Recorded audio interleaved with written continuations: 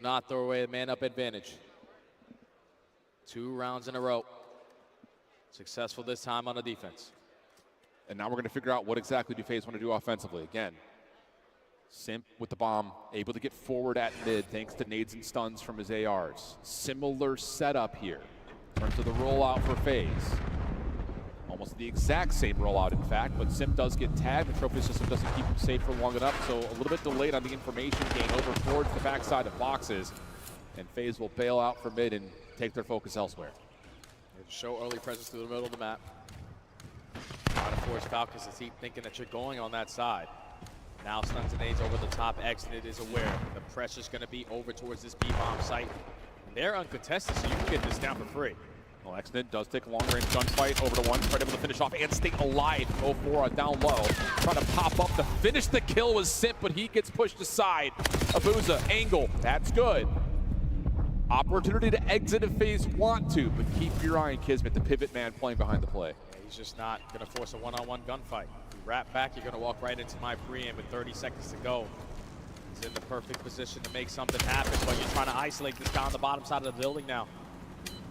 But patience is a virtue, and Kismet never gives up his angle, shuts down the chase.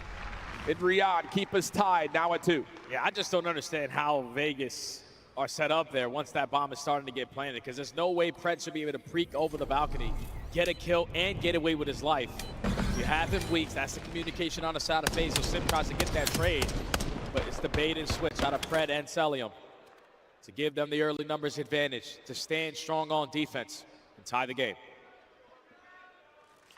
First blood's even, 2-2 apiece. Oh, no, I don't know about that. You know it fused that young man. A chant as old as time. Riyadh looking to get them set up for this play up top at mid.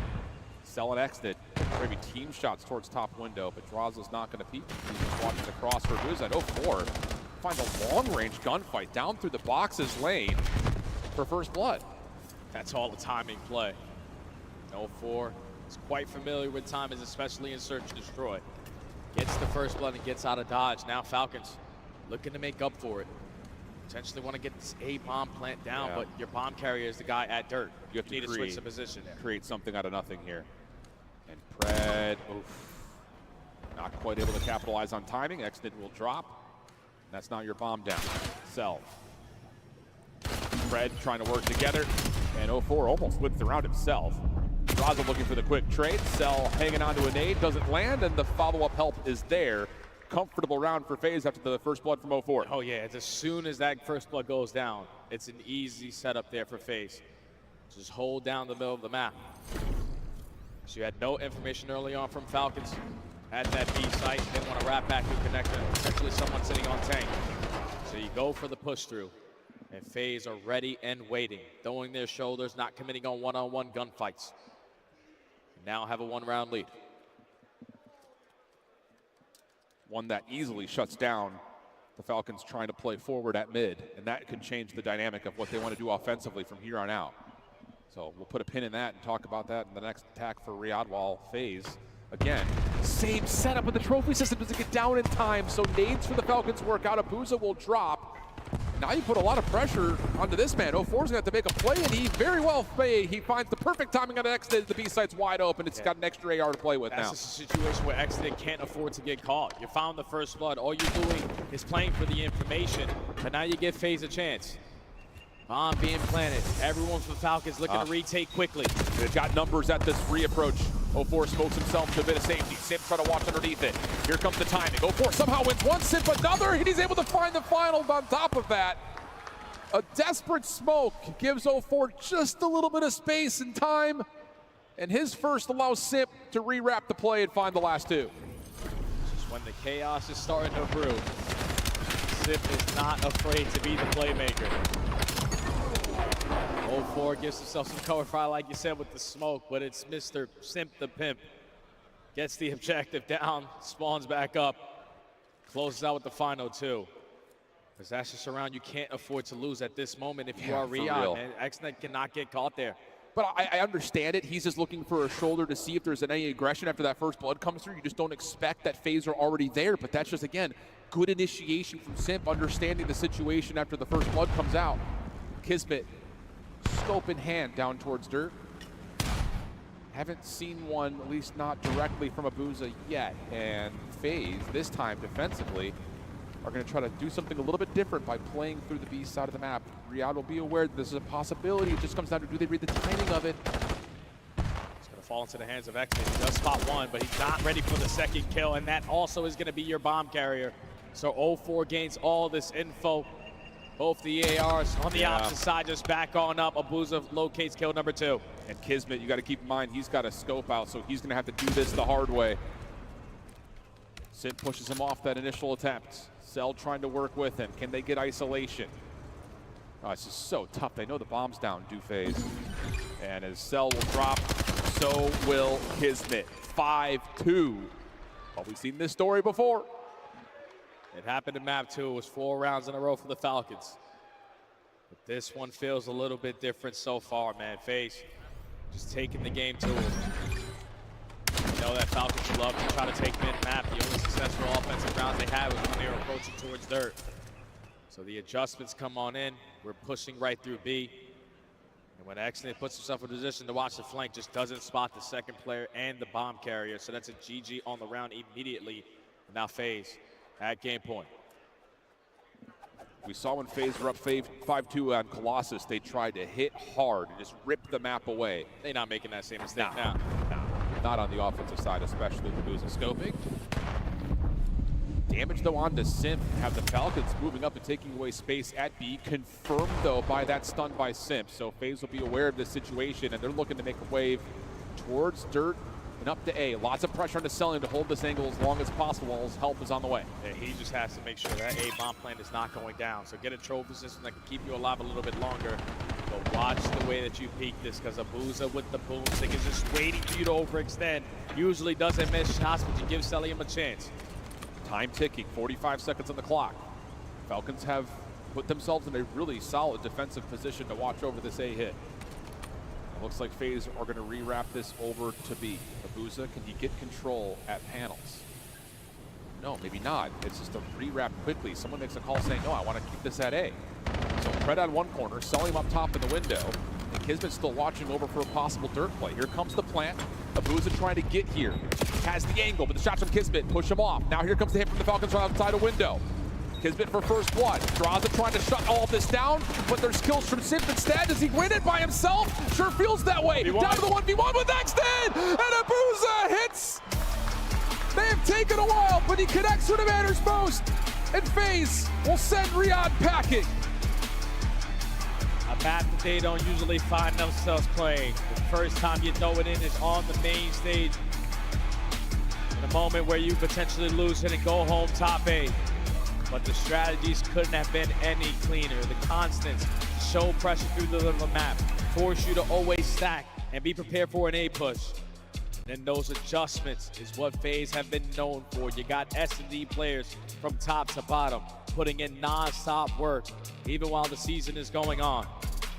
And unfortunately for MC, you lose the first fight versus your brethren in Simp, you're going home. What a series though. What a fight. But here's a look at it once again. Draza gets the damage in. Simp's able to follow up.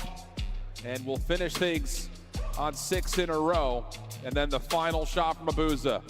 He's not going to miss for long. What a statement win, though, in map number 5, a map that FaZe have yet to play in the CDL. And like you said, they look pretty darn good on it. So another threat now added to the mix in terms of the map 2, map 5 for FaZe going forward. Yeah, without question, man. It was a very tight series from start to finish. Basically 1-point games on the first couple of maps. FaZe looking to definitely make their adjustments on Den, because that was a bread and butter for them yesterday. But you just have this ice. Now undefeated still in Game 5s at 3-0. S&D wins you championships. And 0-4 had himself a great performance there to close out. You look back over the series, barn burner. Again, FaZe down over almost 100 points on map 1, make a huge comeback. Same can be told over Falcons map 2. 2-5 down to win around 11 by getting Exon on for the defuse. The overload starts to become really tight, but the 3 scores in a row for FaZe, the difference maker there. I mean, it's a series that, again, you can point to a multitude of different moments and say those are the definitive moments of it, but the end result will still hold as FaZe make their way forward with another chance to play today, but we got Guy Blaze to get the reaction from Simp on stage. I got it with me here, Ship. Everybody give a round of applause to Vegas FaZe. They will continue on in the tournament. Simp, you know the applause are going to be mixed when you guys are playing in this venue. A lot of fans, a lot of enemies, but you don't care about that. You care about winning, okay? How does it feel to be able to take down an old teammate over there and send the Riyadh Falcons home? Oh, it feels good. I mean, I feel like they were a top team coming to this event, and obviously MC's on that team, so it feels good just to take down my old teammate. Definitely does, okay? You guys want to prove a point here that FaZe is still a top contending team and that you guys can win it all here. Now, you know, in this series, it was a mixy series to say the least, okay? You guys get an epic comeback in map number 1 to really propel you into that map number 2, but you guys go up 5-2. What happened there for that comeback to come through for the Falcons? Was it you guys scamming? Was it them playing very good from your perspective? I mean, it's a little bit of both. I mean, up being 5-2, there's definitely a lot of scamming going on if you're losing that, because usually 1 round in like 4, 5, but obviously they played a couple good rounds, but I think, you know, we should have clutched that out. Definitely should have, you know. And so now you go there and you go into the overload as well, you know, up 3-1 at the half. Were you guys surprised being up 3-1 in the way you were? Would it be in back and forth to start? No, I mean, I'm confident in our overload. I feel like Den can just get a little mixy sometimes with how people play it, but I feel like we played that exposure pretty good. You guys definitely did, man. And now continuing on here in this tournament, I know you guys are ready for your next matchup, no matter who it's going to be. But, you know, what do you want to say here, you know, about your teammates who woke up today and really just said, you know what, we're going to fire off on all cylinders, forget the last 2 days. We're about to show a championship performance. No, I mean, this is a great way to start today. I feel like, especially at Game 5 series, you know, it brings out the ice in us. And, I mean, we did choke the game 2, but then we did clutch up the map 1. We were down by like 100 or so. So I feel like, you know, it's give or take both sides, but I think this is good for our confidence going forward, and I mean, we're going to win this shit. Hey, you heard it here from Simp, man. They're going to win this shit. Best of luck to you, man, with the rest of the tournament. One more time, everybody, show some love to FaZe Vegas. Congratulations to FaZe Vegas and Chance, just as I predicted, a Game 5 Vegas win. Heck yeah. Absolutely. Yeah. Not easy reads, though. Some of the most difficult reads of all time. You never know what's going to happen. It's a mystery box series. It's a hard point that got tossed. It's an S&D that got tossed, but a dub is a dub, and FaZe looked good. Now, Ant and I went with Riyadh. We thought the Falcons could have done it, but I wasn't feeling as confident at the end of map 1. Let's take a look at the end of this series, though, because it was an incredible comeback in the first Search and Destroy. We thought it might be possible, and then it wasn't, Ant. Yeah, I mean, we get to this Game 5, and I actually thought Riyadh did a lot of great things. I mean, you know, a couple rounds, they had one where they wrapped all the way over with an advantage.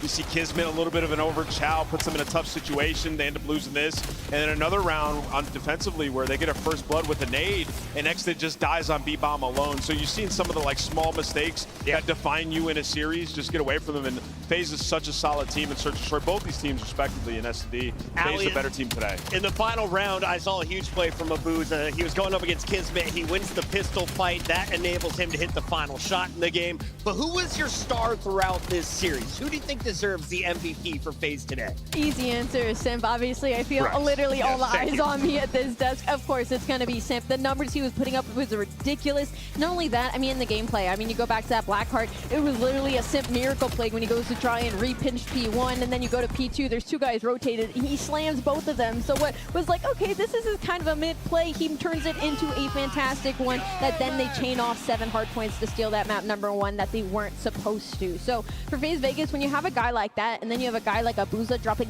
40 kills on a map like that as the AR, yeah, they're going to win some series. Incredible stuff. Great stuff from Mr. Simp. And of course, we already showed you the scuff play of the game. So let's show you the bracket because FaZe says they are going to win this shit. Is it possible? You look at the road ahead of them. They will wait to see who drops down between Paris Gentlemates and LA Thieves. And then, of course, they'll have to take on the winner of Heretics or Optic G2. Nameless, is it possible?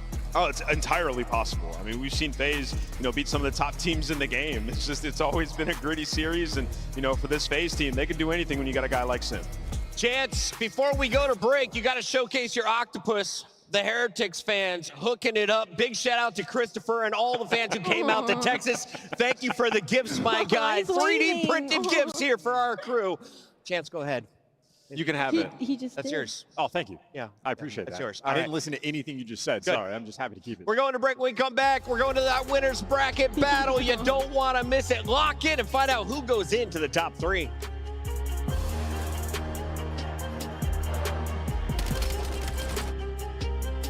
Oh my God!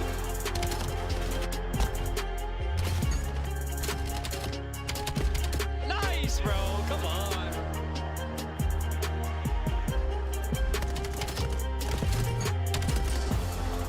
Come on, man. Come on, man.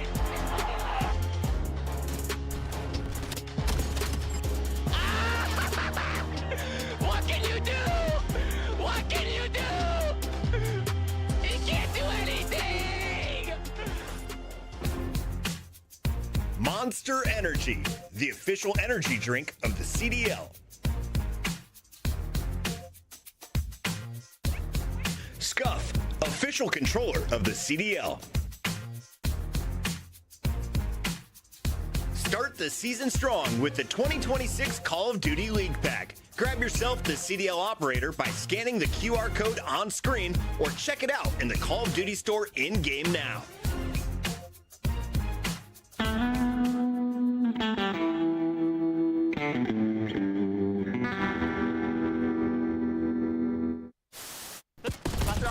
Two of them.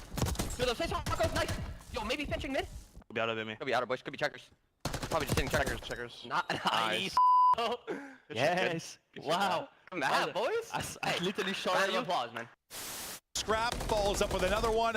It's all going to be on to Brezzy now to make the play, and he can't do it. This is dominant from Ultra. Scrap just stood up, celebrated, took off his headset. You got another round, bud.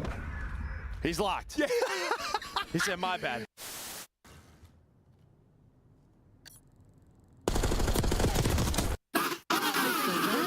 Holy shit, go! You are dog your dog.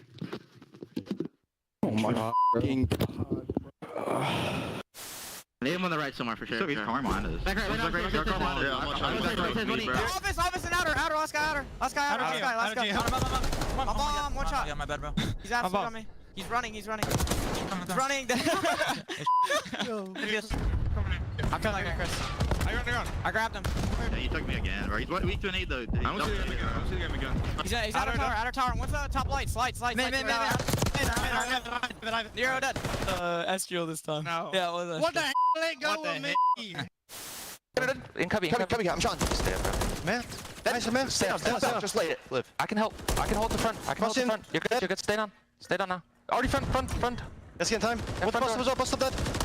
Absolute front. I'm done. Nice. Boys, holy shit. That P5 was so me neither. That P5 was no. Oh.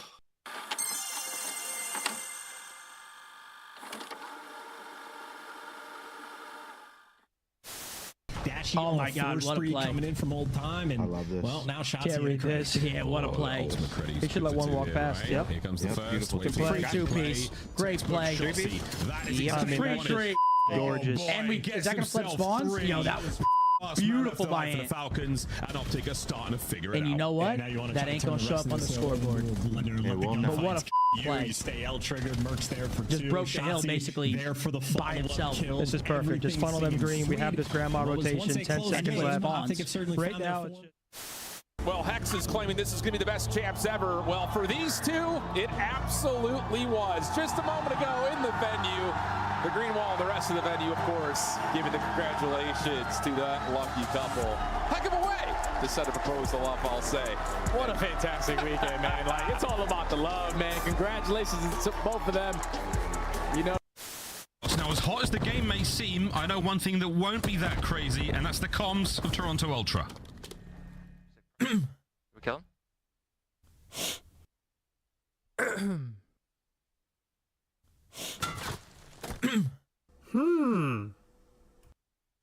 as ever, Toronto Ultra. Now to the other side of the stage. Nice, I have eight. Guarantee that kill. Oh my god! Let's go. They got one tick on me. You suck, dude! Let's get it, bro. We gotta win this now. Oh my gosh, subplay? Nice. Come on, let's go! Come on, Benjay! Come on, Benjay! Oh man. You just overextended kill me. There needs to be a trade there. Won the unfold, man. Won the unfold. Challenge that. How are you losing that? Oh my god, no fundamentals out of the full pro squad? GG.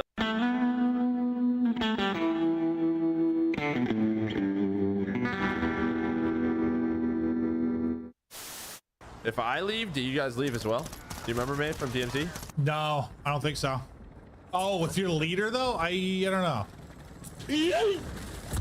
Oh, I just got close by the jumper.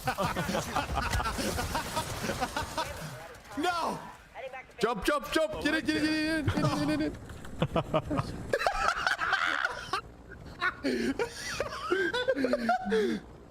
I'll be honest, that didn't cross my mind. I was trying to send it in, boys.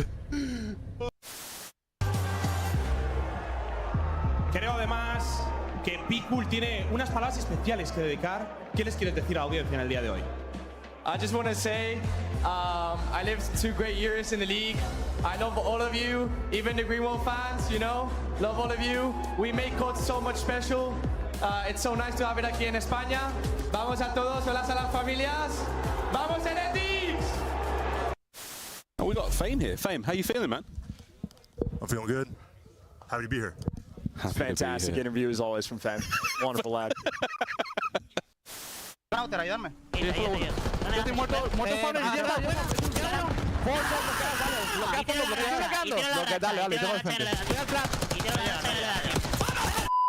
Vaya remontada, hermano. Nice, I'm in the game. Yo, CDL 2024. Yo, this is fire. This is fire. Oh. This fire, yo, Pete. Hold up. CDL champ and the shit. Come on, huh? That shit clean, bro. This kind of clean. Damn. Yo, that's aura, bro. Come on, now. 3 titans in the French esports scene came together in 2023, forming the Gentlemates, Brox, Squeezy, and Godiga. If that's a name you recognize, well, that's not a surprise. After all, Corentin starred in the COD space from as early as 2009 all the way till 2016. He was on Vitality's roster for more than a moment and made big waves as the French monster. Once the sun had set, it was time to launch the Gentlemates org. And it was only a matter of time until he returned to a space where he once called home. He brought his family along for the ride, the green suits. This organized chorus first revealed itself at Major 1 Madrid in the 2025 season, bringing an impressive show of force and an electrifying energy to the arena. Despite the struggles, they never wavered in their support. With the org moving to Paris and a rebrand in the works, it was time to build a championship-capable roster. Together, they assembled a misfits crew: Ghosty, Envoy, Neptune, and Sib. Each in their own right a force to be reckoned with, targets of criticism, yet absolute in their resolve to prove everyone wrong. I think last year on Cloud9, it taught me a lot of character development. I have a chip on my shoulder. I'm sure everyone on my team has a chip on their shoulder, and I owe it to myself to have one of the best years that I've had in my career. A lot of people say I'm like an IGL, just kind of setting all my teammates up for greatness is what I would say is my role. When everyone's doubting you and you have a teammate that still believes that you can do it, I think that says a lot for sure. I got a lot of faith in my boys. A title-ready team, an unbendingly loyal support, and all the potential in the world. Paris Gentlemates are one to watch in 2026.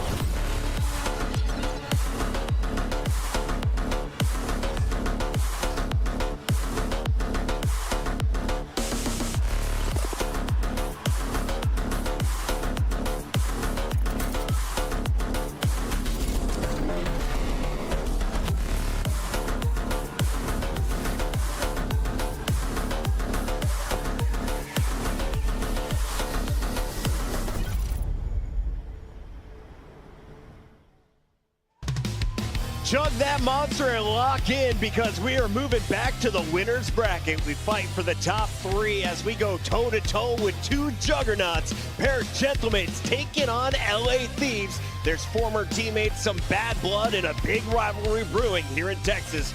Welcome back, everybody. It's Chris Puckett at the desk alongside Rosalie and Nameless, and we welcome I Hold Shift, our special guest. Shift, great cast there. What did you see from FaZe in that last match, and what do you hope to see in this one? Man, I'll tell you, I think FaZe are really starting to find their form that we saw them online, especially in the last couple of weeks. But I would say this series, I would put as pretty much a coin flip. I know that Thieves are coming in with a little bit of a weaker online split than Paris, but they looked really good in their opening round 1. I would say they were one of the more impressive teams from that opening bout. Let's take a look at our squads first. The squad from LA, they go by the name of the Thieves, and they're coming in with a 5 seed. This was a bit surprising knowing the roster and how much it cost.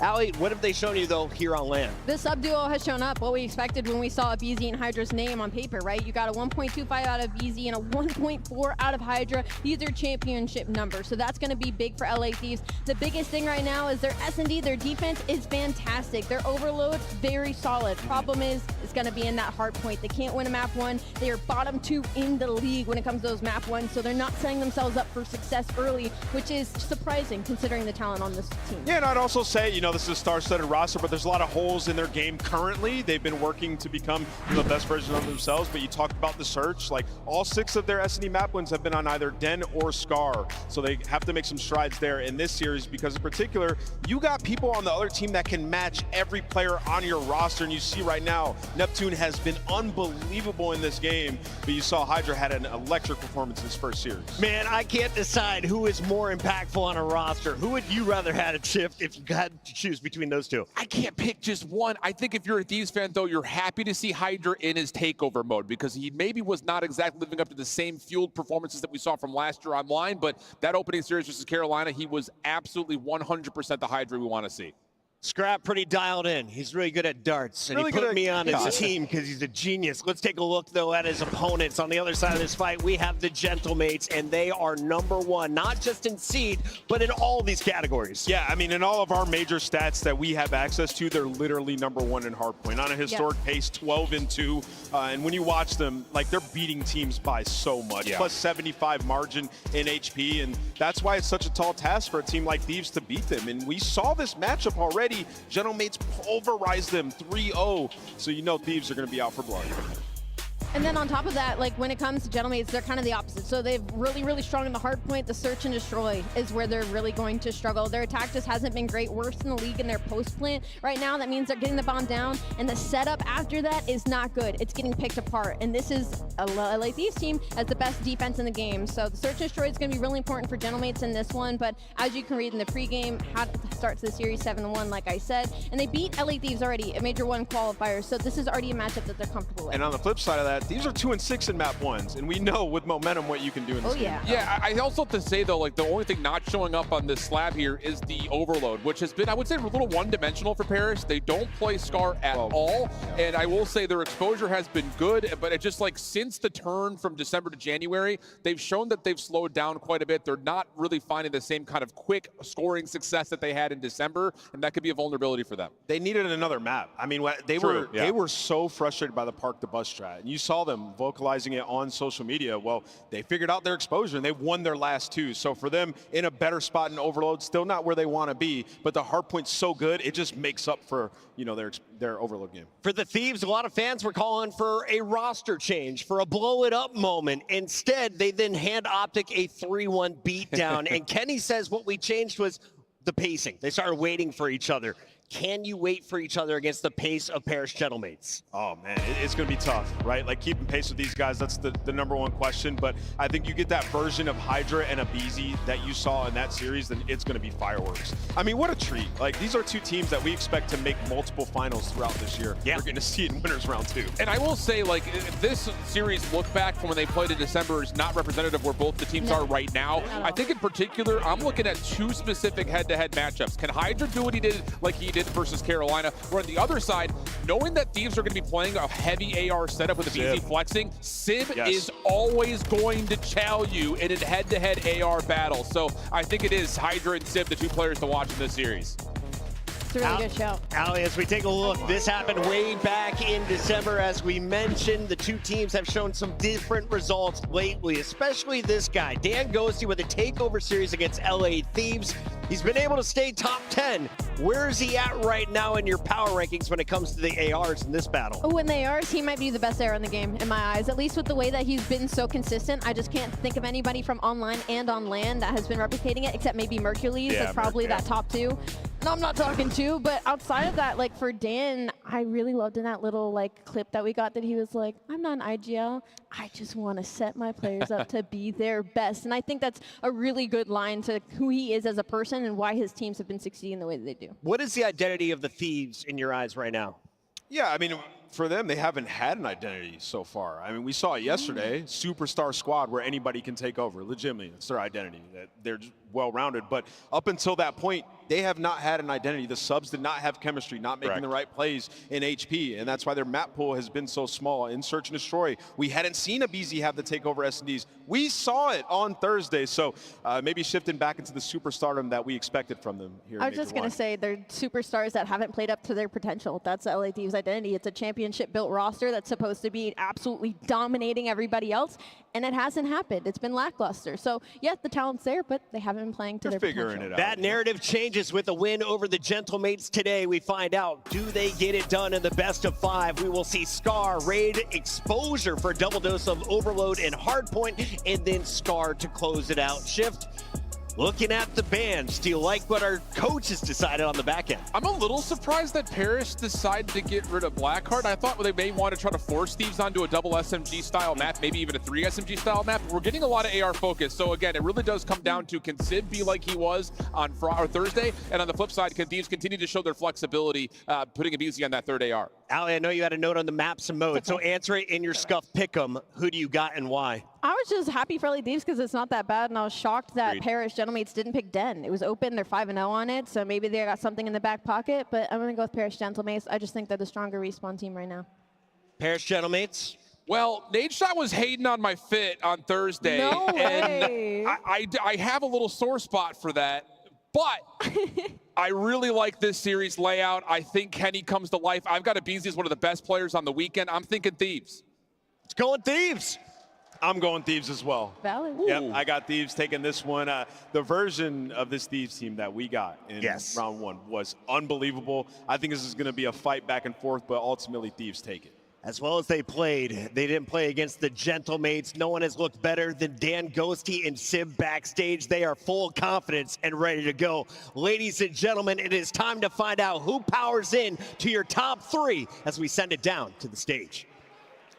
I'm so ready to get this top 3 matchup started, a series in which all of us has been waiting to get going. And now the first team coming to the stage has had a great start to the season, and they don't plan on slowing down anytime soon. Looking to make their green suit fans proud, Alonzi, here comes the Paris Gentlemates. Ghosty, Sib, Neptune, and Envoy coming to the stage in a purple haze. The Paris Gentlemates are ready to set it ablaze. Arguably our most consistent team in the league. They're sitting at #1 in map count overall, 21-12 for the Black Ops 7 season. I mean, look at every single piece of talent on this stage. You got Dan, he's gonna lead the troops, and also he's gonna be one of the best ARs in the game. Sid with the sniper shots that he's been hitting, look those out for 2 and 5, and then Neptune and Envoy just in your face, not giving you a break. This should be incredible, guy. It's gonna be really incredible, Allie. And the next squad coming out is looking to remind everybody who they are and why they do what they do. Ladies and gentlemen, I give to you the LA Thieves. Scrap, Kenny, Abizi, and Hydra. It may look like all fun and games over there for the LA Thieves, but don't ever get it twisted. These boys are all about their business. It was inevitable that they had to go through their ex-teammates to vindicate this roster change. This is going to be a banger. And the online match It was tough, but this is a new version of this team, man. They could be anybody, star-studded, and this is going to be a treat to watch. Let's get this going. I'm ready to get it going, man. I can already tell you, these players are ready to go. The coaches are even yelling on the stage. There's a lot of passion up here, and I can't think of two better casters to bring you that passion than Merc and Maven. Thank you. Saying that it was tough online is one way to put it. They got absolutely dumpstered in that. It was dominant from Paris. And for Paris, for me, listen, this Thieves team is starting to get comfortable. They found their stride a bit. You need to come in, punch them in the mouth in that map one, make them uncomfortable, and run away with this thing again. Yeah, you saw the stats, right? 7-1 for Paris. But on the flip side, LA Thieves, they've been able to deal with that adversity, right? Now, I think like 2-6 in map one, so they've gone down early, which really brought them back to sort of their resurgence in Search and Destroy, in an Overload, finding their identity in those game modes, the maps that they want to play. They've finally started to expand that map pool, and that's why, well, we're here in that winners round too. Well, we got to cast the first Paris match, and listen, some of the more fun moments we've had this weekend. You think about the Neptune streak, unbelievable stuff out of him. What did you really like from what you saw from that roster to kick off the tournament? I mean, they stuck to sort of like their hard point, right? I mean, just dominant in that game mode. It is beautiful to watch on the mini map. Yeah. And on the flip side for LA Thieves, you saw sort of the star power finally arise, right? Like it was Neptune on one side, is this guy on the other, and then in the Search and Destroy, it was a easy. I mean, you got that takeover map you were looking for. 100%. For me, this entire time, I know there's been a lot of flack to Ken. You know, he's going to be the scapegoat 100%, but it seemed to me like the subs needed to get comfortable. You know, it's a very different setup where a lot of Hydra teams in the past have really been all about setting him up. Abizi's not really that guy that's going to be playing to set him up. Abizi's going to get his as well. They've been trying to find a flow together. I have no doubt they can be disgusting, but I really thought these past couple series we've seen from them, even online, you can tell in their body language. I know people were giving them flack for like laughing and stuff, but to me, I saw a team that was starting to get confident. It was starting to click. When they were losing, they were understanding why. They were starting to figure stuff out. Yeah, I think a big piece of that is Ken, right? I think back to when he won the World Championship with Optic, right? You had sort of this SMG duo that was a little bit different than the rest, but Ken is that flex that can help out your SMGs at any moment. So him and Abizi working in a tandem allow Hydra to unlock and make the plays that he wants to play or to make on the map. But yeah, that's a key. When he's playing well, it's going to look good. It is. But you see there, Gentlemates, their last 4 hard points, dub. Yeah, there's been a tight one, but outside of that, I mean, it's mostly been blowouts in the others. They've been terrific in hard point, especially in the map one. They're going to come out, they're going to hit you. They'll be that first haymaker, and it's whether or not you're going to be able to bounce back. In the online matchup, Thieves knocked down, never got back up, but this is a different Thieves team. They're coming to war. This is a type of matchup that can play like a grand final. I mean, there is nothing that I love more in my career than a revenge match. Plain and simple. Your teammates know it, you know it. There is going to be so much emotion on that stage. We saw it online. Now Ghosty going to try to do it with Envoy here on the main stage. I mean, what did Ghosty have, like a 2.0 or something? Yeah. That time they played, I mean, he was supernatural in that one. They're going to try to slow him down. Hydra, a little 3 spree to kick it off. Time going to Thieves. They'll be Team A in this, so this will be the pick for Thieves to start things off. So is Paris, how good they are on map 1s. If they can steal this one, it puts them in a very good situation being Team B. Yeah, we talked a lot about sort of like the SMG duo for LA Thieves getting more comfortable, but a lot of these maps, you're going to see 3 to 4 M15s, right? You have a Scar, you have an Exposure hardpoint, Exposure Overload, and well, Abizi, we saw him a lot early on running this weapon. So a map that they want to play, a play style that they want to play, can they capitalize? We'll see if they'll be able to do just that. They had the Roto over to 2, but now spawning out as the picks are going to come in for Paris. Scrap tucked to the corner. He's going to get red. Everybody's going to fall, and that is just too easy for Paris. What a beautiful pinch and break. Well, I mean, that's just it. We talked about sort of beautiful hardpoint on the minimap, and that was another example of it. You had a couple of picks, but then you go all the way around. If you were Sib, just pick them apart. A great break there at P2. And the first match we casted for Paris, I mean, Sib, when he needed to take over, he was able to do that. You got a slow start for some players. He erupted. Everyone, it felt like, had their special moments. This is a full team. And Thieves have to match that. Do they have the superstar slaying power to do it? Absolutely, but Gentlemates have been doing it a whole hell of a lot more consistently, at least out the gate this year. Yeah, well, that break leads to about around a 30-point lead as we head over towards the P3. You had Neptune on 4 in a row. Envoy's got a ton of time, so we'll see if he gets any more kills on top of this. No, not going to happen, so probably no Hellstorm for him, but here we go. Thieves now, it is their turn at this P3. A big P3 now. Not down massively, but Want to turn the tide. You had early setup at 2, and it was a quick break for Paris. Don't want to allow that to happen again. The pressure is here, and the picks are here, and it's the same exact thing, just steamrolled off the point. Hydra to be taking her out, but with the timing of it, it's picked up. Nice gunfight win. That is going to turn some heads, so this could be an immediate break back in for Thieves. It looks like that'll be the case. Yeah, you needed that from Hydra, right? He's able to find that multi-kill and yet a turn, but Envoy is here, Envoy is in! All 3 brings out the pistol. Ghosty with 4 in the feed, and there you go. Another break for Paris in your setup for this P4. Just disgusting there out of Envoy. 3 and 10 start for Ken. He's going to need to get it going. You probably feel okay. You're only down 30, I guess, considering the slow start out of him and Scrap at 6 and 10. So your ARs on an AR-heavy map are getting beat up a bit, but you're still in this game. Now over to the P4, 1 spawning out deep for Paris. You'll have numbers here for a second, or actually it'll just be a race to get back to give you numbers from both players that spawned out.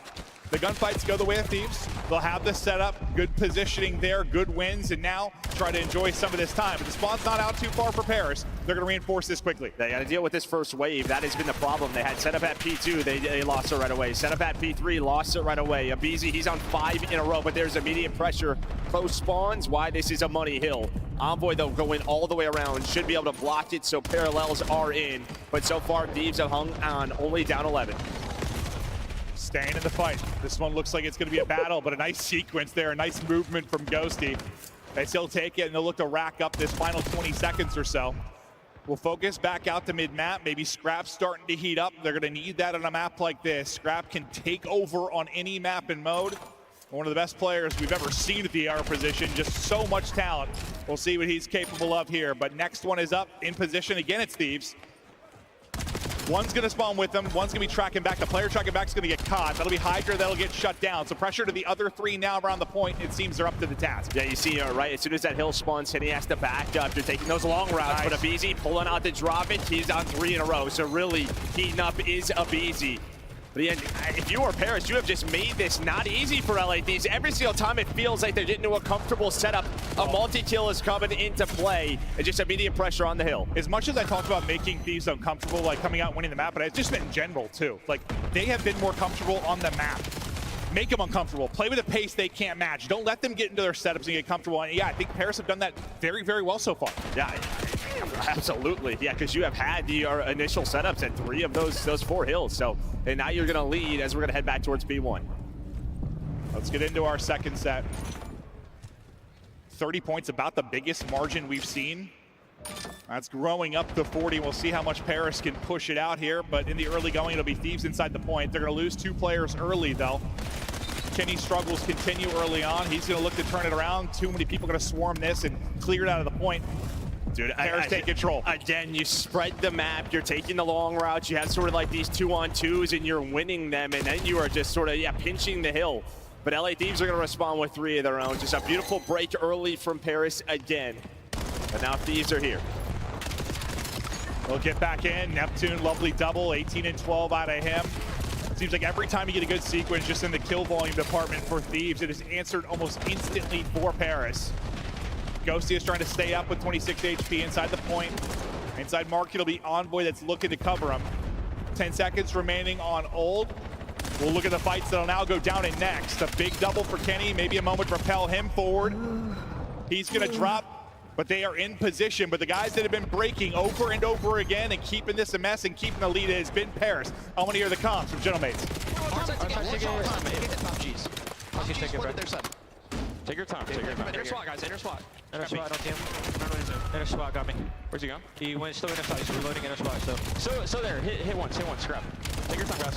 Big finish, nice, good shit. I need another time, need it on hill. Once we are top R. Yep, make sure we finish. Shouldering R, one shot, Kenny.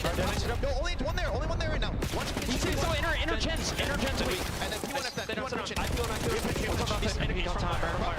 Fire weak. He's going mid cut. Yeah, he went mid cut to new. Alright, yo, slow the game now. Yo, play over here. Yeah, I do. He's already on new. I want to let Kenny hit once. Here, I'm playing new. Inner dark for me, inner dark. Low right time and inner SWAT right now. Alright, inner SWAT, old top grenades. Inner SWAT, old top grenades, okay? Yeah, one's our ticket and one's just definitely sitting plane or something. He's on me new hit once. Inner SWAT, nice job. Still on Hydra. Nice, good shit. On new Hydra, Last time mid. They're spawning Yo, here. I'm pitching gate. I'm pitching gate. They spawn here. Trip. All right, give me a second. Gate, one shot. Playing a BZ and can you get? Mostly frustrations for Paris, and it's a great stretch from Thieves. We'll see if they can go back-to-back hard points. Let's hear the comms now from Thieves. Stunning it. I didn't play. Playing Dante, so Dante one shot. Take out time. Absolute time. Stay down, Ernie. Stay alive. One mid. P1, make it a time. You're gonna be playing. I'm laying up time. I'm down with you. I'm nading, give me time. Two. They're challenge. They cut. That's it. Joining us. Hold. Wait for that. I have your help. They're running. Or playing, I think. Oh, no. Alright, they're hitting you. I'm looking old. Old and... Nice, one's closing anything. Close. Take them. Missing 1 P2. One shot net. Back low. He's both. Nice job. Give me That's fine. Play to it. We're good. Plant him in. That's all. Keep it up. Play back, Riff. I'll wait for you. Top blue. Dead. Nice. Army Dan hit once. Deep right. One shot. Alright, Army Dan after that, Bruce. Absolutely deep right on me. Back lane. Top blue flying out. I'll do back. Get back and then one top. Bottom middle. I'll take him out. I'm one shot. Nice. Standing back right. Black right. Stop right. Top right. One more back. One shot back. Felt whoever we listened to was the team trying to break, the team that was in hell, but now it is Mixie here at 4, a BZ with a wondrous double up to 28-18. It felt like the timings were off a couple times for Thieves. It was like chow with me, and then it either didn't happen or a solo chow. Well, you had 2 spawn out, right? And yeah, that was a bit of a misstep there, but it's okay because they have recovered. That was a chance really for Paris to run away with that game. Such a good P2 hold. But, well, it was the break at P3 with, I don't know, somehow Abizi and Hydra had this 2-man game to break. Now we're going to head towards the P4. Guess who is there? Kenny and Abizi. So a nice, really second set so far here for Thieves. It has been. Not much of a lead, but it is a lead nonetheless. Pressure to Paris to break again. They've been terrific when they've had the break. Can they do it again? Kenny, maybe in trouble early on. A little trouble. Yeah, he's getting double, maybe triple chowed. His feet getting shot off. The teammates, they're going to have to pick it up. He was basically isolated in the back. You want it on the other side. Back spawn now opened up, and Paris will take control of that, and it is another break. The setup just not there for the break that came in for Paris. So much focus on the backside spawns. They'll get through, but it might stay a little bit messy around the point. There hasn't been a whole lot of clean hard point holding. No, there has not. And Kenny's able to stay alive, but there we go. Sid with the pistol. He's on 4 in a row. Very close to a Hellstorm. Should be a key streak to end this game. And, well, you stabilize towards the end of that hill if you are Paris. Gonna get one more. Oh. Yes, he can. Those shots are just insane. He's 5 HP, but straight headshots as he gets it, and there's a streak instantly going to be called in towards mid-map. Inside the point will be scrapped. Best of luck with that. The pressure coming plane side from the rest of the Paris players. They're going to look for an opening, and it's going to be Hydra that tries to deal with it. Hydra able to deal with one. Player at the point going to get hit by the streak. Now everyone fighting back to mid. I mean, Scrap's been alive for a long time. Let's see if Thieves can respond to that Hellstorm missile, but it's Sib who is heating up.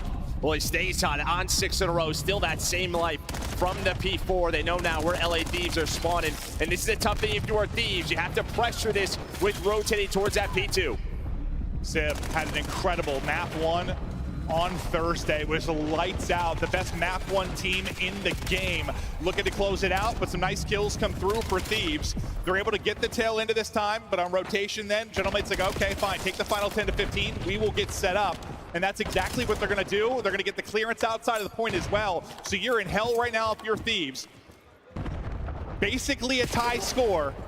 Every gunfight just massive right now between these squads. Yeah, it's a big one-on-one. You can see Abizi, though, he's going to have to wait for his teammates. All eyes really on him. But he's going to get double teamed, so he's relying on the other side, but it's going to be Scrap to get them off the hill. Scrap, did he do enough? Do enough to get an opening into some of these positions for his teammates. Sib still going nuts. A nade's going to combo there for Abizi to hit, but still in the kill column. It has been all Gentlemates taking control. 13 points now needed. Cutting them down. Neptune is beaming. A double, a triple. Neptune locking it in. Give him 4 with the pistol. That is just utter filth. Neptune pops. Gentlemates soaring. And that is going to be a map 1 victory. Paris getting it done.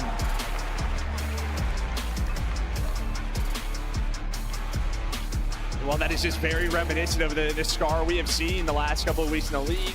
This weekend, it is just these brutal back and forth fights. Yeah. Tough to get clean time. You have to capitalize. And I just think early, the Paris breaks were a little bit too much. I mean, these had plenty of chances to get a nice lead on that first set. No, and that's kind of what I was talking about before. Like, just don't let them get comfortable from the get-go, and that's exactly what happened. Like, yeah, I mean, Thieves kept it close. There were some nice moments from them as well, but for the most part, yeah, just not able to get into their setups, really get flowing maybe like they'd like to. I think if this is something that just comes down to scrappy gameplay, you probably give it to Gentlemates with the way that they've been playing in hardpoint. They can get it done any which way.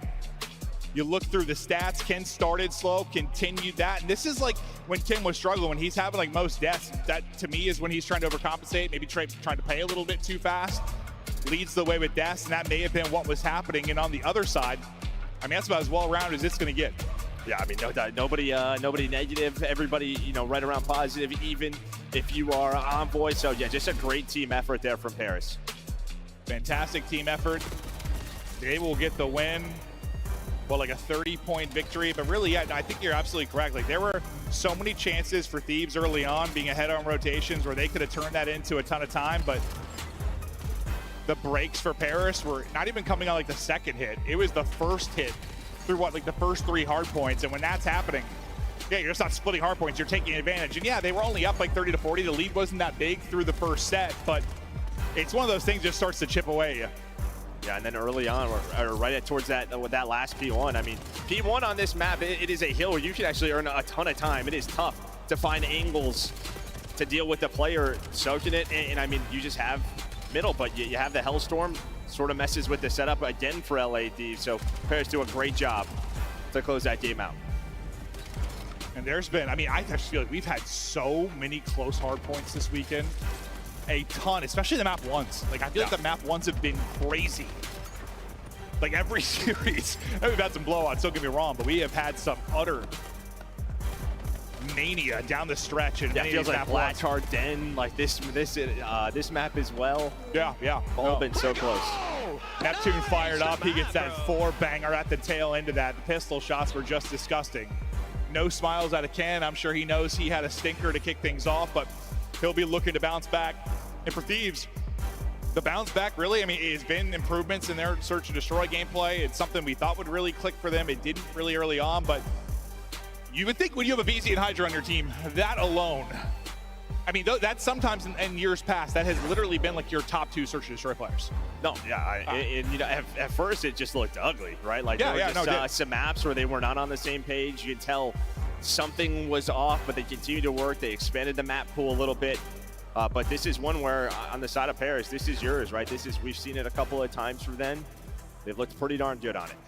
See it pretty darn good. Is good enough. They're trying, I mean, ever since I think really we go back to I think it was the loss of FaZe online, like that when they got 2-3-5 or whatever it was, where you heard Ghosty say like, search, search, search. That is what we got to lock into. You've said so many times, search, especially at the first major. Usually who's ahead in that is who ends up winning the tournament. They've been looking to improve over the past month or so. We'll see if that pays dividends here. Thieves just trying to brush off that map 1 loss, give fist bumps up, lock it in. They've been improving heaps and bounds just I think over the last like 2 weeks. When you think back to, I mean, just the first time they played these guys, I mean, that series was probably, I mean, the least competitive series we've had this year when you talk about 2 top teams playing. Yeah, it was gross. They deleted that one from their memory bank. No doubt about it. Well, it wasn't much you had to delete. That lasted about 20 minutes, so it was quick. Thieves season S&D ranks, you can see some of the turnaround that has happened for them when you just see the stats coming in first. That's typically a very good thing, but a lot of that has just been happening for them lately. We go to red. This will be the pick for Paris and a pick for Sib to get the first blood, whether it's going to be AR in hand or the snipe. He can be just takeover. Yeah, problem is that's bomb as well. So Paris now with a man advantage. They have bomb down. And see if maybe if there's one weak point for Paris on the season, a 5-6 record, 9th in the league. Still only so many, you know, individual maps that we have had. Still very early in the year. But here we go now. After that first blood, things start to get hot. Let's see if Thieves can find a pick here to even up the odds. Might be able to isolate Envoy if they get there quickly, but no, not going to happen. The trade will be there, but Envoy gets one before he drops, and that's the important thing. A big one-on-one mid-map. Scrap can win that. Thought for a second Ghosty may try to like instantly chow for the trade, but that's not going to happen. So we get down to a 2 versus 2. 30 seconds to go. Bomb has been recouped. Keep an eye on number 4 in Hydra. He's kind of clearing out towards A to see if that's open for the play. That's really it. I mean, Scrap has no info, so he's just relying on his duo and Hydra to just clear something out. The one key player is going to be Ghosty defending this A site. He's got to be very nervous about time. He's just not going to... Oh, he's got to get the kill first. Oh, no. That's the round. Thought he had the kill. And that's a tough one. That's just one where you're thinking, I got to kill this quick and go plant. Yeah, maybe Hydra tells him he's like a bullet or two, or, you know, has a bullet or two in him, so he's thinking, I just got to go. But yeah, he knew the time on the clock. He had to deal with this, sprint to the bomb.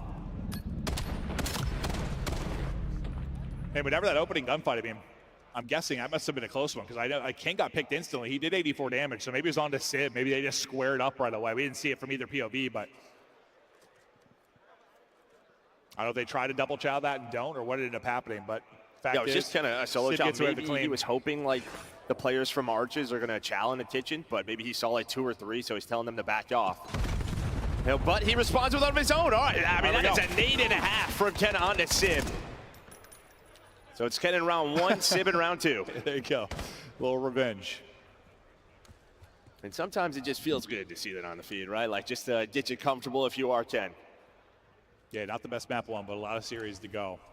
Well, not a lot of series in Paris, I have anything to say about it, but it's going to be Neptune actually with the snipe out. I feel like more often than not we're seeing Sib. It looks like he's going to swap out of that. No, never mind. Oh, he probably picked it up from Sib. Oh, that's what was Sib. Duh, I'm faded. Yeah, for a second I was like, Neptune with the snipe, huh? I'm sure he'd be pretty darn good with it. I'm sure he would be too. Yeah. As we spend all the time talking about Sib 9, that makes a lot of sense. Envoy tucks in the corner. Picks the wrong side. He's going to get dropped. Neptune here with the angle. I think the Thieves player is just peeking to see if the bomb plant's going down. I think they may have spotted Ghosty go all the way around. I thought he hit that, but instead he's very weak. Kenny, though, going to get caught. 2 versus 2. Neptune making the plays. He scrap spotted him. He's just like, if I can stop this plant. Gets him off it. He's right back on it. The chow comes in and they win it. If Scrap gets that clean, just maybe gets done. And this is one of those rounds we were kind of talking about, right? Where it just feels like Thieves are a little bit lost. You have the 3 versus 2. You have pressure on the Neptune up top. And Hydra never chows him. He just prones low, right? He just kind of gets shot in the back. I thought he was going to immediately chow him. That doesn't happen. Allows him to reset, and then all of a sudden Scrap's left in a 1 versus 2. Yeah, they had him 20 HP. I'm not sure what happened there. Yeah, maybe they were just worried he was going to jump out front. I don't know, but these were the kind of rounds that were happening to them online. It just, after that situation, yeah, with Scrap, like, it looked kind of funny just to see how Hydra ended up dying. Whatever the read was not correct. Ghosty, 4-0. Neptune, 4-0. Sib, it's his turn again, and then it's Scrap. Flick after flick. The sniper's impact being felt. Big win from Hydra. Yeah, and then just right up the gut. Again, just this tandem. Hydra and Kenny running through to give them the man advantage, but they had man advantage last round. And well, it was picks like this that potentially lose them the round. And then I think it was Ken that dropped like in the last one. Like, you just have numbers. You can't have somebody getting isolated like that. I thought for a second Scrap that was going to work out perfectly. She was going to catch the knife play, but not able to do it. Now in Hydra and Ken. Try and get this done. Still 47 seconds to work with. They're right between both players. Hydra able to get one. Neptune. We'll see if he can clutch up. Yet to drop. Trying to stay perfect. First gunfight, they chest bump, and I say that should be an instant trade. They get it done. Thieves need it around desperately, and they'll get one there. Yeah, still a scary one. Still a lot of timings on the map. Yeah, a lot of timings on the map, and well, those timings were going the way of Paris, but that time they just split them again right through kitchen, able to find the first. I mean, there was a chance if Neptune is already back laundry, sort of turned the corner, he might get 2 freebies, but it didn't work out that way. Ken was able to play his life behind the tree. Then they worked that bomb plant. They stopped the bleeding. Honestly, with how Abizi's been like a hero for them, especially just this weekend. The fact that he's 0-3 with only 60 damage currently, he has not been involved really in this search yet. So you got to imagine a player like Abizi, he's going to get going at some point. We'll see when that comes, but I'm sure Paris pretty happy. He hasn't really been a threat at all. Will Sid get caught?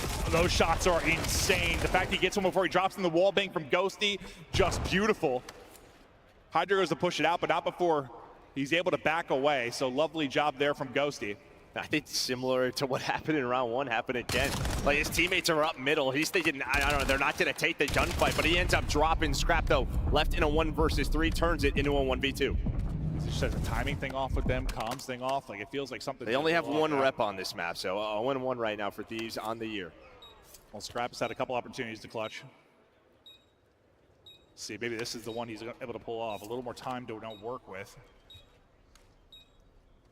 Clearing, and that's just a tough lane. Pretty good shots right onto his forehead with the rock cover. Good job by Ghosty getting to it. A big play from Ghosty, really kind of a zig to get the wall bang, to get away with his life. That was the one that gave them numbers. But yeah, whatever their opening breaks, something just seems a little off for the Thieves side. Well, I mean, yeah, they're down in numbers. 10 seconds into the round, sometimes even less. Sib, though, leading the way with 3 first bloods. He's been the key. And then Josie's closing the rounds out. What a map from him, sitting at 7-1. I mean, Ghosty just hammered them the first time they played. He was a big part of the reason it wasn't competitive. But yeah, as you said, Sib, with 3 out of 4 first bloods, Ken's only kill was that 1 grenade that was a first blood for the Thieves side. They have to get something in the early going, or at least not losing a player in the opening seconds. They should have numbers here. Sib's going to get caught. Sib has been blooded or got the blood in all 5 rounds now, but it's the same thing that happened in basically every round. Thieves have gotten numbers. They get numbers, and then whether it's been Ken, it's been Scrap, it's now been Hydra, a player gets isolated and dropped. Yeah, just maybe timing's off. He's thinking he can go. They've already rotated towards A. Not going to happen, and then the nades connect onto Scrap. Beautifully played so far from Paris. Now they just had to take down Kenny and Abizi. Abizi just like pistol out, meleeing, just gonna get slammed. Ken's been spotted, he is in trouble, and he will be dropped. That's just way, way too easy for Paris. You get first blood if you were Thieves, you get a free plant, and it devolves like that. That was ugly. That was an ugly round. Again, yeah, very reminiscent of what we saw just sort of online. They're doing some things right, and then there's just a mid-round play. It wasn't really even mid-round. Hydra just can't get caught there. He tries to take a chance. Maybe thinks he has a timing instead. It's the opposite. Well, it's just crazy. You don't have like a ton of first bloods, but there have been like 3 or 4 rounds now you've had numbers at some point. Yeah. And you haven't been able to capitalize on it. So props to Gentlemates and finding those picks and isolating the off player. But in my eyes, yeah, it's always going to be that player's job to make sure you're getting one or you're getting away with your life. I mean, we just talk about Sibs like, guys just flying out ring. 5 seconds into the round. Guys 3 and 5, but most confidence in the map, I'll tell you that. Yeah, no, that is for sure. Thieves desperately needing one here. It's gotten a bit unhinged. Neptune to his natural habitat here. No presence really outside of money. You've got Kinney there, but it looks like they're just getting Neptune into position, and then Bomb is wrapping out of this. So going to be a big pressure to Ken to deal with Neptune. Well, and Hydra's got to find one. Can he get one? Nice shoulder. Nice shoulder. That is just beautifully done. First domino drops, and now it gets scary. Up over the wall goes Ghosty. Another big kill by Zig. Scrap gets involved in the action. Yeah, but Neptune should be able to capitalize at some point. And that point is going to be now. Wants to make sure he has a freebie, and he does. He has been here the entire time. Kenny is pinned in and dropped. That was all set up for Neptune. But really, just that, dude, Omni movement shoulders are insane. Like, that's a spot that maybe Hydra's able to get a pick pre-Omni movement, but yeah, he didn't even get a bullet in there. Then on top of that, right, you just had the Zig jump up. Like, Abizi's weak. We're still playing before that's patch, so you see the power of it. Well, Paris is taking advantage. Again, just another beautiful round. Just their understanding of who they're going against. So well done, right? They waste 30 seconds off the clock, allow Thieves to sort of get into their setup, and they just work through art and say, hey, Abizi or Hydra, they're going to be somewhere lurking. Let's find them, and then they just win the round. I guess for Ken, I mean, you're 1-6, but you've got four assists. So I guess you're shooting with the boys, but he's going to need some plays, I think, individually here. If they're going to bring this back, they're going to have to rip off 5 straight. It's Neptune on 4 straight, and that's a first death for Ken. Neptune just finding an opening. Nice first blood from Paris. It gets evened out, though. Sib, he's finding a way to die early in a round to get a killer in here, that's for sure. Goshi's just going to back it the whole way up. A-bomb site wide open for now, but it's hard to have any confidence in Thieves' ability to hold on to this. They just haven't really had many positive moments throughout this. Yeah, Paris have been happy to let them plant, right? Just sort of like, don't allow them to lurk and make the plays. Put them in a position where we can isolate them. Trap trying to help out. Not really get much aim assist there. Not able to connect on any shots. Wants to chow. He's going to chow. Good damage in. Able to take down 1 at least. Trey comes through. They're all going to drop. I'm not sure how you don't win that. I thought after that first kill from Scrap, they're in a good spot, but it is not the case. Paris take it, and they are cruising. A dominant map 2. And to me, that's just sort of map preparation, right? How you want to play the map. I think that was played to perfection to counter Thieves and what they wanted to do. And that is the dangers of this Paris Gentleman's team. No weakness, but also they have the ability with Envoy and Josie on this squad to just simply outsmart you. Well, I think what's pretty great too for them is, like, I think a lot of times, and I'm going to go back to maybe like Optic Dynasty, this will pop in my head when you have like a really good hardpoint team. A lot of times they're like Team A. They want to come, just punch you in the mouth, win that map 1, right? They've been so good at hardpoint. They're so comfortable in like all the maps. They are comfortable to go Team B and then take your hardpoint consistently. And when you're doing that, you're playing your Search and Destroy next, which you just saw what an advantage they had there. And you've got a firm lock on this series. They don't have a... I know we see weaknesses for everybody. They don't have a ton of them. I mean, Neptune, he finishes 11-2. Josie was kind of the man throughout that early rounds. He finishes at 9-2, 3 first bloods for Sib. Yeah, as much as like Ken has been playing well as of late, instead he's starting to get comfortable. I mean, listen, I don't even think struggling. you can just like isolate one guy. Like that map specifically, they were just simply outworked. No, 100%. Like, you just saw some of the opening chows. It felt like the timing was off. I feel like you heard that in the hard point, even like multiple times. I'm like, chow with me, and like it'd just be delayed a second, so they'd swing out and kind of twice individually chow. It hasn't been the prettiest, and it's like, as much as we have seen Thieves improve, it's almost like we're back to the Thieves of old right now. And that might just be props to how good Paris is. Yeah, I mean, we've seen them improve, but not like beat the best of the best. True. Paris right now is best of the best. Absolutely are. As a team that might be winning a tournament, excited to see what these guys can continue to do. But before the map 3, Des, take us to the first 2. That was some slappage in Search and Destroy. Yeah. Paris Gentlemates making a statement after a close hard point. Allie, I want to start with you. Yeah. Who is shining the brightest today? Well, it was Sib, and then it was like Sib and Neptune, and now it's Neptune. I mean, a 7 spree going 11-2. He was the nail in the coffin in that map number 1. Again, like, we talk about this guy all the time because he is such a huge presence on the map. And can we talk about the fact that Neptune has not got off the stage? This guy is so locked in after going 11-2. Oh, he's amazing. 1,200 damage. Yeah. He's killing bots. Yes, I mean, he's shooting bots. He's getting ready, locked and loaded. Like, Neptune is that guy, man. And, you know, you look at that map number 1, he ices it at the very end. And, you know, it's kind of desperation mode if you're Thieves. Scraps popping off, and Neptune goes, no. Sit your ass down. Pop some 4-piece with the Pistico at the end. The kid's a dog in every way. Yeah, Coach, go ahead. Tell him to take off his headset so he can enjoy these highlights. Let's take a look at Neptune, Ghosty, and the rest of Paris Gentlemates dishing out the damage in game number 2, Chip. Yeah, I feel like a lot of it is just they're capitalizing on a lot of mistakes from Thieves, man. Like, LA had a couple of decent positions in low number situations that they're in good spots, but then there's just an extra peak. Or in this particular round, we're kind of stuck, like almost scared to chow out bedroom together, and it ends up being punished. So it's just a couple of really weird timings, but I think more so just a couple of mistakes for Thieves are not feeling comfortable with the ground that they're given, and they're getting punished for it. That too, and also I was just kind of like, they're overextending a little bit. This is LAV teams who is like number 1 in getting first bloods. On the flip side, Paris Gentlemates have been struggling in that category. They're bottom 3 in the league when it comes to getting that first pick, and you're kind of just handing it to them for free.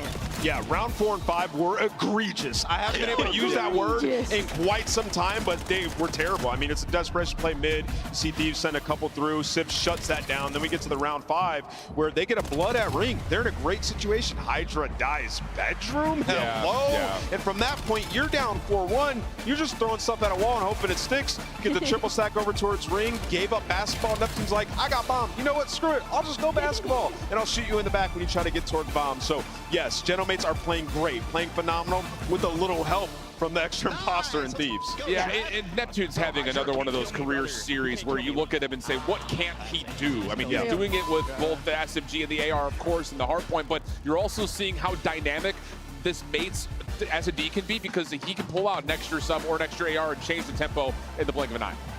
It's time for your Scuff play of the game as we look back at map number 1. It's just one guy we wanted to highlight. He goes by the name of Neptune. Travis is taking over after getting multiple silvers with Vancouver. He has moved over to Paris. He's in the hunt for gold, and he's playing like he deserves it. And this was a game-winning play. I mean, this is another P2 that Paris Gentlemates just, they had the spawns for, they had the setup, they had the early rotation, and just when they think they're about to get the break, Neptune, I mean, this guy is shooting so straight. He finds 4 of them by himself, essentially, and that just, I mean, that kind of just put the nail in the coffin. LA Thieves, they had nothing to work with. It's plays like that that make players great. And that was a decent performance from Thieves on that map. I mean, you get triple 30s from the dogs. I'll be honest, I know Clint Joe talked a little bit about it. Kenny got Hadouken on map 1. Like, he has to play better. 20-37 is not going to cut it, especially lost by 17. First in 5 different categories, Neptune is leading the way, and we'll find out, can they close this series 3-0? Casters, let's get into Overload. Can't close it out 3-0, but the series does get pretty good for Thieves in the back half of it. There's some very solid maps for them.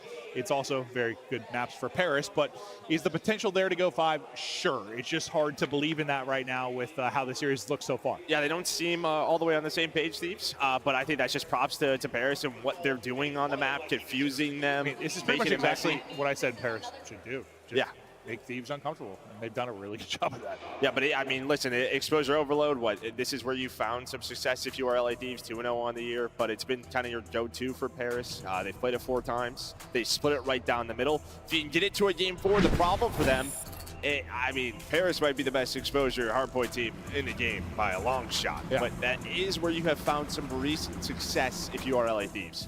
Well, we'll look at the 2 of the powerhouse ARs. Scrap not having the series he would like to.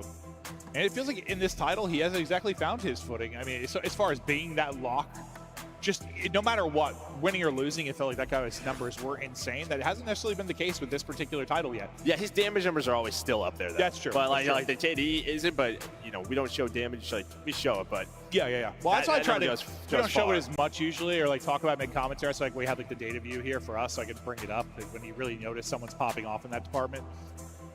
Because the kills don't always tell the full story. That's for sure. But yeah, it's definitely a bit of a revenge match here for Ghosty and Envoy. On Thieves last year, they found a lot of success. You win 2 major tournaments, you get to another final.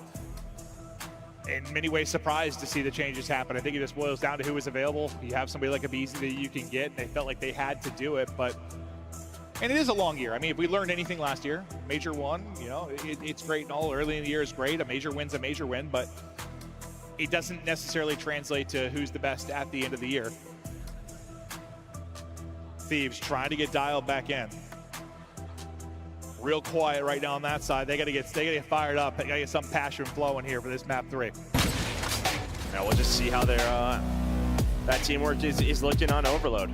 They're on the same page, working in unison. Trades are going better because it has not throughout the first 2 maps. It almost felt to me like that, like some of the old FaZe teams, but like you just go into their list and it just sounded so frantic, and they're just making mistakes, and it's just frantic gameplay. Like that's almost how I'm feeling about the team. Well, Scar's pretty frantic. So yeah, well, I mean, the nature of this title, I guess, and the speed of it. We're playing Jetpack CUD, right? If you're just joining us, the video or at home. Breakdown so far how it's gone. A nail biter map 1, a blowout map 2. Both to go to Paris. They look to close it out here in 3, and the online qualifier they matched up. It was a quick 3-0 for Paris, looking to replicate that. Can Scrap and the boys get firing? Scrap gets 2 within the blink of an eye. It's going to be immediate pressure right now. I say Ghosty gets that one. It's going to shut down any kind of push, but still going to be a threat. Getting forward will be Hydra. He's got to try and find something, not able to do it, so Scrap backs out for now. Kenny's like, try to get forward with me. I got one, but he's not able to do it. You at least still retain control, but for Paris, you slow it down for a moment here. And that's a key, right? They're finding that first kill onto Hydra. Well, and now they are not. Okay. That is going to be a 3 dead. As Hydra right off spawn, him and Abizi were able to find 3. This is what you wanted to see. And well, right after those first 2 maps, LA Thieves saying we are not out of this yet. Yeah, I mean, if Thieves come in here and lose, it's winner's bracket. They have a chance to bounce back. I want to see the Thieves team we've been seeing a bit as of late. Like when we cast one of these, we were really excited for this series because these 2 teams have been playing really well. You expect a great matchup. We haven't really gotten that yet, but there's still a chance for it. We're not done yet. Thieves pressure, still here looking for a score. They're going to lose 1 at mid-map. They're going to lose their forward man, Abizi, as well. Really, the only person left is going to be EMP carrier, so Hydra's going to try and just dance. The dancing will stop there. Yeah, just try to get out, push it towards their side. And really what the story has been throughout this weekend for Overload is just sort of these back and forth battles, but then when one team gets going, a spawn trap comes in, just rallying them together, putting 2 or 3 up in a minute. See if that happens in this first half. Yeah, no, it hasn't really been about the individual scores. It's been about the rallies, 110%. Hydra really last up from this position, trying to get whatever he can. Already pushed up will be Neptune, will swing right to his POV. He needs to get kills or at least be a distraction. Doesn't get kills, that's a great stun over the top.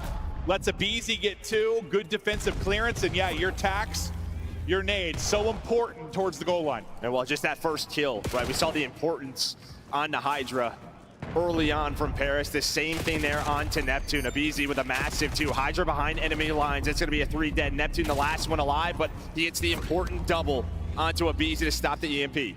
And this is just one of those frustrating moments for Hydra probably. He's been hunting on the other side of it. He's still finding kills. Yeah, he's playing a different game. They are trying to hunt him down in a 1-on-3. The fact that you've been able to get control of the actual EMP and now be a threat to score, this is insane from Gentlemates. Really just the double from Neptune at mid-map that ends up being huge. Threat to score. Opportunity here. Not able to get across. We pause the brakes here for a second. Kenny's double, maybe enough to shut this down. Defense holds yet again. We've got 2 minutes remaining in this. Now the counter-attack opportunity now for Thieves. Yeah, that's been it. The defense for LA Thieves has been strong on those first couple attacks, and they're trying to get going, trying to get loose. Hydra maybe just juking them out, but his team all top side. First kill gonna go the way of Envoy, but Scrap and Abizi are still here. 1 player remaining, just gonna be Scrap. Good defense out of Thieves, then good defense out of Paris. Back and forth we go. Not a whole lot of scoring yet, but generally, especially when they get hot on this particular map, it can happen fast. It's typically on the side they're going, right? Attacking that top right side, putting goals into B, and then, yeah, spawn trapping them. They had that 1 chance, but LA Thieves got out of it instantly. Yeah, this is where, like, on Thursday, Neptune and Ghosty both almost went on like double-digit streaks and absolutely took over. Trying to do that maybe in the final 60 or so seconds. That's all it can take. Chance here to score. They'll get through. Nice little dive on in. That'll be the tying score. Abizi finding the multi-kill to maybe clear this. You still have Neptune push forward, and he's not even going to get traded out, so he's still going to be behind enemy lines. So you're trying to push forward. You're going to leave that, I guess, for Abizi to try and deal with off a spawn. And Abizi, he's going to get dropped, so Neptune's still finding picks on the other side. So unlucky, right? 10 goes up top, ringing that last player, and Envoy, he was bottom. So, I mean, Scrap's thinking he's got an open goal, but it was Envoy who was just able to sneak on through and go below the ring, and now a chance for a score. Gonna get shut down by Abizi. Finally, they deal with Neptune. And Abizi probably feeling good as he was getting spawn killed pretty much on one side. They'll deal with Kin on the other. Under 30 seconds to go. EMP control to Thieves, and we'll see if they can get one more opportunity. Want to make sure you don't lose this EMP in scary position right now because the pressure is coming from Gentlemates. Teammates coming off a spawn for LAT. Envoy wiggling, waiting, popping, and finding it. EMP is going to get out of there for now and try to wrap topside. My man has been running. Getting his cardio in is Abizi, or we will have overtime because they have control. But it's just going back and forth, and well, all right, okay, never mind. End it. He slides out first and just gets hammered, so that'll stop it there. He's probably thinking I just need to get a bullet in to finish this, but unfortunately this gets absolutely laid out. We'll look at some of the highlights, but it's 1-1. What stands out for you? Just some decent defense really from both teams? Yeah, I think honestly, the defense from LA Thieves. I think you had multiple opportunities if you were Paris to put a couple in.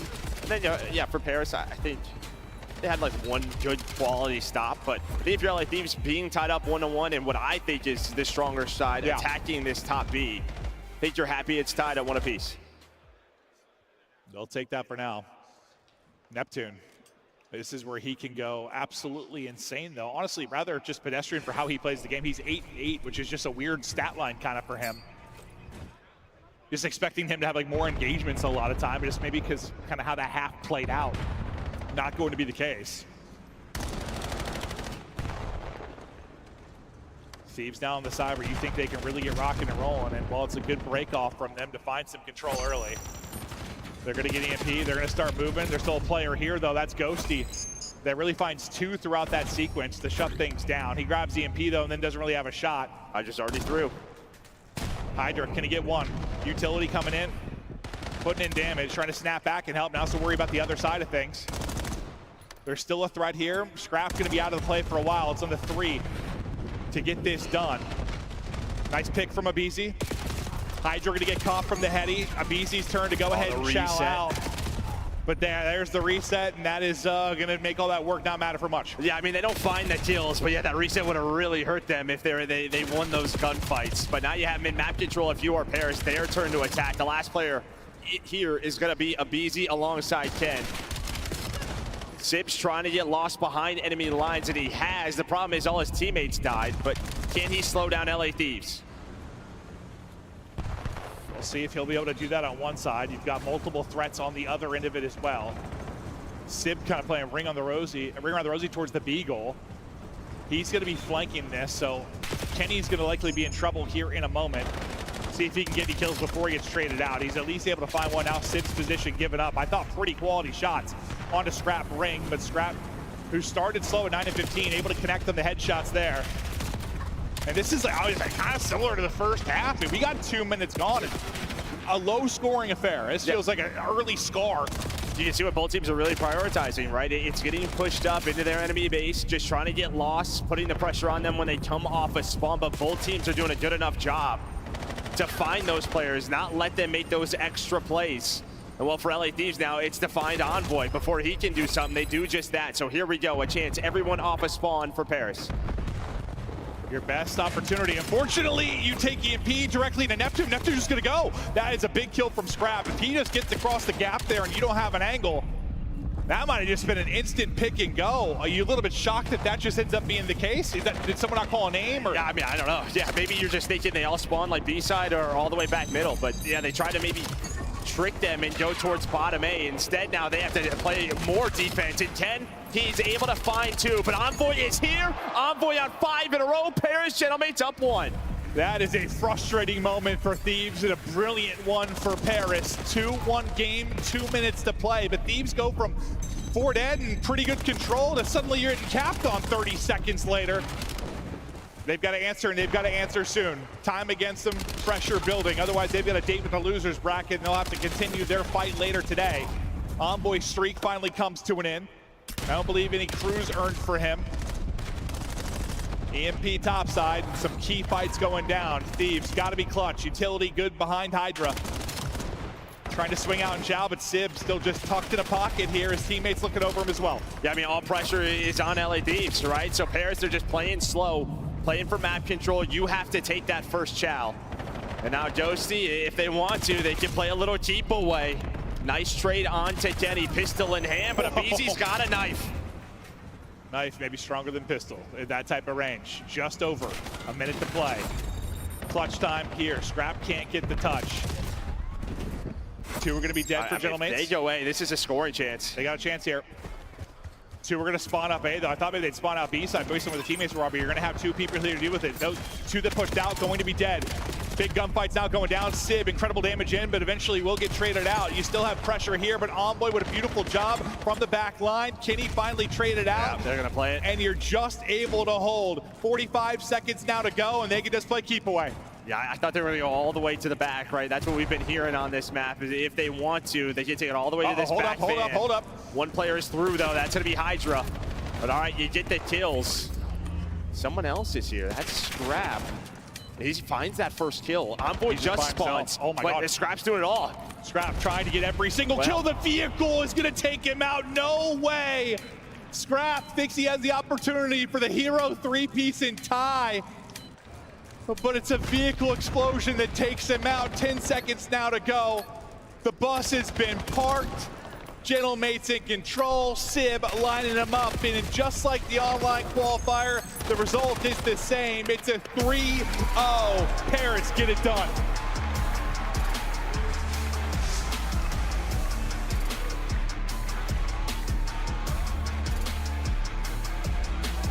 Cool, calm, and collected. They knew they were doing that today. These boys are locked in a step ahead of LA Thieves today. A much better map 3 from Thieves, but even then, you kind of saw, similar to the discussions, right? You have the forehead, where are you going with this? Just some misplays, not on the same page. No, it's a 3-0. At least, I mean, the map 1 very competitive, the map 3 very competitive. It was just a search that was really, really ugly. But yeah, I have to watch that sequence back. When they had 4 dead, they had mid-map control, and it just ended up being the first player off spawn is like chest bumping your DMP carried. Everything falls apart from there. That's what leads to the score, like the go-ahead score. Just an awkward sequence. I'm not sure if they were trying to fake him out, got too cute with it, or if there was a miscomm on the Thieves side, but 2 very tight respawns. Yeah, and then that leads to the counter, and then you have 2 minutes to try to score, and you do get maybe 1 opportunity where you have mid-map control, 3 or 4 dead, but it was Envoy sort of multi-kill, then he's got the EMP, and he just runs away. And that nade, dude, like I thought for a second, I was like, no way Scrap does this. Like his teammates are at Narn, spawning in, trying to get back to him. He killed 2. I'm like, he's gonna have a one-on-one to win, like tie this game. But the nade blows up the vehicle. He's ripped out of it. Envoy clutches up and had some big streaks throughout that as well.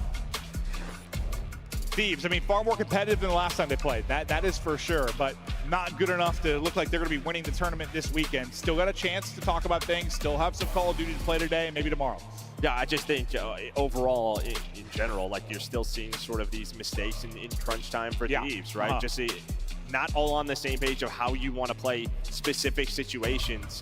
And versus the best, it's going to bite you in the ass. No, it is. And you just think with that, like coaching staff with this particular roster, that's where I think they shouldn't be making mistakes. You've got a lot of smart, talented players, but maybe just a step away.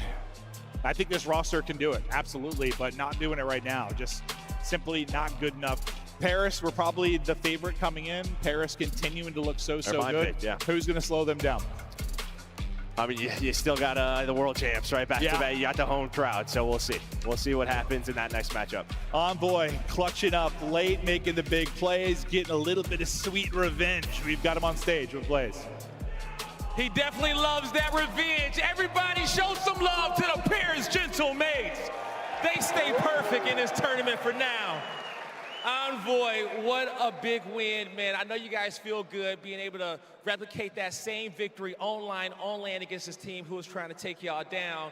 Now, an easy 3-0. I think the map 3 and map 2 were kind of self-explanatory, but the map 1, for you guys to really start taking away this series, it was pretty much like tied 200-200. What was the winning point for you guys in that map, the winning rotation or the winning kill for you guys to say, you know what, we got this map 1 locked in? Yeah, map 1 we knew was going to be close. Scar is kind of a map where you just square up on, a lot of gunfights, and for us it was rotating to P2. I think if our P2s are good, then we're going to win the map, so we ended on the P2 with a good rotation and just got the dub. Got the dub indeed. And then from there you go into a search and destroy where Neptune is playing out of his mind, okay? Looking like the god of the seas. We see him popping out of a swimming pool, popping 2 pieces. And then you guys, leave the stage, but he stays locked into the stage. When you see that type of focus out of your sub-duo, how does that make you feel? I mean, it makes me feel great. I mean, Trav took over map 2, and, whatever he wants to do, he gets to do. So if he wants to stay up here, so be it. And, yeah, we turned up map 3 to get the win. There you go. Now, going into y'all next series, it'll be the winner of G2 versus Optic. Who you think may take that matchup? Any upsets in that one? I'm definitely taking Optic. I think G2 got a good win versus FaZe, but I think Optic's the clear-cut favorite here. All right. Now, lastly, I know Gotega and the green suits are going wild in the watch party cheering you on. What do you want to say to all your fans across the world? Yeah, to the fans of Paris, fans here, thank you guys so much. Gotega's up there streaming, I think, so shout out Gotega, shout out the green suits, and we'll see you guys tomorrow. You heard it here from Envoy. The Paris Gentlemates will see you guys tomorrow in the winners finals. What a win by Paris Gentlemates, and in fashion, a 3-0 is dealt down. So let's take a look at what this means to the rest of our bracket, because Shift, you blew Allie's mind when she asked, who do they play now? Yeah, man, they fall into play, I think, FaZe. And, I mean, we're dealing with these guys have some familiarity with one another. Played each other a handful of times in the preseason, had a taste of one another early on. This is going to be a banger matchup in our elimination match. 100%. I can't wait for that. I mean, all these teams fighting tooth and nail. Gentlemates just looking like the favorite at this point. That was a dominant victory. Yeah. Let's take a look at map 3 and how they closed it out, because Search and Destroy looked very clean. What did you see when it came to Overload today? I just thought that LA was putting way too much pressure on mid, and there was a guy that kept going on the outer wings and getting behind them, and they just weren't accounting for him. And that's just not like LA Thieves, especially on a map like that. And more often than not, it was Envoy. He had an incredible map number 3, and you're looking at a Gentleman squad that went from like averaging a 0.9 in Overload. All of them are sitting at like 1.2s, 1.3s. They're getting the slating up as well, Ant. Man, Envoy is so damn annoying, dog. Like, he's just all over the map, finessing his life, giving himself a chance to not only fight back, but giving his teammates a chance to come help him, especially when he's on these longer routes. Yeah. He is so damn annoying. I think especially when he's only got the only sub out. Like when Neptune's running the third AR, Envoy just stays alive for so long. This is the moment that won the game. Thieves had full control. They could have won. You saw the situation. Kenny's pushed all the way up through Zigzag. Hydra blacks out. Why is he jumping down low dirt by himself? And who is it? It's Neptune. Kills Hydra immediately. And what does that turn into? That turns into the 1-goal lead that Gentlemates hold on to the rest of the game. So those are the mistakes that Thieves are making. Not typical of a super team, but you saw it right there. Just blacking out the ball. Cannot happen. Big shout out to all the Paris Gentleman fans who made it down to Texas, and also Momboy. Mama Envoy has some custom kicks representing Paris this weekend. She's hosting meetups in the hotel lobby. They're doing it big here at the CDL. Our first winter semifinal is in the books, but on the other side of this break, Optic takes the stage against G2. Can Minnesota keep the upsets rolling? It's time to find out. Maybe.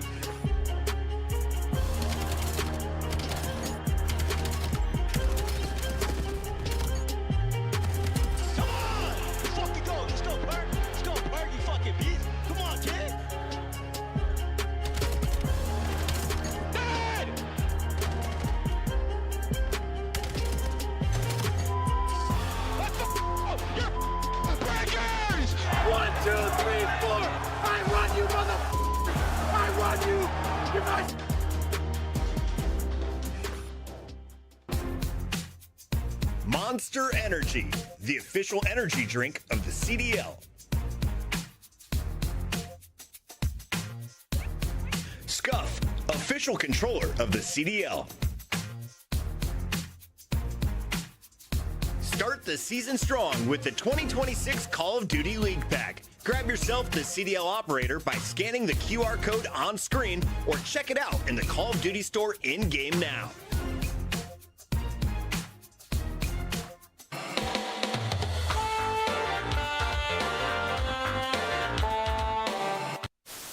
But now Kiz is in a great spot to find a first blood.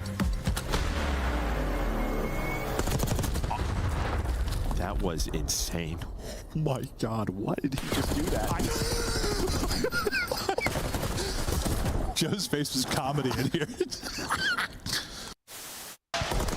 With another nice shot from Dashy, though. Some bad timing. He is going to find him. It's just Kleenex scrambling, trying to get around, drops in between. Dashy with all four and the defuse. Talk about the ice. Did he get it? It was very close. I thought he had it. I thought he had it. I think there's a miscomm there. There's a miscomm.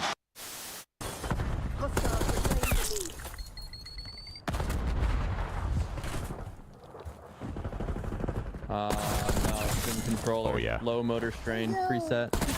Oh, yeah. Oh, yeah. Like Oh, give me all the headshots. Exactly.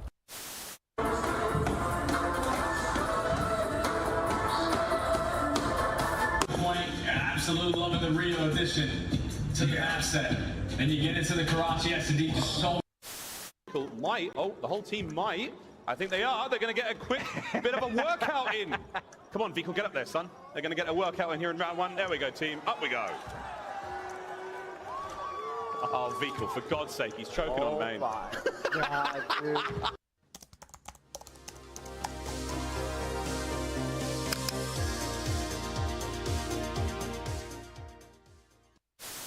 been magnificent. Miami take the lead. They're trying to close it out.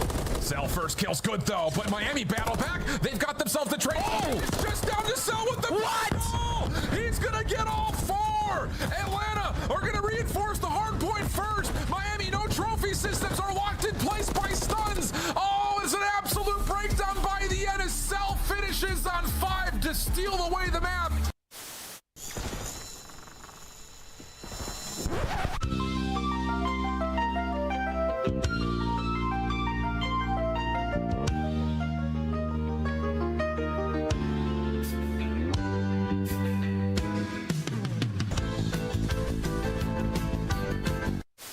That's the problem. You gave them all the time in the world, and now Ultra have set themselves up perfectly for the barbershop hardpoint. The apartments, the alleyways, all the nooks and crannies are now full of Canadians. And you have a BZ at 9 and 22, and this is only a 20-point game. You're looking at big plays in the final moments, but Envoy takes down 2. Envoy the front line. Cracked. Don't play with this guy, bro. Wait, that's me! Chad, I'm in the bottom right! That's me! I'm pretty sure if you have the ball to work with. No, I'm on the broadcast! Chad, that was me! No way! That's what he wants to do! Okay, bro. That's me! Okay, that's how the series ends. Okay. Oh my god! Nice, good shit. We went up this. I have it. Dead. Nice! Dead. Let's go, guys! Let's go! Let's go, Bruce!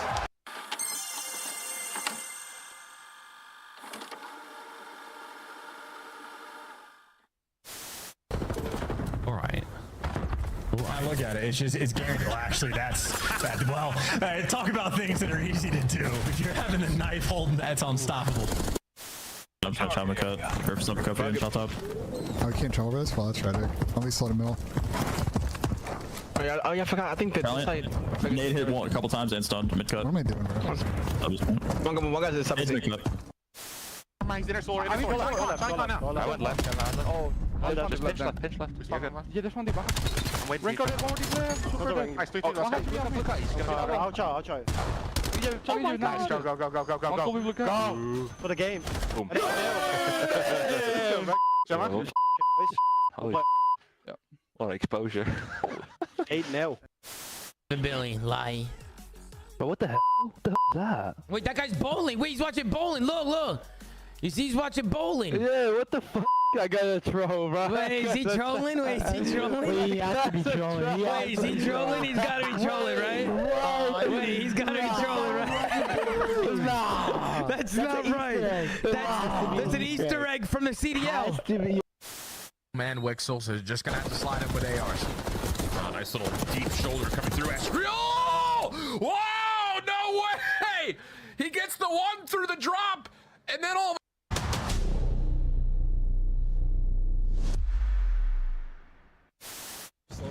No.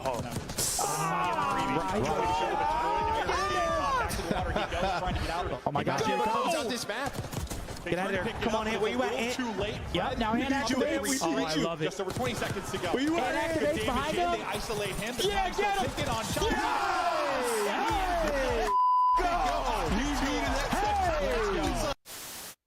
I am bridge, anti-bridge. Yeah, our bridge is shield. That's bar stuff. What's left? I'm cutting in. I'm not sure if I'm getting old, but I swear to God, Joe, sometimes when Celium talks, all I hear is.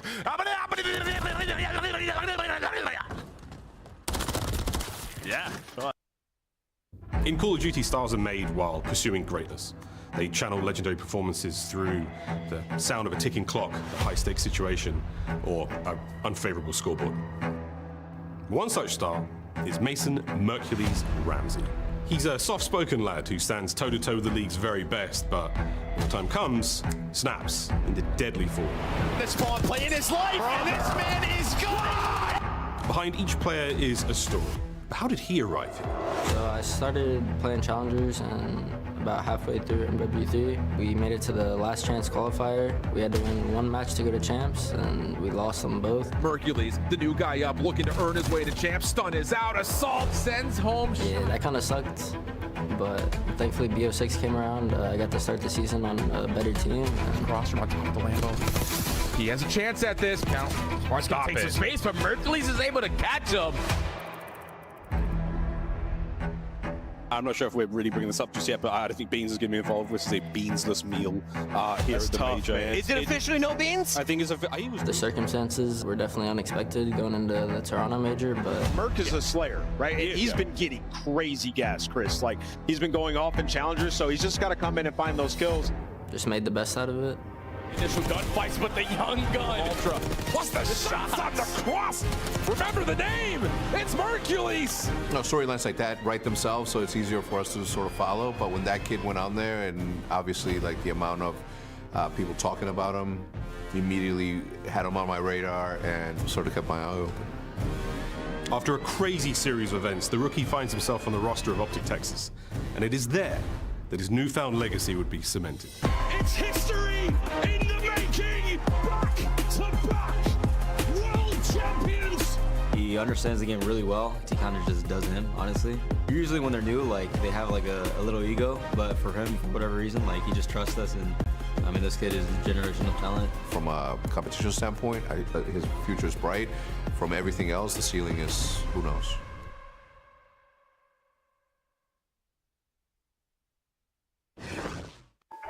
I'm a big stepper when I walk, money maker when I talk. Another boys on a mission, never put them in a box. Clawing to the top, jaws open while they watch. Yeah, I'm getting to the chicken, I ain't never gonna stop. I'm the life of the party, know it's going down. If they wanna talk about me, I'ma tell them how. I'ma tell them, I'ma tell them, I'ma tell them, I'ma tell them, I'ma. Everybody wanna be like me, fast lane, steady whipping 2 doors off speed. Everybody wanna be like me, but that's something that they never gonna be.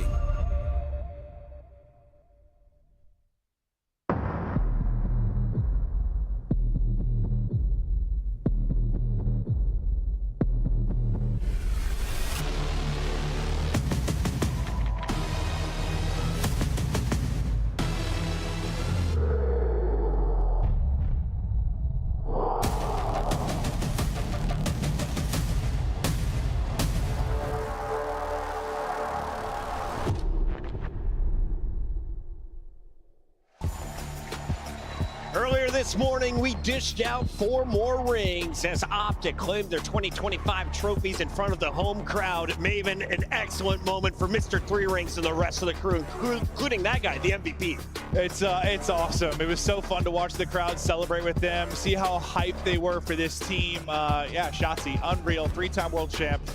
And he's just so genuine, dude. His smile, it just lights me up, Chris. As we take a look at this showdown, we've got Optic taking on Minnesota. Allie, walk me through this battle. How do you see it facing off? Well, when you look at the numbers, it's really close. I mean, both these teams kind of mirror each other and their strengths and their weaknesses. I'd say Minnesota, the only thing to call out for them is kind of like, can you repeat what you did on day number 1 versus a team like Optic Texas? Let's take a look here at our squad's name list. Who are you excited to see take the stage today as an individual? I'll be honest, I'm excited for this matchup in general. I think it's a banger. I heavily disagree with what Envoy said about this matchup and Optic being the heavy favorite. I mean, if you look at it, Monster Energy pregame, they beat G2 3-1. We saw the scar G2 was able to win. We're going to get that again in this series. And when you really get in the nitty-gritty about Optic, in 2026, they're 2-3. Their only wins are against the Falcons and Vancouver. Both are out of the tournament. They've lost to 3 of the other top top seeds. And you're talking about a G2 team on the opposite end, 9-1 map count against FaZe twice and Toronto. So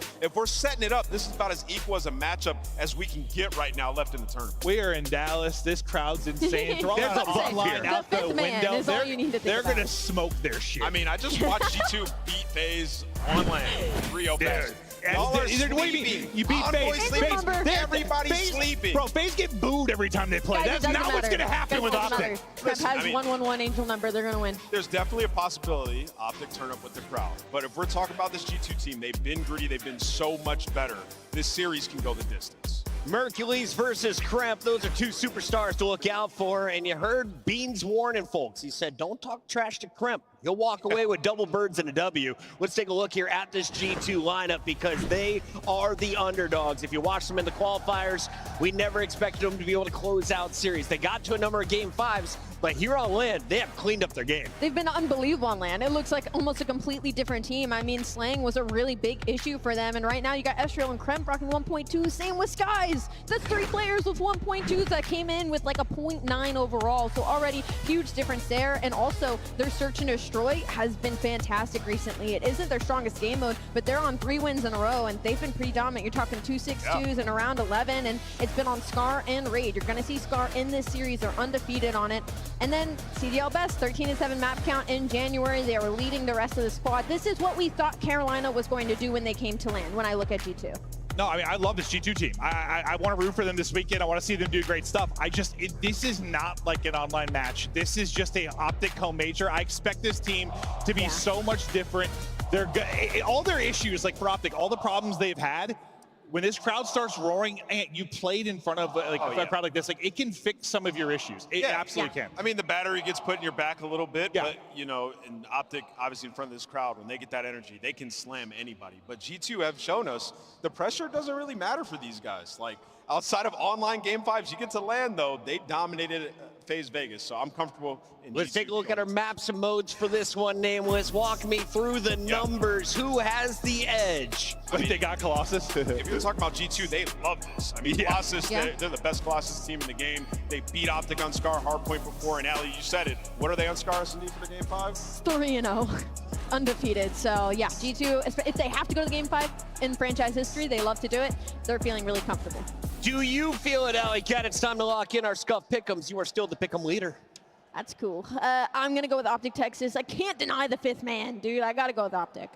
Yeah, my pick has been bad so far, but I'm going to go with G2 in this one. Go with your gut. I have a feeling G2 take this series. I'm going with Optic. I think they get it done in 4. They do not risk that Scar search and destroy. I was thinking Optic 3-0 until I saw Colossus map 1. I'll go. I'll go 3-1 Optic. I think they're gonna run their shit. Your brain is so big. Yeah. We're done up here, Giant which head. means the party starts downstairs. Your turn, Blaze. I've been waiting for this moment, Chris, because this matchup is set to blow the roof off of Moody Coliseum. It's going to be a banger of a series, and the first team coming to the stage is looking for a colossal performance. Big step into the stage. Get loud for G2 Minnesota. Kremp, Estriel, Skies, and Mamba. In shoes that you can't feel, ready to step out the dreams of the fans. It's G2 Minnesota. I mean, the whole desk, the whole crowd, the whole chat, everybody's counting out G2. Well, guess what? People were counting them out yesterday. It didn't matter. This G2 team, a bunch of dogs. That sub-duo can get it done. This guy's been turning up. And, hey, that one is Colossus. They're feeling good coming into this one. Time to bring out the home favorite. They feeling real good, and through the power of friendship, they've been going a long way. But this next team don't just got friends. They got the whole state of Texas in the venue behind them. Get loud and stack your voices for Optic Texas. Shotzi, Mercules, and Dashi, the back-to-back world champions, know that it's time to play. It's time for business, and it's time to show out for the day. It's Optic Texas. I mean, I don't even know if I really have to say much. I mean, for those of you at home, this stadium is packed. There are so many people on their feet, and they are getting so incredibly loud. These are your back-to-back world champions, and there is the fifth man in the green wall. There is nothing these guys can't do. This match is going to be electric, guy. It is so electric right now with green wall chants all throughout the venue, and the stage is shaking. But will G2 falter? It's time to find out. Miles chants, it's time to go.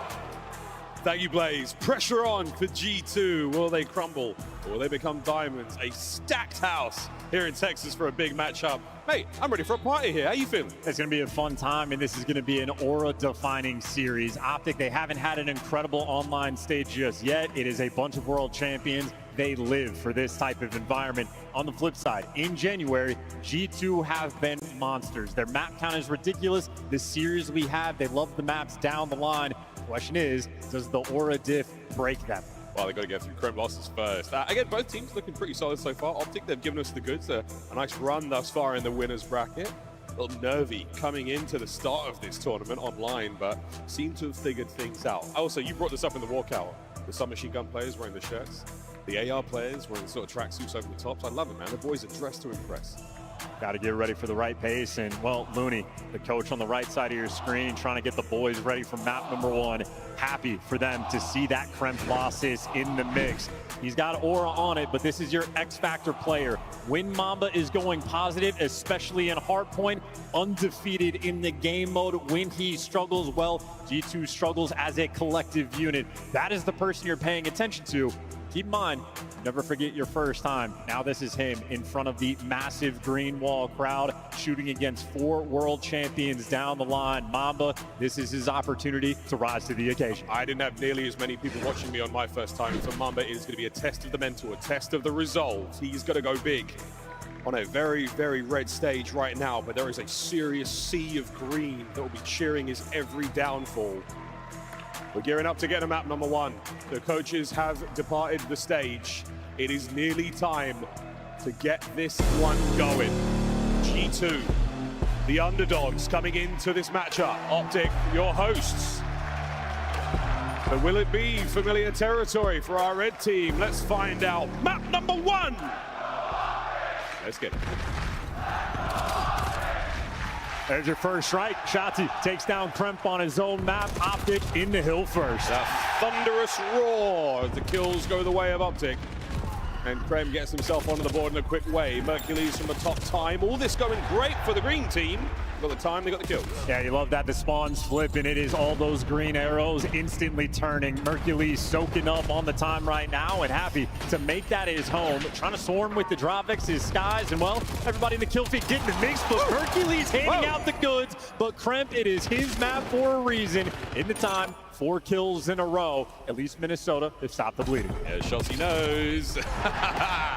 He knows he leaves the hard point. He gives him an opportunity there to push those kills out. But G2 final seconds here of P1. Not going to get a whole lot of it. It's not going to amount to a lot. Optic, they've made themselves over towards P2. Low right-hand side of the mini-map. They're in.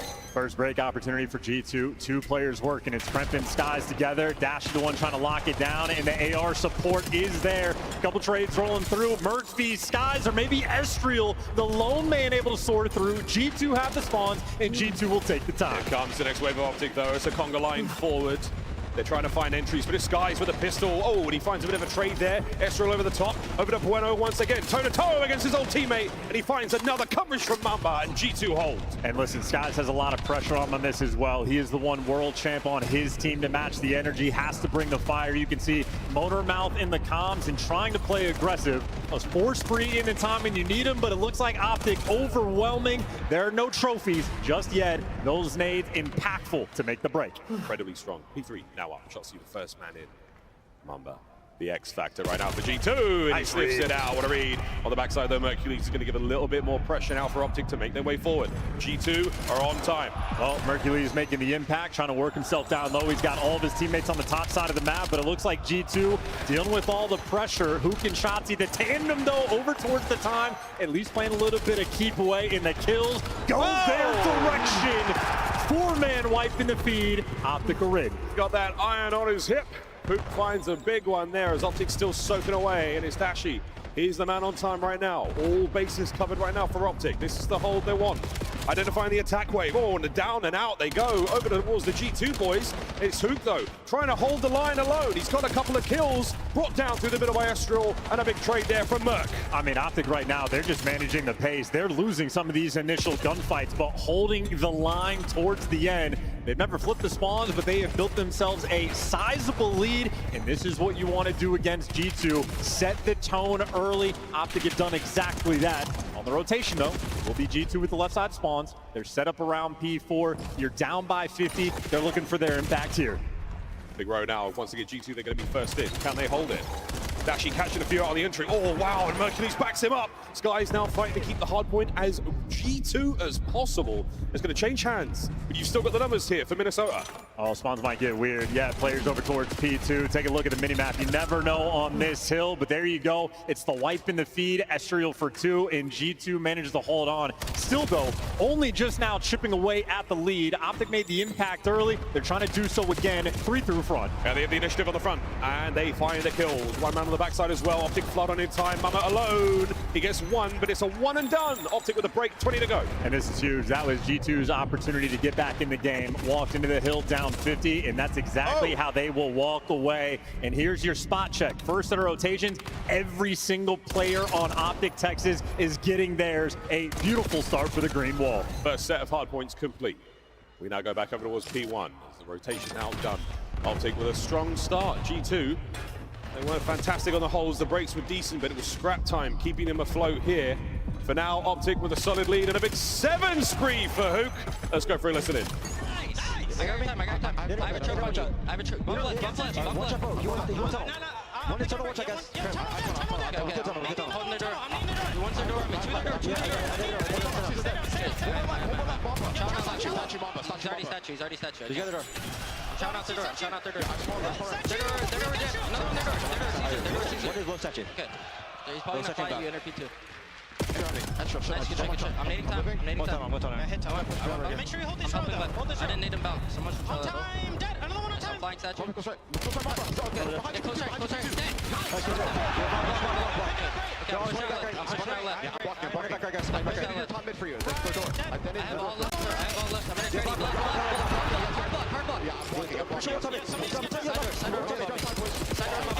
Side door mobbing in. Another front. He's statue. Yeah, statue weak. Three front. They might bang. They're gonna try to bang my beat. I'm chopping. He's off. Close right heady. Nice. Looking for one. Time it. Just ironing. Take your time. He's top it. You went around. On the stage. They're gonna show you front. Yep, close front. Side door as well. Side door and 2 front. We're still blocking. They're probably I spawned out still. I think they spawned out. Fantastic work on the listening there. Suffocating performance so far from the Optic boys. Hook with a break, 25 to go on time. Cool, calm, collected, no mistakes being made. 20 seconds of scrap time that they're going to be able to lock down, and already you can see it. Hook and Dashy both on their Sunday best.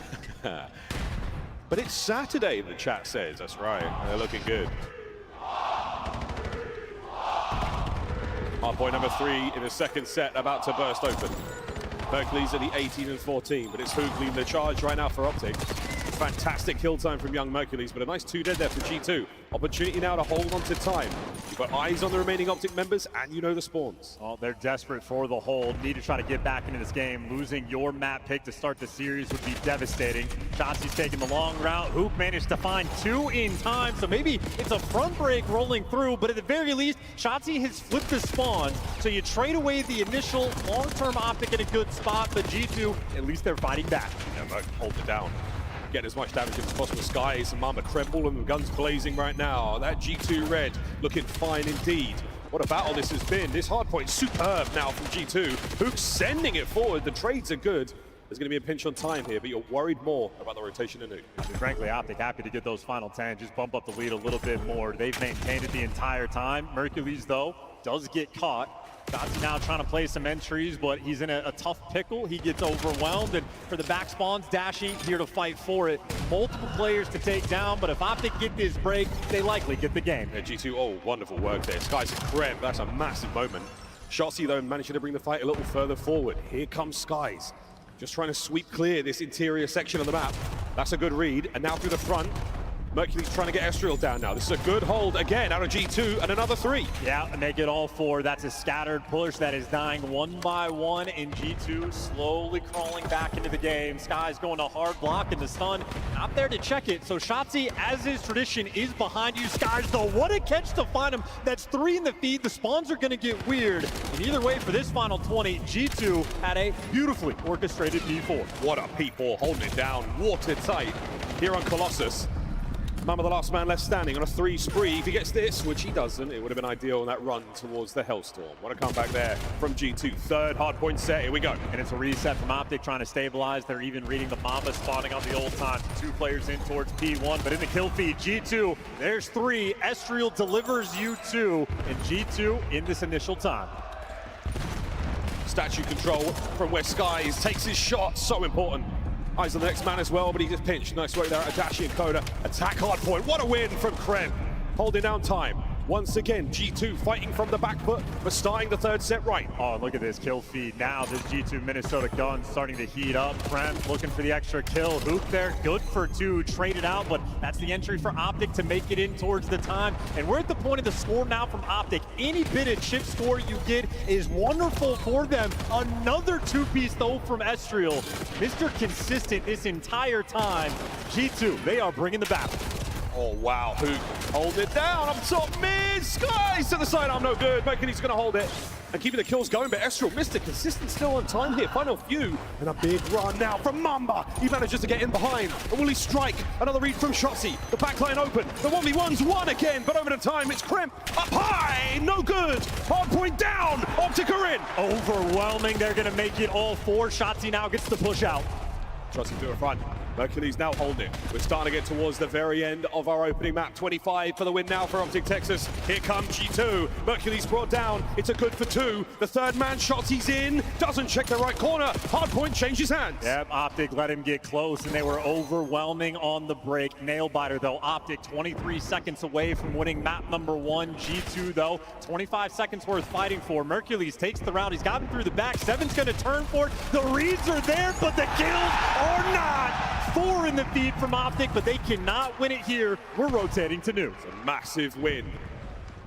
A small miracle from Mercury's now on the approach towards 3rd. Krem, bad timing.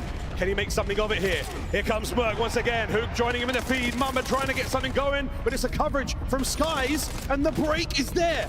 7 HP to a 2-piece from Dashi. Skies can't get the kill, and that will be game. Optic Texas take map number 1.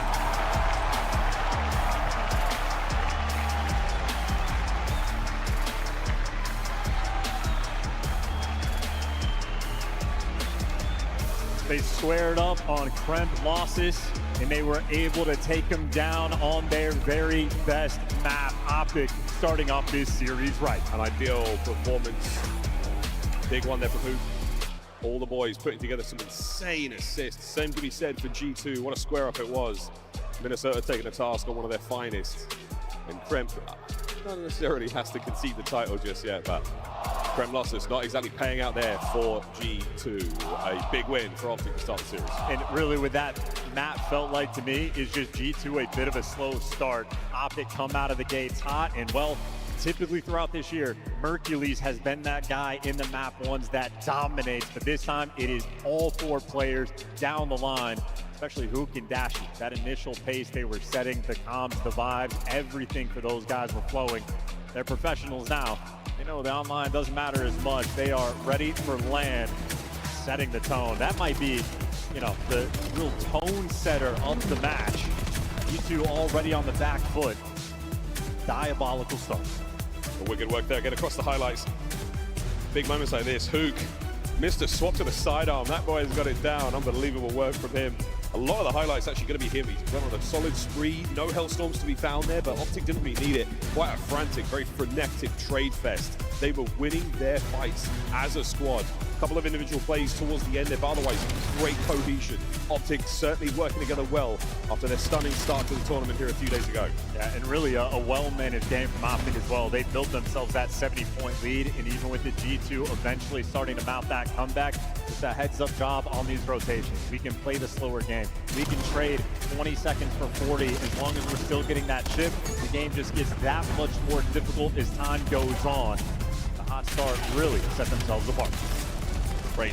That P1 hill, I mean, you are going to see some of the most insane gunfights. Just trying to fly forward, get that damage.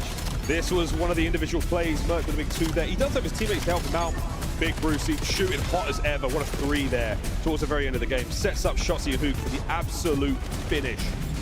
Big work there out of Optic. Hook going wild there with 32 and 27 finish. Strong start. Respawn's already looking good.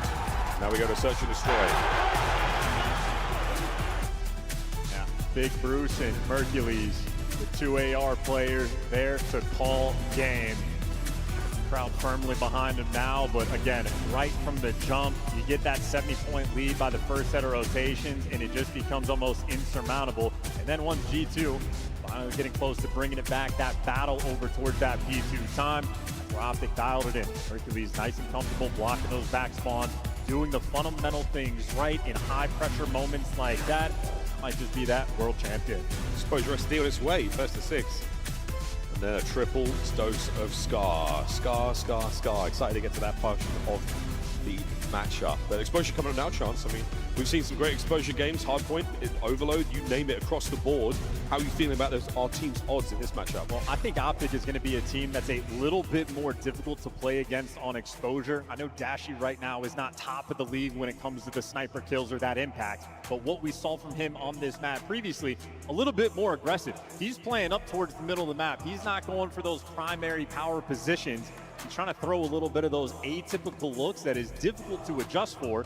You know you got a sniper watching the long lane, covering the middle of the map. Guys like Kremp and Estriel, it's going to be a little bit trickier for them to play that game. I mean, that matchup against the Falcons, he knew he was squaring up against Celium. I wonder if it'll be a different affair. Now he knows he's going toe-to-toe with Skies. It was a dream come true for Skies to join Optic last year. Can he be a nightmare for them now in this matchup? This S&D, an important one for G2 to bounce back. This series, a real match. Looking into this one. Eyes on the snipe plays, eyes on those big flanks. Looking to overwhelm these lanes. What I love towards the bomb site in the middle of the map. Typically where we see a ton of action go down, but Exposure, a lot of fun since its addition to the BO7 pool. Here we go, folks. Map number 2. Let's get it. 2 of the highest impact S&D players in the game are sitting across from each other on the stage, both Kremp and Hercules. Incredibly high slaying capabilities, even in this game mode. A lethal combination. You want to get off to the hot hand, but of course, with no trophies in round number 1, you have to slow it down and take your time. Straight away, a different look out of Bruce it. The snipe maneuvering, intel passed. And that is a delightful way to start the round. Mamba, welcome to the show. Hook's got a lot of pickings here. Eyes on these 2. Into the trap they fall, and he gets 1 to walk away with, which is more than enough. Yeah, huge out of Hook. Now Dashi has all the intel. That's a crazy shot. That's real. Well, he has a scar now in his back, and a 2v3, they're forced to try and clutch. There's a hole in his pocket for sure. A hole in the defense. The bomb has been planted now, and the man advantage for Optic. What a setup they've got. Shotzi, a slight off angle. Skies should hit this on the wall jump. That will give him a fighting chance, but Shotzi, he will not be going that way. Out of the play for a second longer. Mercury's dodging the nade as well. Yep, the middleman, the one that's going to call everything out. They got intel on at least 1 player towards mid. Should be a freebie kill there. Estriel trying to make the play, but eventually dropped, and there's just not enough time in the 2v3. No magical stuff can happen for G2. Optic Texas handling that pace. And that is exactly what we saw on the Colossus as well. As aggressive as guys like Kremp enjoy being, Optic just make sure you control the map, don't give away anything in that triple down low setup. They handled it to a T. Swapping sides now. Optic will be on defense. Just trying to sort of set a mental map now on every angle the Dashi takes with the sniper rifle so far. You go down low, next round, it will be totally different. Keep G2 guessing. Don't let them get comfortable at any moment. Play for every advantage you can. Here we go.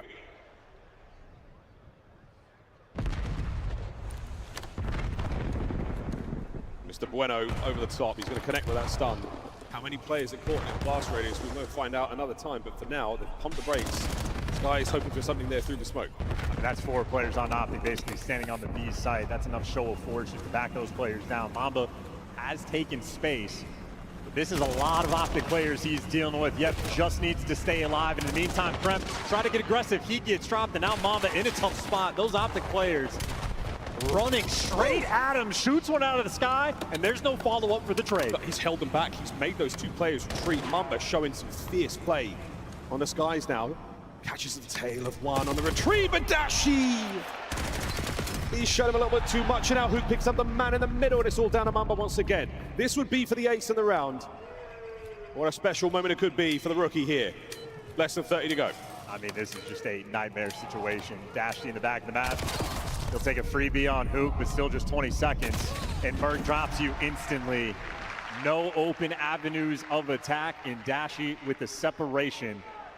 Sky's eyes wide when he sees those players run across that door, but ends up getting caught. Who is the real hunter? It's how simple you can make it look. A couple of shots into a man that's already damaged, but again, not giving away anything. We've seen a couple of 1vx situations here, and they've been real spooky. I've never seen Batman smile before. He's so happy. Big Bruce. I'd imagine the new viewers are quite confused. We call him Bruce. It's a nickname. It's a long story. We'll get there later. Dashi was the... Oh, wait a minute. Story time later. For now, it's Dravik time. Shotzi gets a couple of tags in, but it's not going to amount to a huge amount, except for the Mamba first blood. And Dashi, big Bruce, massive Bruce goes for 3. Over to Hook. It's 2v2. Hook getting aggressive as well. Maybe try to pick up an Aaron Skies towards the back, or is the play call going to be towards A? They have no intel on Mamba, but they know they have Skies cornered. And just like that, the information's good. The kill is not. If you're on G2, Mamba should be able to make the play, but in the meantime, Skies drops. They found the isolation gunfight. Once again, 40 seconds to go here. The Optic are going to get a bomb plant. And Mamba, if it's not A, it has to be B. Will he get the timing on this? The answer is no. The bomb should get planted. But wait a minute, can he isolate the fight? There it is. The first damage, the immediate now counter-attack from Optic. They line up together, and that is it. The 2-man attack. And once again, Mercury's finding it 4 in a row. And this is mistake-free Call of Duty. Even in the 2v1, if you do not have the intel on Mamba, you do not want to get caught on the bomb. They wait for the information. Get the intel on Skies, you fly out of the back window with a hope and a prayer. You do not. You make sure you isolate him. Hoop sets up Mercules. Mercules is there for the kill. That is a perfect 4-0 start for him. His Optic are now up 3-0. Krem yet to get on the board in the kills department. 0-3. With a 3-0 lead for Optic, you could imagine that a kill would go a long way for him. In 4th round now, we'll see if any shenanigans come our way. Opening layup for the nades will not connect just yet. Mr. Bueno will bring his VS Recon to play this round. This is what I'm saying about Dashi playing down low as well. Dodges the sniper, Hoop there for the first blood, and out like a ghost in the night. The disappearing act, and yeah, Kremp 0-3. What a stun. The 5 Mercury's a little bit of life. It's a grunt of frustration there from his player character. It's charged through the middle now, G2. Hand in hand, shoulder to shoulder on the advance forward. The Optic with a 2-2 split. They're going to be making their way towards the bomb site now. They will miss G2, but they will check it because they saw the door open. But Estriel, great manners, the rear guard there. Pulling security, making sure that no one gets hit from behind. And he doesn't get the second. It is Mercules with a 2-piece. Down to Kremp. Can he turn his entire map around now? And Kremp needs this one. You got to get your team on the board. An opportunity to pop off. He's going against Hook and Dashi. Roaming together, clearing the space. Hoop leading the charge. It's going to be very difficult to trade them. Even harder now that he's taken damage, but gets away with his life. Easy situation to be in right now for Hook. Watches one angle Dashi on the other side. His timing has not paid off for him. Hook now has to join the fray. The clock ticking in favor of Minnesota. Round 2. Kremp on the dance. Oh! But has he got the time? Kyler Garland run for the defuse, no good. Stays alive, and Kremp seals the round. And not only is Kremp one of the better slayers in Search and Destroy, he has the most 1v2s in the game on the year. Valuable in the clutch, and he doesn't have to do it with aggression. He can just play that game clock. Every single decision there was perfect. Jukes the kill cam as well after he picks off Dashy. Well played and well timed. G2 were desperate for that round. He gets him right where he wants him in that tank position. Little bit too long to get to the gunfight. Little bit too long to get back to the bomb for the defuse. Good S&D there. And now, finally, G2 on the board. Another attacking round for Optic. Nades might have caught Mercules there, but here we go. Boomstick, totally different position from Dashy. And if your nades are on point, that means Optic, well, can't really push up too aggressively, at least initially. But the bomb on the lower side of the map in the hands of Hook. Actually a little bit of time to work with, but G2, no funny business on the map just yet. Mamba taking a little bit of space. Now Shotzi making the move. I think him and Skies, well, spotted each other, backed each other down. Still waiting for options here with the bomb. Dashy and Shotzi now trying to clear out the B-bomb site, making their way forward. They've given up the rear guard for a second. Hook's not going to get there in time. Now he will. They've given it up. So no one's going to get shot in the back for now. Optic, he might be able to get over towards B. Mamba changes the play with a big first blood. Now Optic have to be worried about the pinch and that pressure. Oh, an intel from Shotzi. He should be good for 1. He might be good for 2. And a slide to stay alive. Krem gets involved. Here comes the trades, though. Optic have got the plant. They've got to get out with their lives.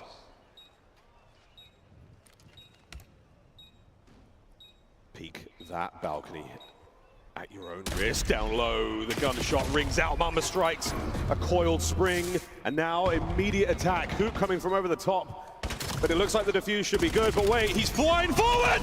Kyler Garland!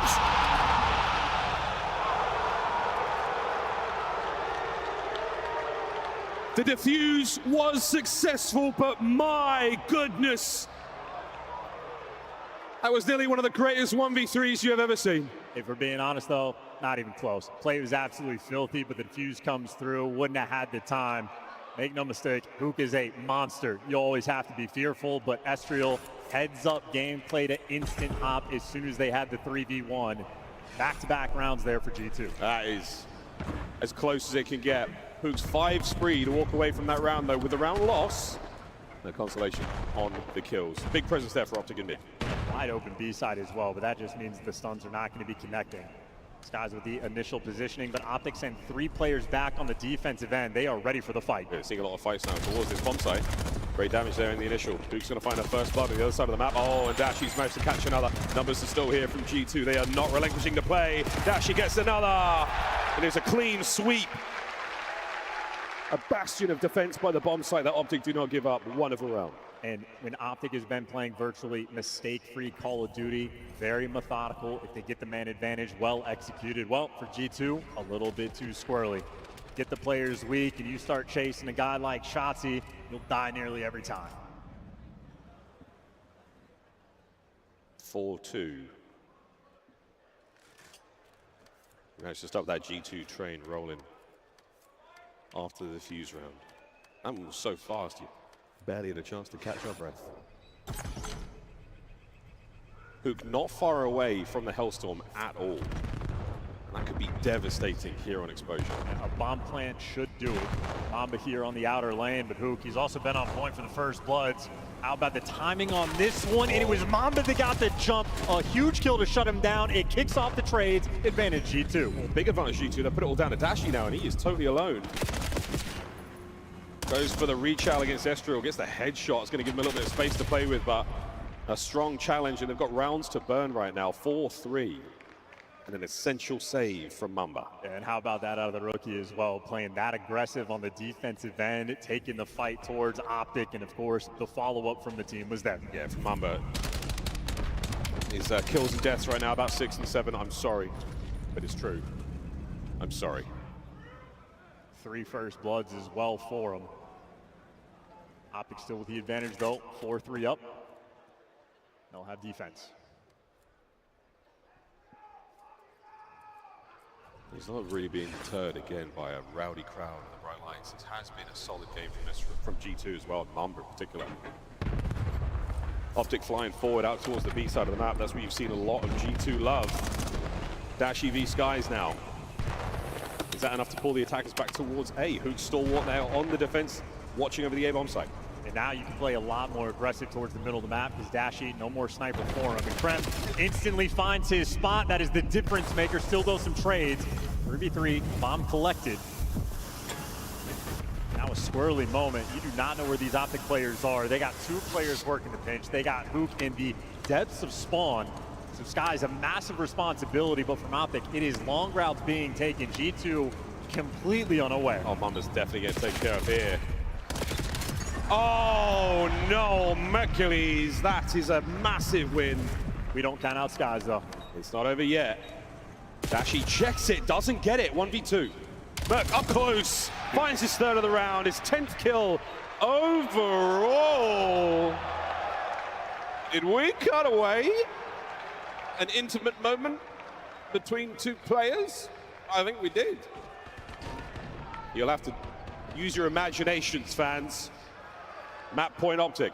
And just like in map number 1, it was Hook and Dashi that set that tone initially, and then Mercules just starts to go on that monster tear. 10 kills already for him. In S&D, he has been elite and consistent all year long. Provides on land once again. Mercules' 10th kill of the map thus far. Optic on their own forward. I think a little bit of damage might have passed ways there from the opening nades, but now Shotzi, oh, this is it. We're going for the jugular. We're going straight to the death screen. We'll see you in the next round, but Mercules does get the trade. Hook's still trying to keep the pressure up. He wants to go for it. Estriel. Oh! Ho, ho, ho! I'll see that kill cam. Thank you very much. Wicked work there out of Estriel. That is a player that is always good in the clutch.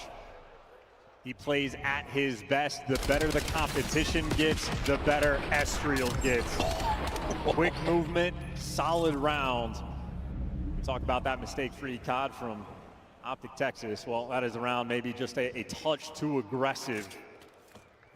Quick round in the end, but Estriel delivers for the big moment. Nonetheless, Optic still a single round away from being up 2-0 in the series. Yeah, they were trying to get to the game break real quick. Will they do the same sort of shenanigans this time round? No, 2-2 off the rip. They're going to split this one right up.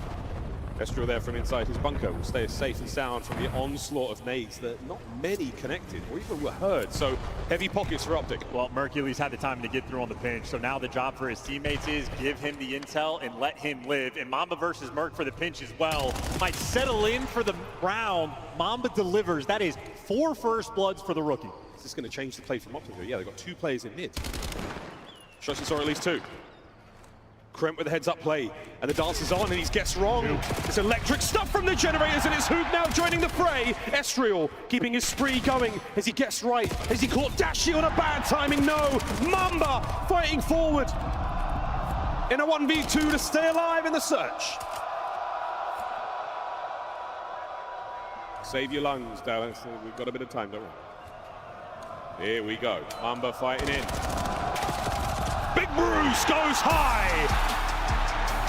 6-4 the final score. Exposure. Some dicey rounds, but it is a 2-0 lead for Optic Texas. Taking care of business is Optic. Thus far, they have had a virtually stress-free tournament. 5 map wins in a row. They have been in control the entire time. 5 wins in a row against 2 very formidable teams. Of course, Falcons, they take care of business there. G2 with 2-0 so far. Crowd buff goes a long way, and it is certainly helping these players find their form. 10-5 Hook, 11-5 Mercules, and superb damage across the board. And listen, Kremp has a 1v2. He's been playing decently, but in effect, he has been neutralized. Meanwhile, Mercules, those high slaying expectations, he has delivered back-to-back maps. Obviously, their Sky's maybe a little bit of a pain point, but we would have had a round 11. Mamba gives you that first blood. The rest of this team, though, for G2 simply collapsed, and now back against the wall.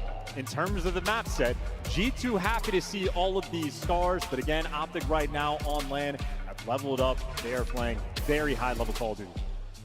On paper, we're set up for the reverse sweep, but in reality, who knows? Desk, what do you think? Is it true on paper? Is G2 the favorite in the second half? Because slightly. I don't feel like any numbers could tell that story in my They were mind. meant to win that map number 1, according to the numbers as well. 5-1. All right, let's take a look here at what has happened in the first half. Nameless, first off, how is Optic able to establish dominance? Yeah, I mean, first of all, the crowd buff, I may have underestimated it just a little bit. But yeah, we'll talk about the search first as the highlights are rolling here. I mean, everything's working. Off the rip, you get the dashy first button with the snipe. And then you see it like Mercury's taking over. I mean, there's a lot of rounds where, you know, shots applying pressure through bottom mid. Mercury's picking it up on those trades. And, I mean, really, Free Fires are working. A couple B retakes. They had 2 amazing B retakes where, you know, they completely give it up, just let you take the space, and Optic just comes in simultaneously. So, yeah, as an Optic team, they are on point in every facet. Ali, if you're a G2 fan, you have to be happy that your team bounced back in the second half of this search. They just started a little bit too slow, right? How do you start game 3 strong, though? Who are you looking at as an individual? Ooh, that's a tough one. I mean, somebody that maybe needs to turn around, get something going. Maybe I'm looking at Sky just because of the lackluster of map number 2, but I can't even put it on him because it felt like it was Mamba versus the world in the first couple rounds. That guy got 4 first bloods on his own. He was trying to set his team up, and he did not get any follow-up. And what was really uncharacteristic was how long G2 Minnesota was taking to plant these bombs. We're talking about like the #1 post-plant team in the building right now versus a number 8 retake team in Optic Texas, and we were just giving them the map, letting them hit a flank, letting them get that collapse. And now you're in a situation where you're down at 2, you lost your map pick to map number 1, and you're going on an overload where Optic Texas has looked great in that game mode. Crep losses goes to Optic, and that is not what we thought would happen, but you said Optic with this crowd was going to crush the opposition regardless of who's on the stage. Listen, I was very critical of Optic last year when they were struggling early because I felt I was watching a broken team. There was something fundamentally wrong. That's not what I've seen like in this online stage. To me, it felt more like a slump. Their comms sounded a little bit off. It might have been as simple as like, hey, this is the team that won champs. You're sort of in that mentality of like, get us back to land and we're going to run shit. And honestly, until we see them not do that, okay, they might. Like they're gonna show up when it matters. This team performs when it matters, and until they don't, that's my mentality with this. It's time for your Scuff play of the game in Texas. Put your hands together for yourselves. It's the crowd bump. Nameless, you mentioned it. The impact is being felt here in Texas. Oh, yeah. I mean, there's a round where, you know, G2 won and the crowd was standing up going crazy for Optic and, you know, just trying to get in their heads any way that they can. This crowd has delivered. They've been super excited. And Optic has given them a lot to cheer for lately. Haven't lost a map yet here in Texas. Allie, there's the Surge Turkey. He's the face of the Surge fan club for me. Who's the face of the Optic fan club? Oh, that's tough. I mean, it gotta be the guy we showed earlier that had the Batman thing on. That was That's pretty strong. Cool. I did see somebody with a Stormtrooper helmet that had Optic on it, I think. That guy has some pretty good aura, I'd have to say. But, I mean, there's plenty of them in this building. It's the drums, Used to be Fwiz, The drums Used to be Fwiz, you're right. There he is. There he is. Shout out to Batman. Shout out to Game 3. It's loading up. We've got Overload coming your way. Maven, if G2 is going to steal a respawn, what do you want to see from Kremp's crew? The sub takeover. When they've had success, it has been Kremp, it has been Estriel that have led it. I want to see them be dynamite. Casters, game on. Let's do it. Thank you very much, Chris. We'll see if G2 can blow it up in the right way of blowing it up, which is what Maven's clearing out, which is the submachine gun players being explosive. Yeah. That's what I'm talking about. Let's get an overload. It's going to be a fun time. It is a very exciting map. It is probably the highest scoring one that we have as well. And if there's an opportunity to really start to build some momentum, this would be it for G2. I don't think they have a choice in the matter, though. Hook has been an absolute monster on land. Both him and Dashy in this series have really been setting the pace from the jump, and everybody is picking up the slack after the fact. So I think Optic right now is looking like they're in form. Very, very excited to see, again, as far as the stats are concerned, Hook with that big old 2.0 there on S&D. It has been a strong, strong start from the Optic boys. They really are running this one. But again, crowd certainly helps you guys. It goes without saying, you're very loud. He's definitely getting the heads of the opponents, but G2, this is a very capable team, a squad that has absolutely brought their A game in the run up to this major. They know they can get there. They know they can do it. The question is, can they find it themselves right now? Last chance. Stay alive here in this tournament. We've made it to the SCAR portion of the series. Here we go.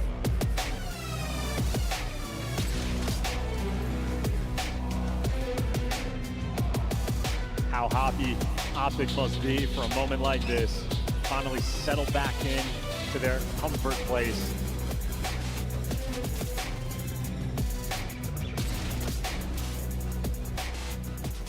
Left side spawns off the rip, a round away from getting that top 3 locked in. Here we go. Opening hit now through mid. It's only Hoop showing face there for the Optic boys. And Dashi with this top power position, eyes across the objective. Young Merc there keeping it close. Right now you're going to see some effort from G2 to try to get on the inside, try to get some damage, try and get those kills. We know how high scoring SCAR can be. Once you pop, you just can't stop. Oh, well, Estriel able to give you 2. Stop the gunfight maybe just a moment too soon. And Estriel's out here taking names. This is now man advantage and a little bit of pressure for G2. Obviously, though, Shotzi out on the chase. On the chase, he's looking for the next set of players. There it is, a big win, and up close and personal. That's going to be the carrier dropped. A quick swap of hands now for Shotzi. Looking good, trying to swing this around. So far, G2 ever on the map. Nice little cleanup kill there from Shotzi, but as the device gets dropped, well, so does Mamba. We are just vying for position, vying for control. Damn, that's 2 more in the feed there from G2. At least the guns off the rip from Minnesota are hot. Still hot. Krem knows there's a player next to him. That's going to be the device carrier, and technically a wide open lane here to make something happen. And Mercules, oh, from the hip, the pistol gets a cap. First in. Damage dealt. You're going to see the rally now from the top side of the map. Optic have set this one up the way they want it. That is just a snappy moment. You just dropped the ball for a split second, and Mercules there to punish you. Now on the reset, well, Daffy, cheeky spot, able to give you 2 clean shots coming through. Oh, Krem, what a 2-piece there. The Dravic getting put to work. Still playing upstairs. Krem keeping this life as good as he can, but he doesn't have the coverage from his teammates, no angles to play with. Optic dominating the top field. Couple trades though, Optic still just maintaining. There is no pressure once you get that first score. You can play for the kills first. Now number 5 has gotten through. Kazook's trying to take a round. Now as the minimap gets mixy, it's Optic with the pressure, and now Kremp is just out of position. He's in Narnia. Meanwhile, the score is about to go through. Pick it up and run it down. Shotzi's the one that's there. The final man. Not quite done yet. It's still a goal line save, and Optic are trying to play it safe. G2 may have just done it. Yeah, Mercules backing up just ever so slightly. It is still on the goal line. There's the reset. Optic still in position on the top field. 2:30 on the clock. And G2, they've just been battling out of their spawn constantly. Optic maintaining the pressure. They are happy to take things slow. Mid-map now for G2 trying to find an opening there to attack the backside of the field. But again, it's a strong position to be in for Optic. They've finally got some space, and it's Mamba clearing house. Hook's going to get back over towards mid, and again, this is going to suffocate the attack. Unless Mamba can go absolutely wild. A difficult thing to do right now as Optic start to get rolling. Back over towards A again. And you got the lead blocker. Out and about, Estriel's there to drop him. You don't have the device either. Optic really trying to get in their spawn and get a couple kills before they start making moves. Ashy's nearby, but you can't pick it up just yet. Yeah, he's still holding on to this position, this trench side. The field is all Optics. They're keeping it well and truly green. Here comes the attack. Big old flank right now from Krem once again. He might be able to help out on this attack.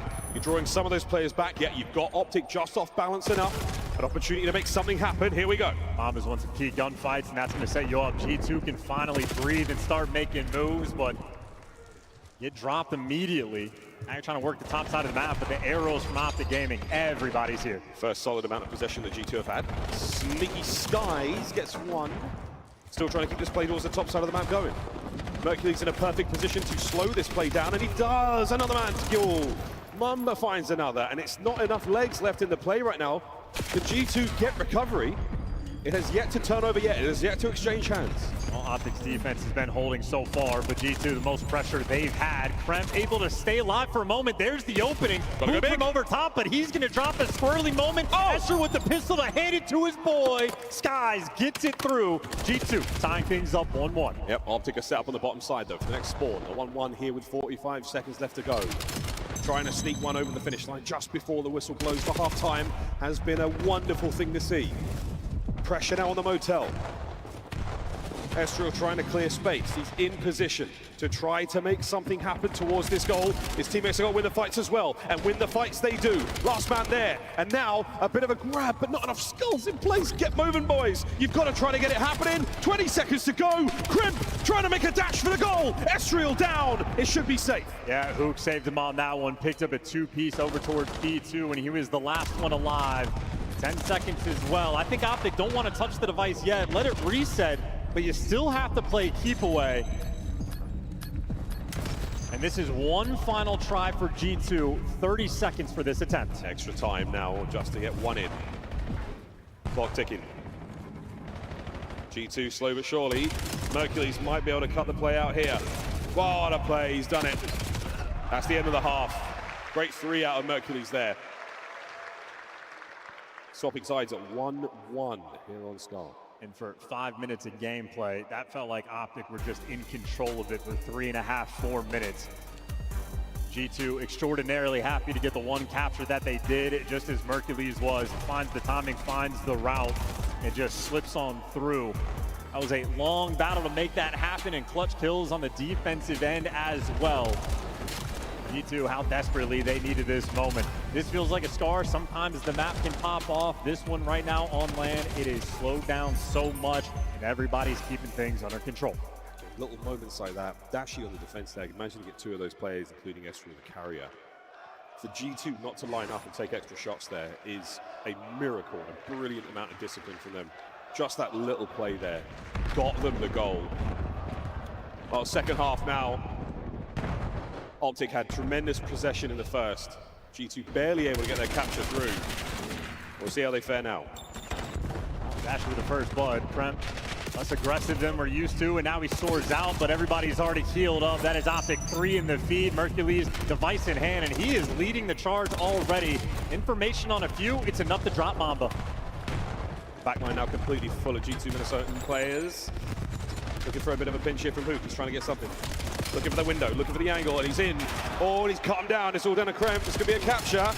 Oh, he finds another kill, but that should be good enough now. Is it?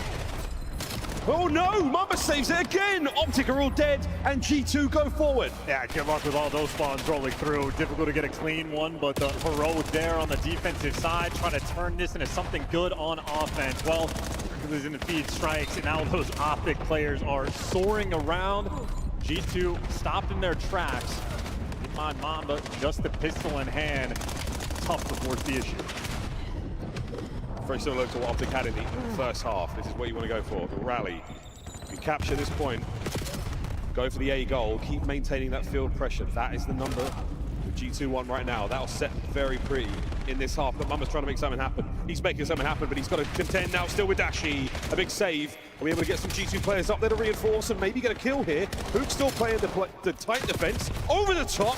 Oh, the trade there from Mercules. Safe from one end to the other here on the attack. Yeah, those B-zone captures going towards the right side. It's very difficult to orchestrate. Mamba just a little bit too quick trying to force it through. But now you got an open lane over towards A. Optic, players on the cross, able to give you 2 in the feed. Merc, last man standing, gonna get shot in the back. The opening is here for Skies. Well, you pulled the defenders that they're going A. But the play is towards B. Shotzi's got to save it. Shotzi's trying to make something happen, and this could go in. It is. Skies and G2 take the lead. Yeah, unfortunately watching the wrong team, but Skies is making plays with the pistol. Another one he is able to get through, and they still have all the pressure in the world on the spawns. The topside spawn is a beautiful thing for G2. Mamba, the frontline man. Still set up for the rally. Oh, what a kill from Merc there. He's number 3 on the minimap, so long-range kill, a cleaning house there. Mamba down and out, no rally to be found here. Optic Texas have managed to survive the advantage. Now back to mid, classic reset for them, and now pick their choice. Shotzi making the B goal look that a bit more attractive, and he's still winning this fight until Mamba saves it. Well, he's at least bought enough pressure that his teammates are way past up the middle of the map. Mercules, nice shots rolling through, and Optic debating about what they want to do, maybe hoping for some more kills. Merc is basically fighting the entire team by himself. Finally, some trades start to roll through, but Optic, everybody falls, and Hoop simply know where you can go. Nice little dance, though, and he actually bails you out. Optic trying to keep this pressure up. G2 commit quite a lot there to try to bring the carrier down. But Optic, they got the late checkout. They're able to stay in the motel that bit longer. And it might be enough now to get themselves right on towards the goal. Here come the trophies in play. Skies cannot lose the next gunfight, otherwise he's in a bit of trouble. The reinforcements better get there quick. Here comes the attempt. Dashi will be the carrier, waiting for the opportunity to go! That's it! Equalizer found! And they're still getting spawn trapped. Shotzzy is still here with the pressure. The nightmare inside of your spawn. Merc is the backup. Going for the rally, bottom side of the map. That's where the next ball will spawn up, and we're going to fight our way forward. Shotzzy staying sneaky. Oh, and he picks the wrong time to play. A clean house right now for G2. Can they stop the bleeding? I mean, they're just trying to get out of their spawn. They are getting decimated along the way. Another 3 in the feed as Dash is able to give you 2 Skies. Cannot trade him out. Wants to be the overseer and just protect this device. He's doing it. There's the grab. Slows it down straight away. Great damage. Fantastic damage. Is it enough for any more kills? Hook's going for over the top. Oh my word, he nearly made something happen there. Has to back up. Doesn't have the teammates to do it, but again, possession is key. Dictating the play right now. And you got Shotzzy on the pinch. As long as Hoop can stay alive in this moment, his team is making the plays, doing everything he can. You lose a few gunfights, Hoop just trying to get out of dodge. And while he's safe, his teammates able to give him 2 in the feed. There's number 3. The open lane is in. Oh! That's it! 30 seconds to go! Kyler Garland puts it home! 3-2. Might just be the game, and Optic still maintaining this pressure. They got the Hellstorm in the back pocket, but Hook is the real score streak. Still trying to find another. Here we go, Optic once again possession. Now to hold on. 10 seconds. Shotzzy buys himself a few more, and here comes the saving grace. What an investment. Surely this is the end.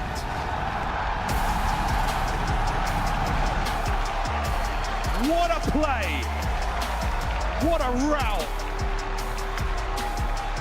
What a fantastic score to win you the series 3-0.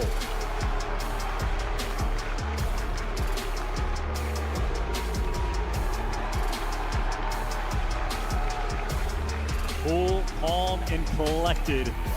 So far, a stress-free tournament for Optic Texas. 6 maps in a row, all of them clean. Again, just in my mind, mistake-free Call of Duty. They have leveled up their game. Great map there from G2 regardless. Wonderful back and forth game of Overload. But it is the moments like that. It is identifying the slightest of weaknesses in your opponent. Hook, what a route he took. No buses found to be parked there in that game of Scar. A wonderful, wonderful game. Beautiful stuff there from Optic. And again, they stay perfect on the tournament so far at 3-0 against G2. Yeah, just a battle those 2 teams had as well. That was an absolute onslaught there, basically a 50-yard standoff coming through in the Overload. A lot of highlights rolling through, the routes on point, everybody taking their time. Clean work there from Optic. They will be going to Sunday. Happy boys. Hook, what a play. It was Shotzzy that does get the final kill in there, but lead blocking extraordinaire. Just enough damage there in the skies to allow Hook to slide through, and again, seconds to spare. As Optic will be going to Sunday now after a brilliant display there. Close, but no cigar for G2. They will descend to the lower bracket. Their tournament not over yet. And what a lower bracket we've got. Yeah, and just another map where Mercules top of the lobby, most kills for objective ones as well. But I know coming into LAN, Hook is a player that always levels up. Multi-time world champ, great. He's a generational FPS player, looking so good as well. Doesn't matter the game, doesn't matter the title, doesn't matter the console. He's doing it. Man is on stage right now with Blaze. Guy, take it away. Definitely a generational talent here on the main stage. I got Hook with me, everybody. And once again, show some love to Optic Texas for winning their matchup. And we will see them in the winners finals going up against the Gentle Bates.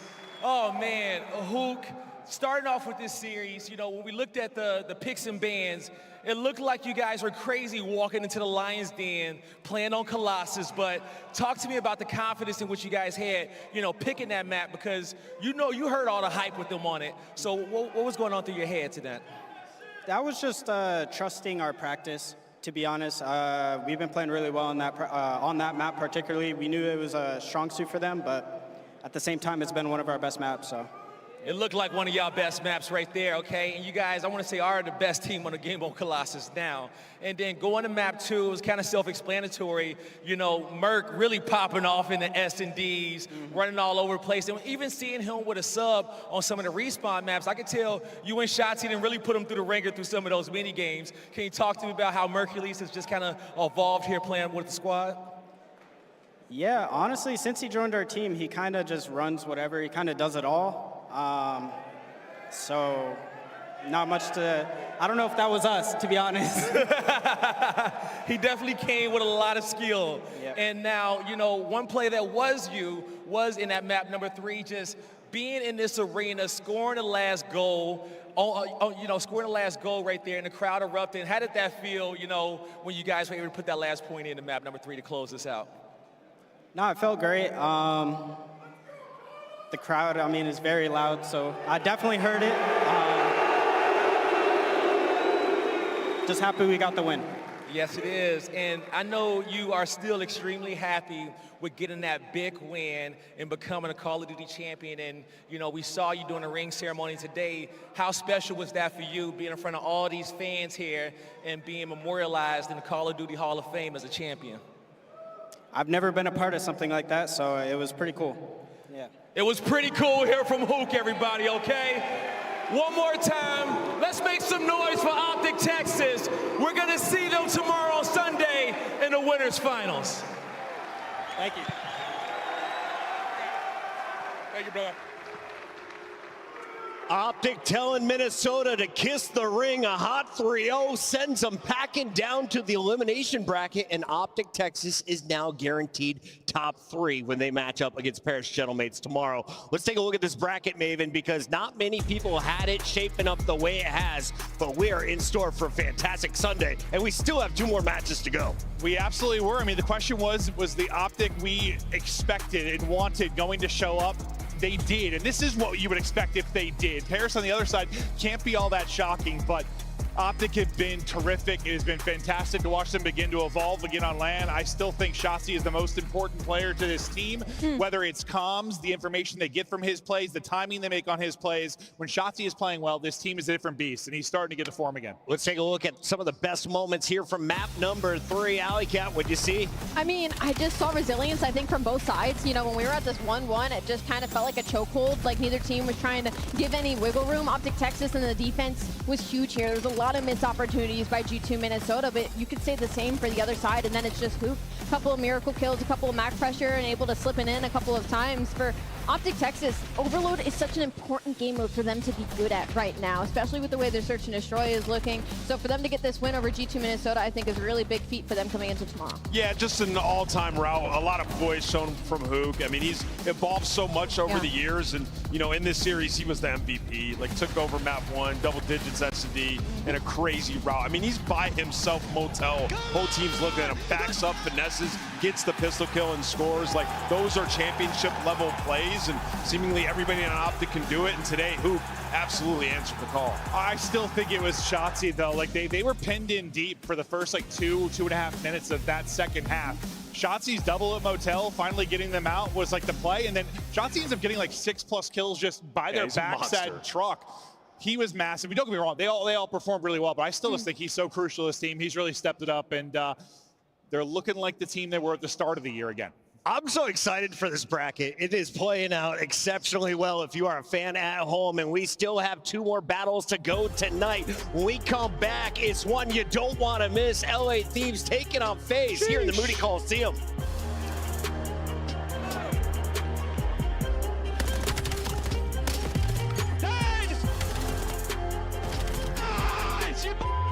Oh my God!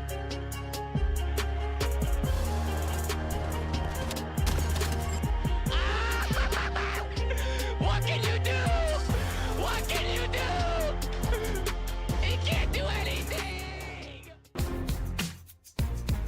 Monster Energy, the official energy drink of the CDL. Scuff, official controller of the CDL. Start the season strong with the 2026 Call of Duty League Pack. Grab yourself the CDL operator by scanning the QR code on screen or check it out in the Call of Duty store in-game now.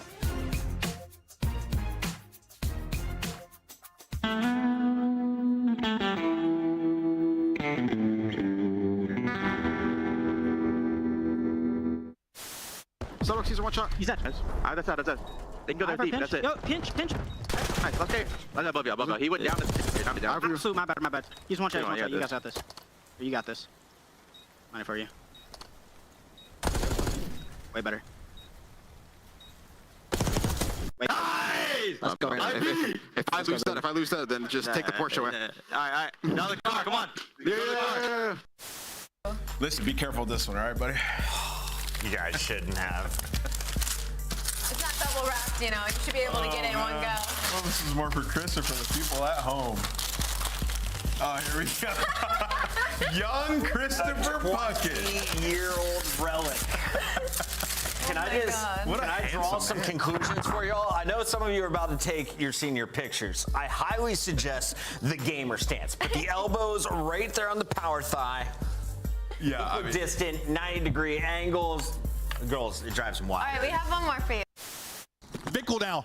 Last one up. He's got a trophy though, right? He threw a trophy out. He threw a trophy out. I think this might be too slow. Either way, he got it. Oh, he does get it. Yeah, it was too slow. He gets it. He just hops it right away. Nobody checks the bomb. I'm too weak. One more. Weak. Get killed.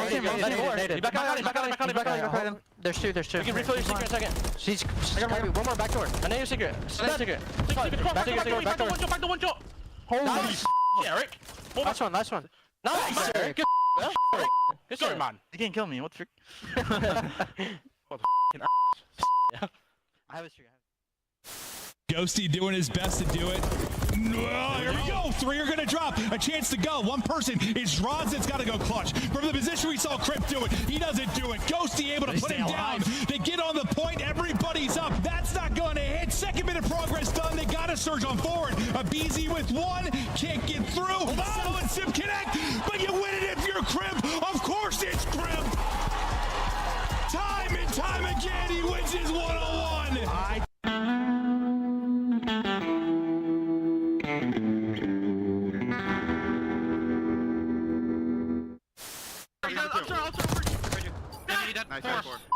Yo, holy their guts, bro. Look at this. Trying to fucking dare you. Let's go, baby. For life. Go. Guys are fucking ants. Guys are fucking dogs. There's the check. Oh, I like it more. Spray me in the face. I don't see anything, bro. I literally top up. Put your head down and secure the target. Planting the bomb. I need him top up. He's in the little thing. Come back in. I'm already bombs out. Yeah, bombs out. That way. I can kill that guy. Nice. Above you on the gear. No man. No man's right now.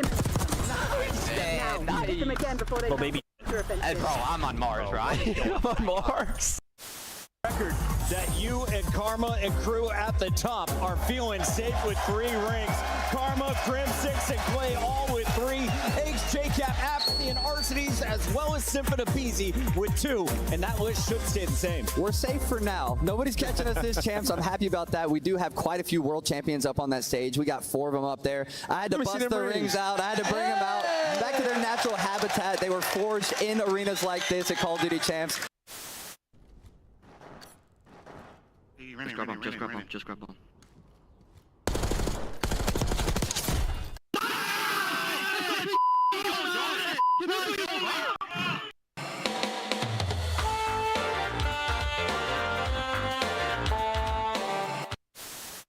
Obviously having a big performance there over at that Train Hill. This guy is looking to finally really pick it up. He's had a few slower maps, but I guess he's finally caught his bearings. Now 16-9 and forcing the issue on the flank. He's inside of their face, as that's going to be 5 in a row.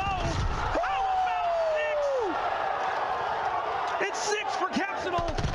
He is woken up and erupting right now on the subliners, making 8 in a row. FaZe fans, the hype squad in the front row, they make it to nearly every single event. That poor guy that hit the deck today outside the venue, is he here? Saw that. That was tough. Hey! What? That poor guy ate concrete for breakfast. Tough one. Watch it, I have the cross. Crossing Joe dead. Nice! 65! So you have 60 for the outro! Joe! Joe! What are you doing, Joe? That's a dog.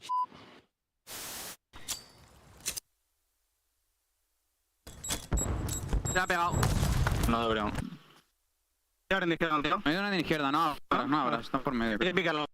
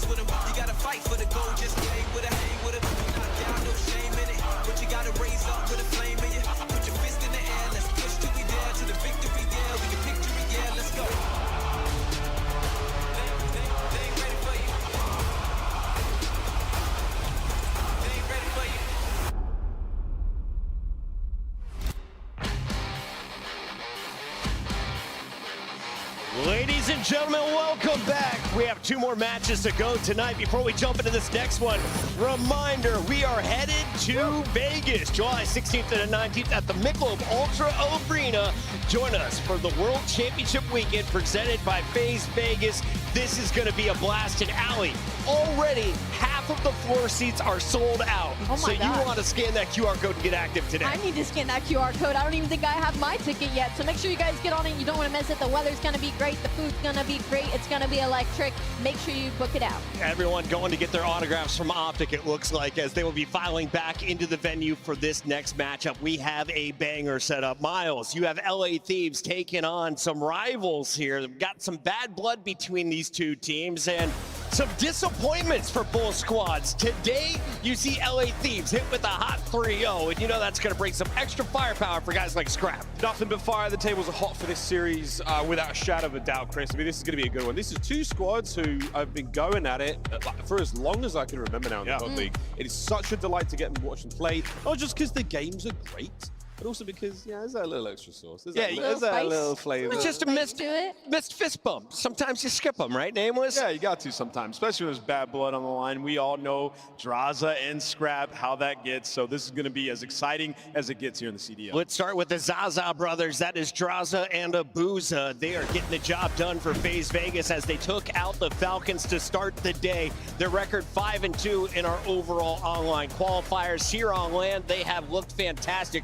Overload, their best game mode? Yeah, I mean, it's hard to pick a best game mode. They've been unbelievable across the board, especially in Search and Destroy. But yes, Overload is technically their best game mode right now, and that's what's important to these top teams. It's always that middle game mode that's going to be that swing map. And for FaZe, your ARs are night and day compared to where we started this season. If they keep shooting like this, and Simp keeps being the best player in the game, this is the FaZe that we are used to seeing. FaZe, it sounds obvious, but like having Overload is so strong right now for FaZe is amazing. You get to shut down any hope of any reverse sweep. You just stop teams dead in their tracks. You don't give them the comeback. You don't give them the chance to get hot. And even if you do, the 3-0 in Game 5s certainly helps as well. Yeah, as Riyadh just learned, they are pretty darn good in those final Search and Destroys. On the other side, FaZe has looked electric, and they've also looked dull. If you're looking at the squad today for LA Thieves, what's happening? What's the identity? There's a lot going wrong. I mean, we saw Hydra just make some plays that you don't typically see from him. I mean, in the Overload, he practically threw it away, throwing his life by himself with ball in hand. And then you look at them,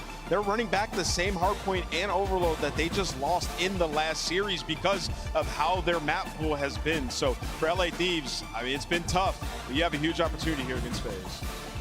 I feel like if you lose the hard point, if you lose that scar for the Thieves, you're in serious trouble. S&D's not been great. Exposure's great for FaZe. It all hinges on that one for me. They just put themselves in such a weird spot because like they're getting rid of either Blackheart or Colossus every series. So every team in the veto process that's a top squad, they're going to feel comfortable going into a series against Thieves. It is time to lock in our Scuff Pick'ems. And Miles, as the guest, will you please do us the honors first? Yes, I will, Chris. Well, as far as this series is concerned, I think FaZe have a great advantage. But the LA Thieves did give me a jersey with my name on it. So I'm going Thieves, baby! His vote has been bought. I like that, Allie. That's valid. Pay to win. I'm actually going to go for LA Thieves. I think they have a big bounce back here. There's no merit in that other than I'm going with my gut. La. Trust your gut. Man. You know what? Thieves did not give me a jersey. I'm going to go with FaZe Vegas. I got Vegas taking this one. Thieves also did not give me a jersey, Nameless. I too am choosing pink. FaZe Vegas taking on LA Thieves. This for a spot in your top 4. Guy Blaze, your turn. Oh my God, Cassius, you're so easily swayed over there with your jerseys.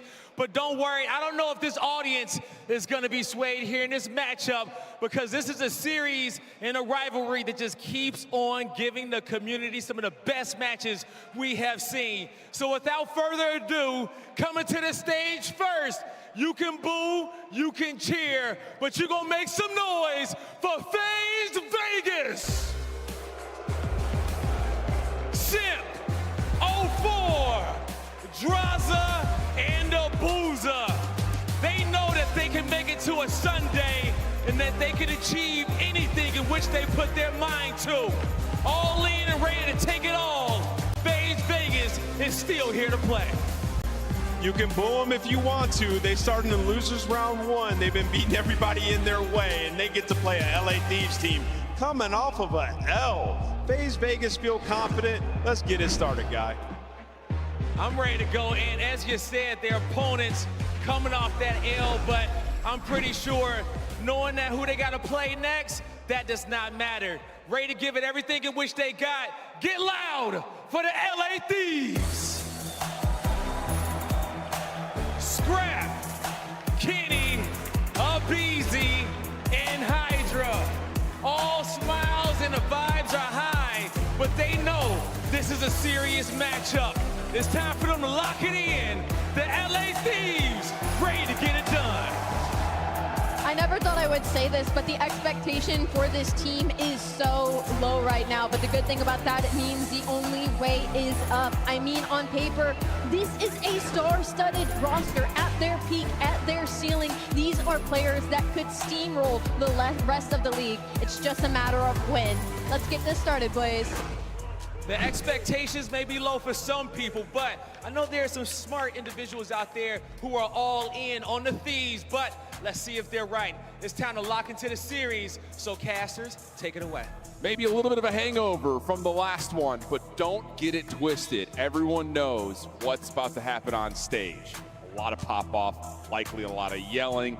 If you don't know, you're about to know. Scrap and Draza. That is a story as seemingly as old as time at this point. We're going to have a banger today. Oh, yeah, it definitely should be a banger. And if you're Thieves, hopefully you've been able to forget about that loss versus Paris very quickly, because FaZe are riding the high right now. Yeah. You get a momentum game in a game 5 the way that you did. You're feeling great that you've already made all your mistakes in your previous series. So a lot of these maps that both teams decided to play are run-it-backs from this weekend. Yeah, and I think the thing about that, you know, hey, there's also a little bit of history of these two teams when they had played at the Kason Showdown. And it really felt like after those opening preseason events that happened on LAN that it was going to be a discussion of were Thieves or were FaZe going to be the third best team in the game, because it was Optic and Paris trading maps with one another in both of those events. And of course, they meet early online, and it's a one-sided affair. But now that we're back on LAN, it does feel like there is a different level to what we're about to see. And a lot of it coming off of recent maps, usually based on how we kind of broke it down with recent mistakes. So it's about trying to learn, adjust, and be better overall when you get into this matchup. Yeah, 25-point difference for LA on that opening scar versus Paris. Just a couple small mistakes. You potentially could have walked away with that one. And then the opposite side for FaZe. That Colossus, you give away 4 rounds. The Scar Search to destroy in the game 5. You've lost it not once but twice so far on the weekend. Everything else in the middle part is going to be a square up. But if you're looking for some early momentum, if you're looking for some chirps out of Scrap, you need this map number 1 to forget about the last one if you're Thieves. Absolutely the case. Scar, Colossus exposure. We've seen a lot of it for both these two squads. The drama about to get thick. LA taking on FaZe. We're starting off with the Scar hardpoint. Let's get it on. These on the preferred side. So the mixed fest of who wants to be the initiator to go for the gunfights early on, and it's Thieves setting the tone. 3 for 1. Last man standing is going to be Draza. Already in firm control of the map with FaZe spawning over towards green. Good stuff though for Thieves, able to respond to this next wave pretty darn nicely. And how about that chow from Abizi? I'm telling you, he's been one of the most flexible players so far on the weekend, and he's showing it here early with the SMG in the hill. 20-0. A perfect start for Thieves. Next wave on the way for FaZe, trying to control mid-map, but they're finally going to get some kills. Yeah, FaZe can't afford to be giving up 25 seconds, potentially 45 off the initial HP. So you got to try to contest this old time. Final 10 seconds here at the P1, and the spawns do flip with Simp in a position to play a couple cutoff kills. You're going to be down by 10 going over towards P2, but the long route's developing. You shut them down. You're fully set up now at the next hardpoint. Big chow from Simp. Scrap able to find the trade. Looking for more. Has 04 low. Backing up for safety. Stun will keep him at low HP. Abuza found at mid-map dealt with. Thieves now looking for their break attack. But Draza on 4 in a row. Is back and healthy on the staircase. Trying to pick up the pinch at the same rate, but no. Shut down, and it's a clean break for the Thieves. Beautifully set up, and it all starts with that initial kill onto Abuza. Because now you know there's pressure from both angles, and then you force Draza to back down from top motel with 2 ARs going for the chow. So the break is good, but now you need time to go with it. 2-2 split in the kill feed. Kenny just trying to buy you his life. Yeah, but he's in trouble. Draza finding a couple of kills. Hydra trying to save his life and may have done so. Kenny pops up with some extra damage, and wouldn't you know it, Scrap, Abizi able to lock down the Scrap time. Nice P2 there for Thieves. Yeah, FaZe are just going to chalk this one up. You know that we're going over towards the P3, and if we're the initial player over towards the plane heady, we're going to stand a good chance at holding this, but you also don't want to die off the rotation. These are taking a lot of different angles. The one guy that's unaccounted for is going to be Scrap, so you got to give up plane heady. You're surrounded by all of LA, but Draza and Simp manage it. Now you just got to take the guy out the hill. Yeah, Scrap just trying to find whatever time he possibly can. Thieves trying to re-wrap this over as they spawn up towards White Wall. Abuza already getting the lockdown, and FaZe have a chance to get this thing back to neutral. 40 playing 56. Spawn outside for Abizi, and he's going to find Simp. Freebie on the Draza, and it's a free break. This is one of those unpredictable moments. Yeah, you just don't get that information because your teammate doesn't spawn up yet, and when he does, it's just way too late to turn around and go for the fight. So Thieves off of a great spawn out of Abizi. Leads to a break here at the P3, and now spawns flip. FaZe on the heavy back foot. Oof. You need fights to go your way, and you find the initial 2. Yeah, the Beast has got to back up and try to stop this rotation, or at least stall it out a little bit. 04 off to another slow start. Woof, Abizi 4 in a row. able to really impact not just the rotation, but also keep a spawn up here for Thieves. They win the last gunfight. Hardpoint about to open up. A brilliant moment here for LA. Fantastic moment for LA. In the final 15 seconds, you clean out the house towards the next HP, and now you have the spawns that you want. But FaZe right through the front door, not trying to give up a lot of time here. You just got to get past the crossfire setups out of the AR. Should do the first job done on the Scrap, but he already finds a kill, so still the numbers in favor of LA. And look where Scrap spawns. He's able to come back over and just again stop the rotation in. Thieves taking advantage of what they've been given. Kenny, a little bit of difficulty there, but able to find some damage. But the pistol not able to get the read on Draza. So Scrap, who was the man spawning out, now trying to block spawns in the back with 30 seconds to fight. Hydra swaps over to an SMG, but Simp with the double has FaZe looking for a break from the front. Take care of Simp because he already finds 3, and he stalls out so much time now for his teammates to be back into the play. And there's at least 3 players from Thieves who still have an opportunity to get this final 15 break, but the rotation is going to be won by FaZe. Going over towards the P5, you will absolutely take it down by 30. But these gunfights off the rotation need to go your way, and you're just getting caught. And Simp had no idea that Hydra was already on that quick exit. Abuza will spawn behind the play, so will Simp. So now it's really just on to number 6, 0-4. Another slow start for him at 4 and 12. Has to come up big here for FaZe. Gun. I mean, absolutely smoked. Draza gets the close spawn, but he's traded away, and an opportunity here for Thieves to string them together. Yeah, you can't continue to have these slow starts if you are 0-4 because you are the playmaker and you're running right into certain pre-aims. 4 and 14. Need to start to turn it around because Thieves are just beating you to the punch with the gunny. Now with the back spawns, you're just looking to try to hold, but Abuza and Draza, so much pressure to the front should lead to a break. And Scrap's on his nonsense though, 17 and 8. He has been electric here for Thieves early, but FaZe, a key break here with 20 seconds to fight, but on the rotation through mid, Simp has to respond to it. Abuza, the last one left inside the hard point, just trying to value his life. Here comes the chase down though for Thieves, and they will almost get there, but Abuza gets the read. 0-4 and Draza will clean things up, and that's good Scrap time for FaZe. Ending of the first hard points. You're going to be down by 30. You got bullied in a majority of these rotation gunfights. You need 0-4 to start to stepping on up. So going into the second set, you're finding the kills to maintain the map control. 0-4 just trying to get lost, but just get caught. So not Thieves with everyone towards blue. Raining stuns and nades over the top. Dude, 0-4 is on FTT watch. Full-time tilt. He just cannot get out of spawn and find a route. Draza trying to create something over the middle of the map to give some freedom to 0-4, but he continues to just completely overwhelmed. Oh, just so frustrating for FaZe. They're able to find the kills once again, though, and now an opportunity for the ARs to step in the hill. Yeah, the fact that 0-4 has that stat line, and they're only down by 15 is very typical. The ARs are on point. You always know the MVP and Simp is going to be on one. Now down by 10 off the rotation again towards P2. You cannot allow Thieves to get their first attempt on a break. And with kills going back and forth, they stand a good chance of even winning the rotation now. Oh, sure do, especially with these shots out of Abuza. Scrap, Hydra, both getting pelted right now as FaZe trying to streak across into Motel. Draws a 1v1. No, it's Scrap who has the final word this time. 110, 107. Thieves with numbers with the high ground position. Yeah, but now they don't have the numbers anymore with Scrap falling. Someone's got to pop a multi-kill, and it's Hydra whipping out an extra AR for the long-distance gunfight. You've been able to withstand that first push. FaZe now forced to hit the reset. Everyone again towards blue. Caddy up top. Dealt with by a Semtex. Scrap red on the route. Now an opportunity for FaZe to break from the front swiftly. Abuza kids to another one. Just willing this FaZe break forward. Unreal stuff. Thieves need to make a decision here. 25 seconds. Do they want to play for the exit or play for the rotation? We'll find out as we jump into a Thieves. Listen in. Top. Alright, sit up. Try to sky top. I'm one. Whoa, 0-4, one shot. I'm playing. I'm Nuka. Somewhere on the heady. I'm joking. I have all Nuka. Tool. That's not Nuka. Top green. He's something now. I'm probably dead, bro. That's not playing. Army, boat. One shot boat. Oh, first guy. Oh, boat. I'll change. Shoot. One top. That's fine. Take it down. One time. I need time for you. I'll look at her. I'm playing heady. One shot. Somewhere left lane. I'm down. I broke out. One shot. Boat. I'm playing. Weak. Give me my gun. I'll get out spawn. You get. I'll play green. Yeah, what's the ticket going to the right? One shot. What's the ticket going to the right? I'm top green. You might pinch me. I need help. I'll see Mecca.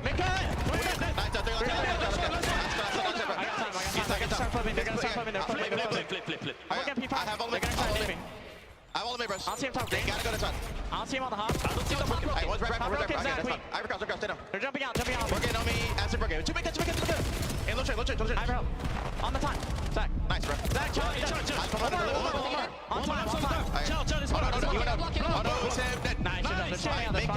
Make cut. He's going out. Make sure you hold this, bro. This is the game. This game. You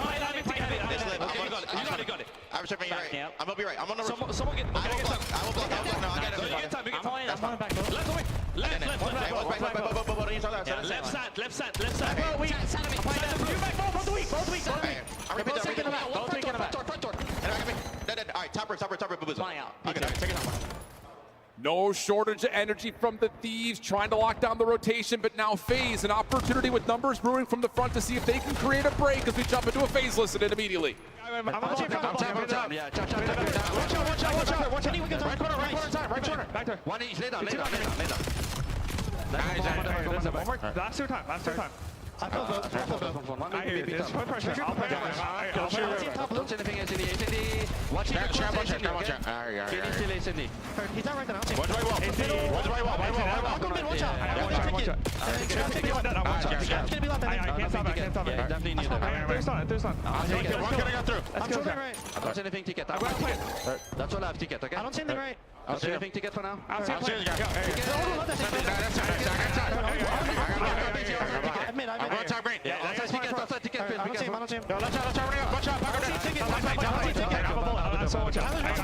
Watch out. I'm taking a shot, bro. Top green. Weak. Two. Jump out. In the right window.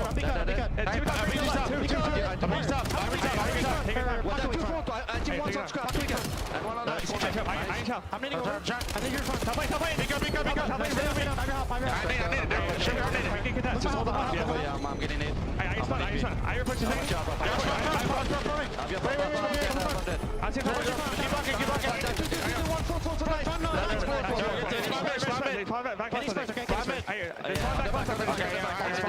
I'm wrapping mid with you. Maybe good. I'm going to take it. Top green, you saw me. I'm going top left. Top green, top right. They know Kenny. Do we know Duffy maybe? Last one.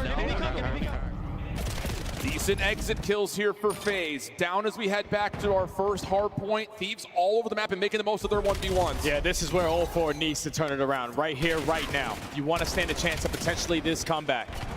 You're already finding a majority of kills around this mid-map area. You locate Hydra, you're just not able to get that trade.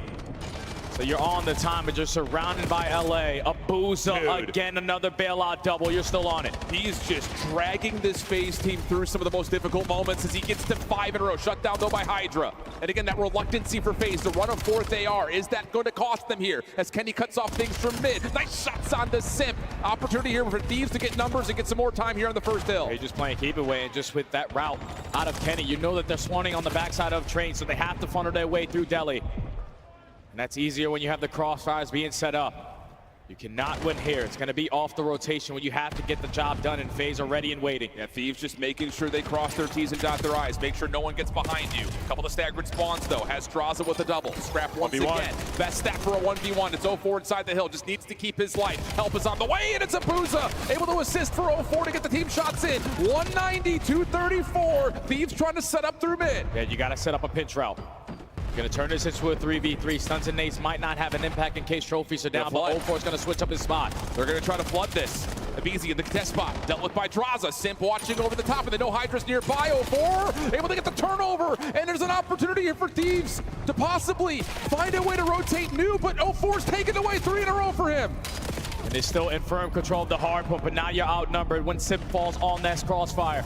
So now Thieves still an opportunity to try to funnel their way through. One player in Kenny trying to set up the pinch, but it's Abuza, it's Simp, it's Draza. All 4 dead in the feet. Now a race over towards P3. And guess who's here first? 0-4 with a sub in hand. Has to get a shutdown on this route. Thieves get one from the exit on old.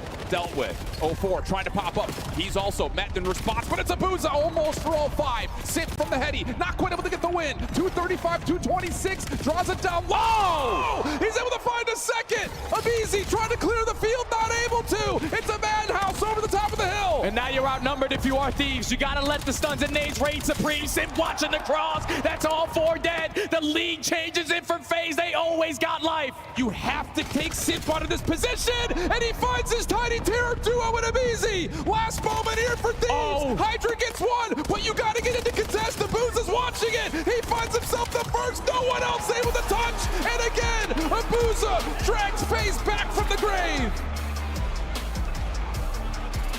Oh my God. FaZe, every single time, don't get one lead change until the final hard point. And it was the ARs who continued to give them a lifeline. Abuza set the tone with 5,200 damage. Draza right next to him with 5K. They basically did that in a 3v4 for a majority of the map.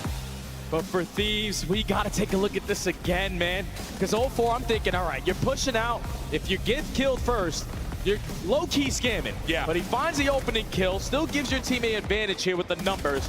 And then Abuza with the cover fire, Draza with the trade. A clean 4 dead and 0-4 early off the rotation. Even though he doesn't find a kill here, he lets his teammates know there's no one on plane head glitch. They are not on the HP. You guys can get up close and personal if you want. But then these crossfires and the plays from Draza. The fact that this guy's potential jersey was getting called up. Icy moments, crucial moments. He's not supposed to get that trade. No. Stalls out time, teammates back into play, and FaZe hold, man. And I love this extra route when things are getting mixy. FaZe down, back against the wall, Simp off spawn, has the heads-up wherewithal to cut everything off at mid, and then the only player who can try to contest this, yeah, I know you, Abizi trying to come back in, not quite able to, winning play for sure on a Simp. Yeah, and I don't even know how Thieves are able to bounce back off of that one, man, because you were playing flawless. Every single P3, you basically dominated. You were chaining it over to the P4 as well. It's just in some of these moments when the chaos was happening, it was the ARs, time and time again. For Vegas, had just clutch up in another hard point. Dude, it's unbelievable just to even reflect back to this head-to-head matchup. You go back to like the case on LAN, where they first played each other, then you get into Major 1 qualifiers, and it just feels like the FaZe duos, both in the sub department and the A department, were just getting a little bit outgunned, really. Just not really able to help each other out. We really saw, again, the power that brings Scrap and Hydra together with this new duo on the Thieves side. But all of a sudden, you get an extra couple of weeks in the break, and Draza and Abuza have been undeniable for FaZe. So again, that large gap, as we get through that second set of hills, all of it battled back in the span of 1.5 hard points. Unbelievable resiliency out of FaZe. Yeah, I don't even know how you can bounce back off of that too. Because now you're going into a Colossus Search and Destroy, which usually is FaZe's playground. You ended up falling short in your last attempt versus Riyadh. 4 rounds in a row that you just played around too much and you found out. But just that momentum swing in that moment, where you know if you're LA and you've been banking on your hardpoint games to get you through, you let that one slip. And now you got to shut down what Simp and 0-4 like to do on this map. I mean, like you say, it's an FAFO moment right now. It feels like. Well, here's, again, a look at some of the stuff that's been going on for FaZe. And when this roster was initially built, the word was that these guys were going to be dominant in Search and Destroy. And to be fair, they started off great. I mean, legitimately what you wanted to see. 1-for-1 replica of all the things that we had from prior years out of the two duos. Opening to a win percentage was one of those key factors, especially considering the Tiny Terror split up. Simp has been Mr. Do-It-All, but honestly, it really has been kind of a tale of polar opposites in those stats departments, because on LAN, it has not showed up at the same level that it had been in the online qualifiers. Yeah, there's a couple of these rounds that they're just throwing away, even in the man-up advantage. It's not familiar for FaZe. So hopefully you're able to quickly change that. And on the opposite side for LA, a much-needed map right here. The last Search and Destroy that they had versus Paris, I wanted to turn the screen off in the green room because it was just so damn bad. We need more teamwork. We need more team pushes. And we need to figure out how to not allow FaZe to get that first blood. I think even beyond that, it's the amount of mistakes in like 2v2s, 3v3s, the mid-round adjustments just not properly being communicated or at least translated here for Thieves. Building on the defense first though. FaZe trying to set the tone after that dramatic win on map 1. And they're going to kind of spread the map, C for contact off of nades towards B, and then take all their effort to A. Draws us out first blood into Kenny. And now this is where 04 is most likely going to invest in smoke grenade, or now that we have the numbers, just instantly go for the chow. All 4 up, all 4 down. Quick round there from FaZe to set the tone. No trophies. Don't let them throw counter nades. Take away the space that you know for a fact you've opened up. Huge call out of FaZe, and it works out perfectly. And you see Drasa, he's saying, nah, we're just running these guys. We're better than them. Momentum is heavily on our side. And when he's on fire, usually you expect him to do the same thing. Great play calls in search and destroy. We're prepared for the push. Early on with the aggression, but when you find that opening pick, you overwhelm them on that side of the map. No one falls. Clean round from FaZe. Yeah, and that's just something that, again, bank that in your minds, friends, because FaZe so good at making that second level call. Even if they're down a man, we've seen them on defense do a really nice job of getting numbers back quickly. BZ trying to get a feel out, but it's 04. First blood from mid-tunnel across the map. Feels a bit inexcusable, and here we go again. We've got numbers. We're going to take the gunfight to you. Kenny's in some trouble. He's able to find himself at least a little bit of reprieve, and Kenny pops up to find the trades. Down to Abuza for the 1v2. Yeah, Abuza didn't even try to get close to his teammates there, but somehow, some way, on the angle to watch the pinch, Scrap gets behind enemy lines. Now in a 1v2. Spots out the first, not able to hit the shot, but that's all the information gained. No wasting any more time. Hit the bomb down. Post plant setup will default to P2, and the quick snipe not going to land. No chance to get the Jaeger back up. Good response from Thieves. I think importantly so, you stop FaZe from that, again, that extra second push once they get first blood. And even early into that round, the fact that FaZe is still able to walk away with that first blood with the information that Thieves are able to gain, like they were all pushing through that B site. Hydra still gets caught off guard through tunnel for that first kill. Thankfully, you had Scrap hit his route. Works his way behind that A site, wins a one-on-one while his teammate secures the second. And Abuza not the gun for the occasion, not in the position to try to clutch up on that round. LA tie the game. Again, you just have to have a response like that. You cannot allow FaZe to just get away with that secondary level push. So good response. FaZe, similar setup that they had in round 1. Look for information off of the defensive nades first. Not a lot of information given, though. Thieves also happy to play a little bit more reactive to what FaZe want to throw at them. Stuns and nades getting invested through top mid. You still have no indication of what the setup is looking like. 04 forced it out, back on down. And it's already been 30 seconds off the game. So you saw Simp stun up top. It looked like that was going to be some sort of a commitment call if he gets info of we're going to go B. If we don't, we're going to try to hit A. But 04 gets tagged, and well, then Scrap connects. That shuts down the play pretty completely. And look at the setup here for Thieves trying to stop him over towards tunnel. Force out a team kill, gets a BZ into a position to try to get the 1v1. Oh my goodness. Rubber bands off the statue to find the final. And Thieves now off the edge. Yeah, it helps when Scrap is finding successful kills in that first blood category. Shut down the playmaker in 04. Forcing to flood their way through tunnel where your teammates are ready and waiting. Helps when Abuza gets a team kill because you still keep the numbers on your side, and it also helps when you got an Abuza on your team to close out that round. Another cause and effect, though, of both teams playing passive in the first 45 seconds, you get a read that, oh, they're stacking towards B, they have to come back through tunnel. So good kind of congestive play on the defense for Thieves to get the reaction.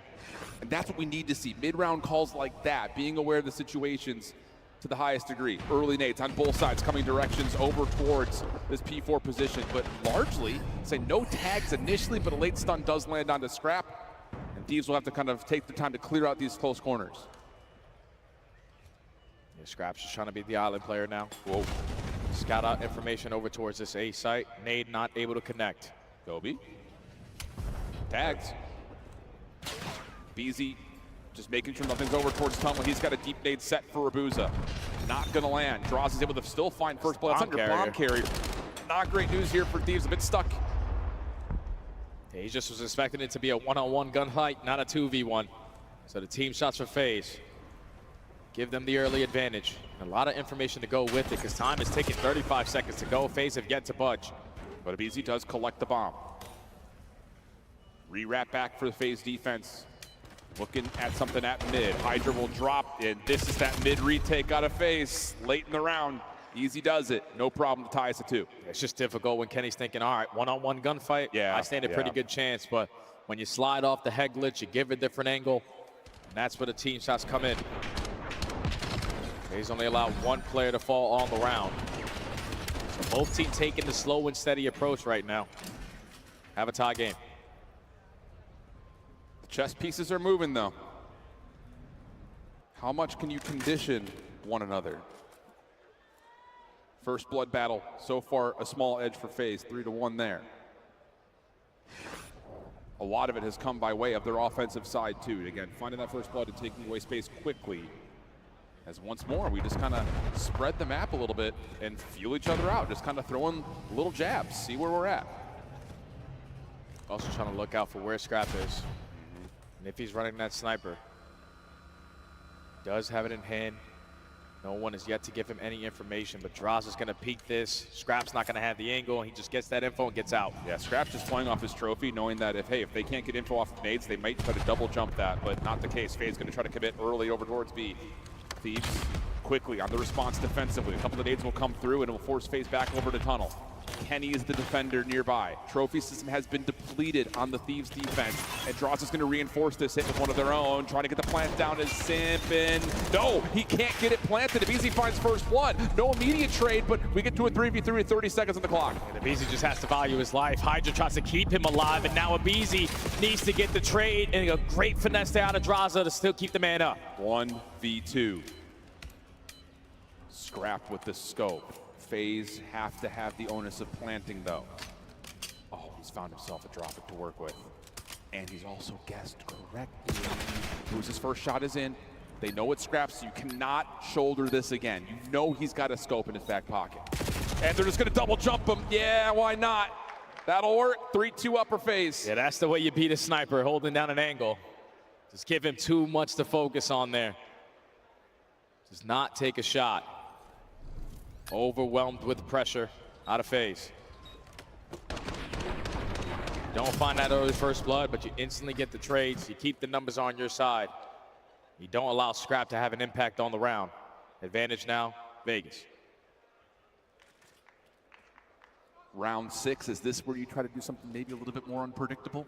We've seen a lot of, again, both teams respecting one another in the first 30 seconds, trying to get as much information gathered as possible with these nades, whether they're throwing them and connecting or just reading what's being thrown against you.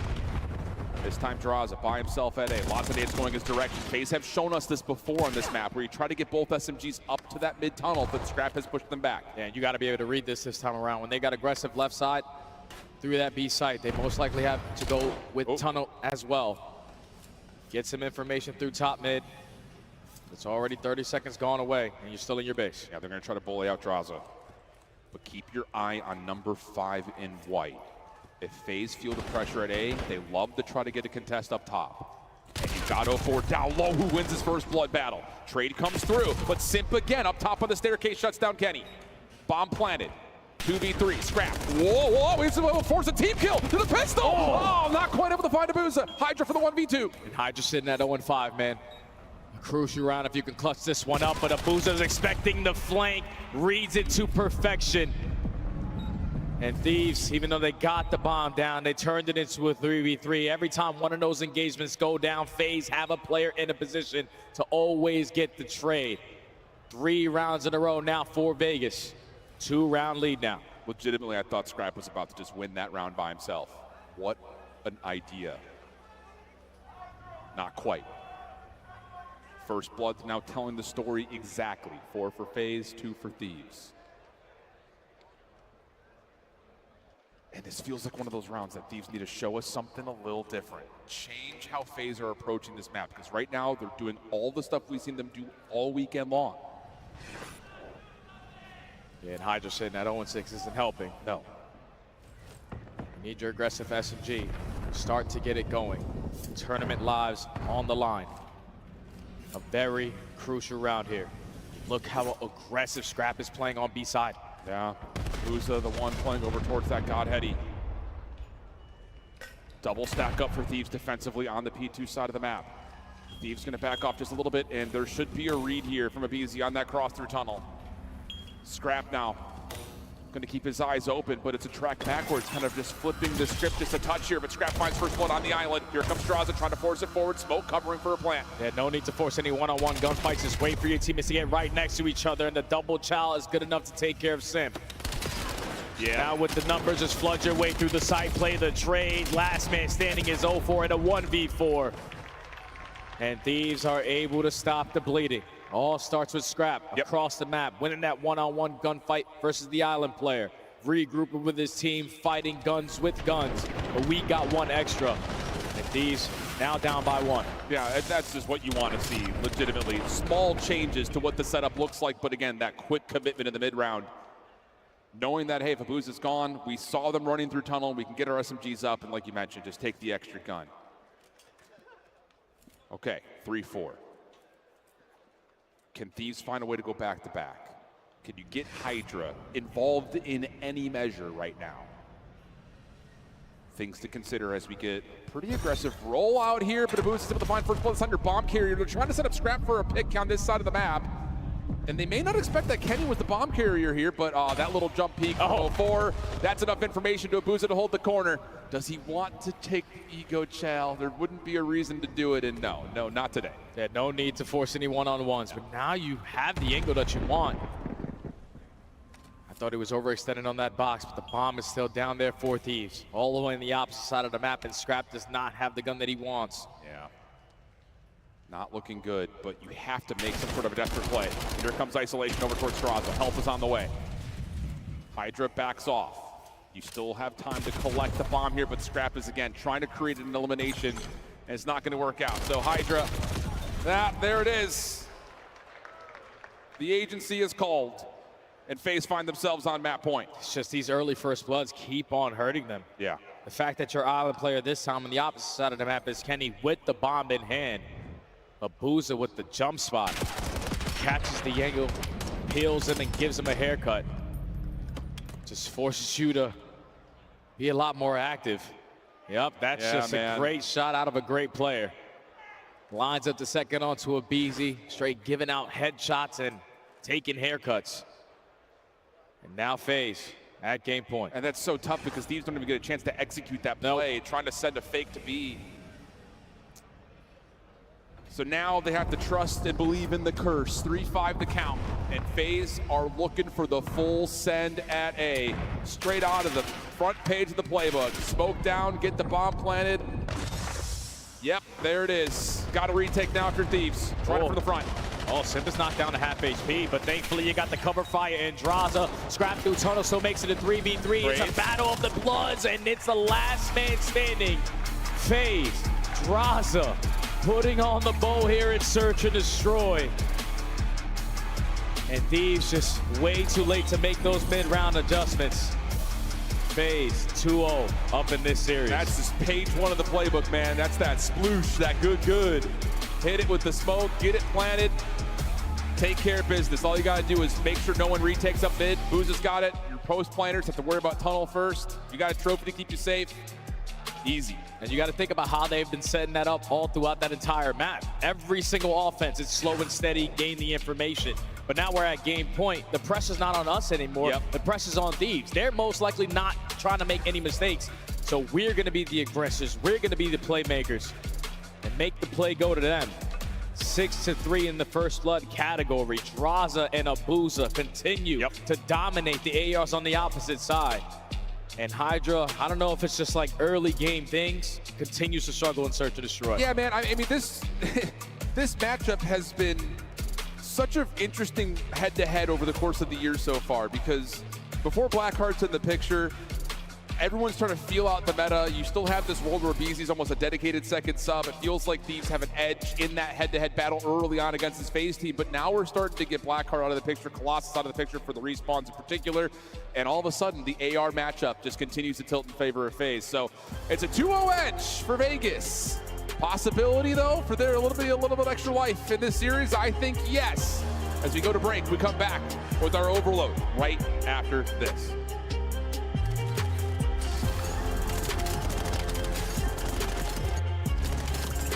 Come on, you breakers! Let's go, baby! Come on!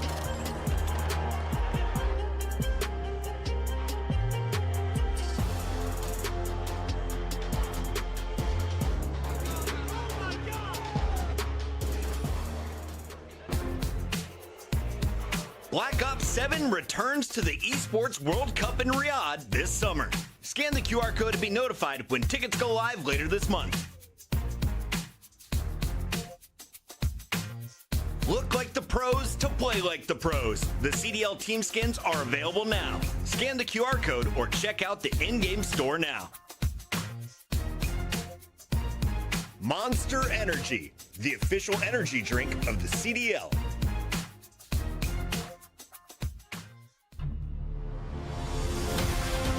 Let's find out who's built for the big save. Heretics ready to dive in. Thanks, Tim. Four and Snoopy. Come on, wants some more.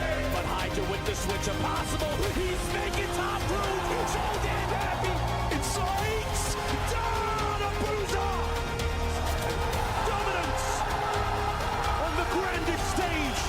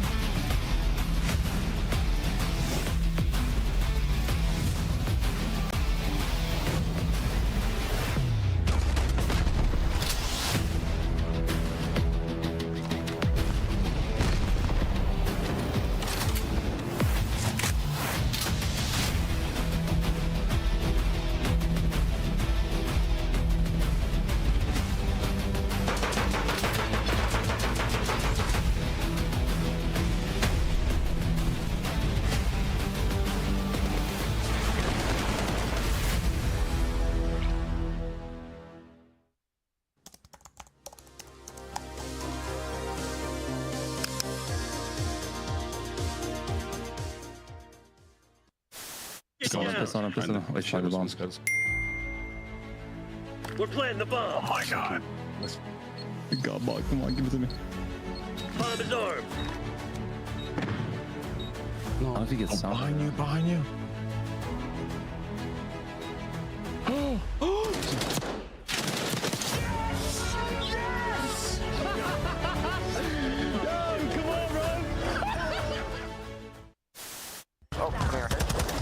And backdoor. Oh my god. Oh my god! The paternity test is in. I am the father. In honor of our Father's Day, we're going to have a friendly competition amongst the dads on this show. How many dad jokes can we fit in? Well, I have the opportunity to go first. So, Allie, let's take the lead right now. Why can't bikes stand up on their own? Why? Because they're too tired. Got her! All right, let's keep this moving, Nameless, because we got a lot to talk about starting here with the standings. Welcome back to Dallas, and shout out to our boys checking out all the action in the pit. In particular, of course, the Bush Gaming guys. How about this? Going up against Stallions, two of our big watch party boys. Stallions, absolutely. Not today. Round 11. Earlier on, Bush able to find the edge and continue this upper bracket run. I'll tell you, man, this is going to be a thrilling finish at Challengers. We had the #1 EUC get knocked out by Fame, Prop, Radial, unbelievable, Noisy, guys who are like way out, barely even playing the game anymore. And of course, you've got a lot of heavy hitters out of the North American Challenger scene still alive and well. And who knows who gets picked up after this event. And there's a lot of talent down there in the passion pit. You can already feel the pressure if you are a professional right now that if I'm not playing good, probably my spot will get taken. For real. But enough about challenges. That's going to be going on if you want to watch it. You can see it every single link on YouTube.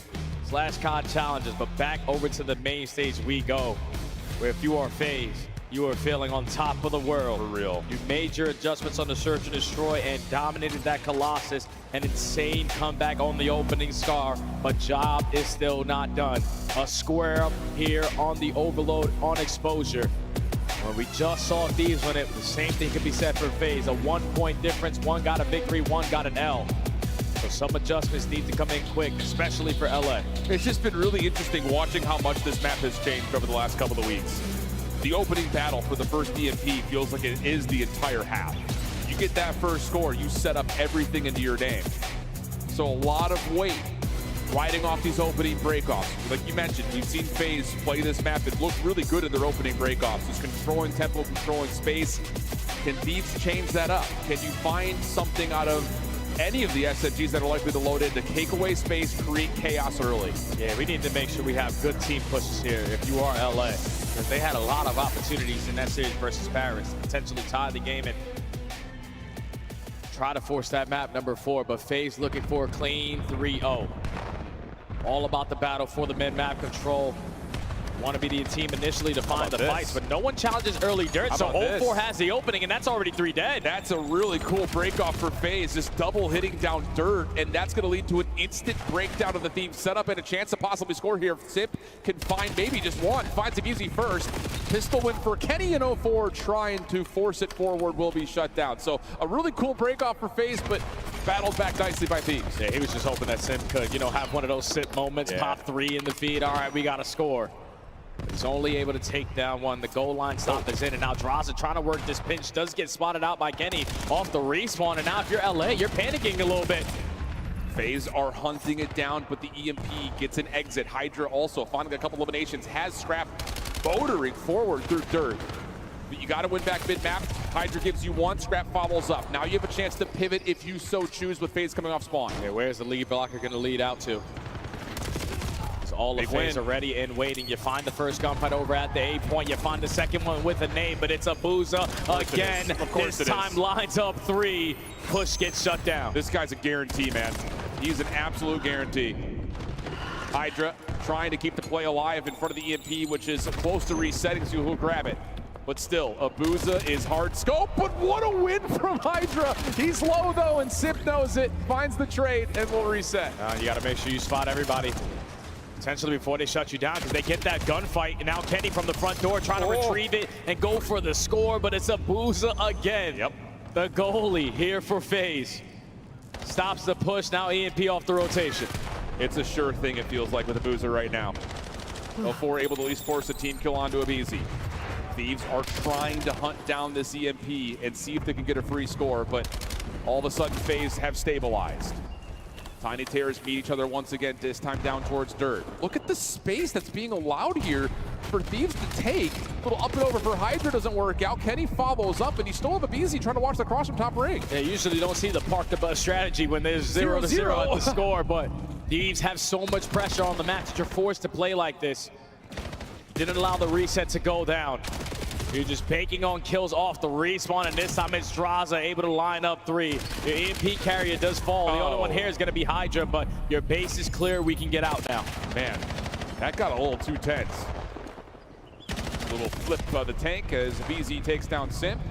Abuza, telling you, guy is a guarantee. 8-4 now for Abuza, trying to clear out P2. Thieves in position defensively. Kenny falls to a nade from Simp. Do they know the other players down low? Not quite, and Abizi's got the setup here to potentially allow Hydra to hit around. Yeah, the Hydra trust right there out of his teammates to find all those kills. All he needed was one right there. He could potentially have added one to the board. But he gets picked off. Now that's all 4 dead, and FaZe is just running it straight towards A. But 0-4 stunned up, dealt with by Hydra. How many more can he possibly grab? Nice shots from Draza out of the pistol, 5 in a row. Abuza able to find you another. Kenny, last one there, but Sip's pinch works out. First score goes to FaZe. That's insane, man, because FaZe are on the back foot a majority of this entire round, trying to fight out of their spawn, and the first time they get all 4 dead. Here we go. They instantly have a lead blocker, but Thieves are looking for the immediate response. You do have Draza behind the plate, but does he get an angle on the EMP carrier? Not quite, and it's an immediate counter cap by Scrap. Plus exit kills. Hold on a second. Abuza's the last one standing. FaZe spawning behind this route from the Thieves. And honestly, Abuza might be in some big trouble here. And yeah, Draza's going to call out the Hellstorm to kind of keep this safe. Yeah, that's all it is. No, Abuza was going to be overwhelmed. You weren't in a position to stop this, but somehow, some way, kills himself with it. Doesn't even matter, though, because that's 3 dead in favor of them. EMP dropped down at the middle of the map. Scrap still unaccounted for. Now that's everybody you're accounted for, and you got a lead blocker in Draza. You got to go B. Yeah, Thieves coming off spawner, more investing in the middle of the map. Hydra trying to scout this out and does catch Draza by surprise. So now you look down to the minimap, you tally the current positions. Thieves defending from the front. You've got Abizi on the route from behind. Abuza, surprise, dealt with quickly, but the trade is almost instantaneous. So for your phase, you can still hold on to the EMP down low at P2. Yeah, 0-4 is just finessing with that EMP, dancing with that. Now the teammates are here. The cavalry has arrived. Yeah, potentially for this last score. The last defenders have to try to stack up towards B. That's the imminent threat. BZ will drop. Stun up top, lands. And now you have an opportunity for Abuza to clean up this top ledge position. 0-4 trying to get there, trying to force it forward. Wins it with the pistol, and it's a late score. 2-1 the count going into the half. Basically, that entire round phase is just on the back foot. It's a battle of, all right, we want to have the possession, our possession, but just taking so many risks to just continuously wrap it back through your spawn, looking for the right opportunity. And with all that finesse, eventually kills go your way, and thankfully you got the goalie in Abuza, who kept it safe every single time at that 8 point. A 1-score advantage going into the half. These need to come to life right here, right now.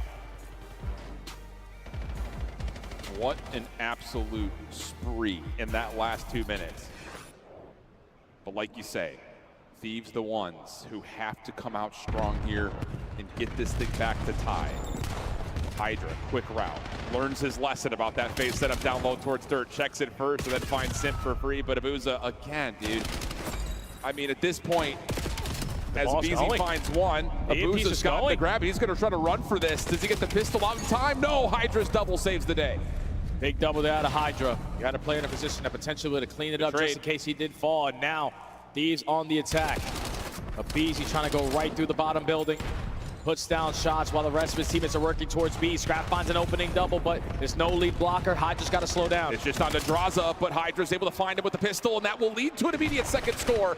Abuza coming off spawn, trying to keep things safe because you still have Thieves trying to run some pressure here. BZ's on 5 all of a sudden, trying to dance with Simp, but not able to find the full win. Scrap able to keep the position alive, but Thieves coming off spawn need to get here to try to help him. As he gets taken down, things will start to stabilize again. Yeah, but you take care of the guy that's working mid-map, and you're most likely banking on FaZe. Everyone else will be on the backside of this B point, and now you are finding the kills. Hydra on the pinch.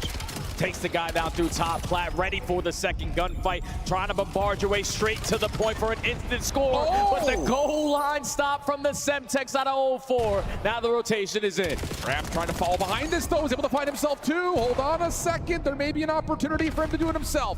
0-4 in the corner. Nade stuns, just trying to keep Scrap back, and the kill comes through.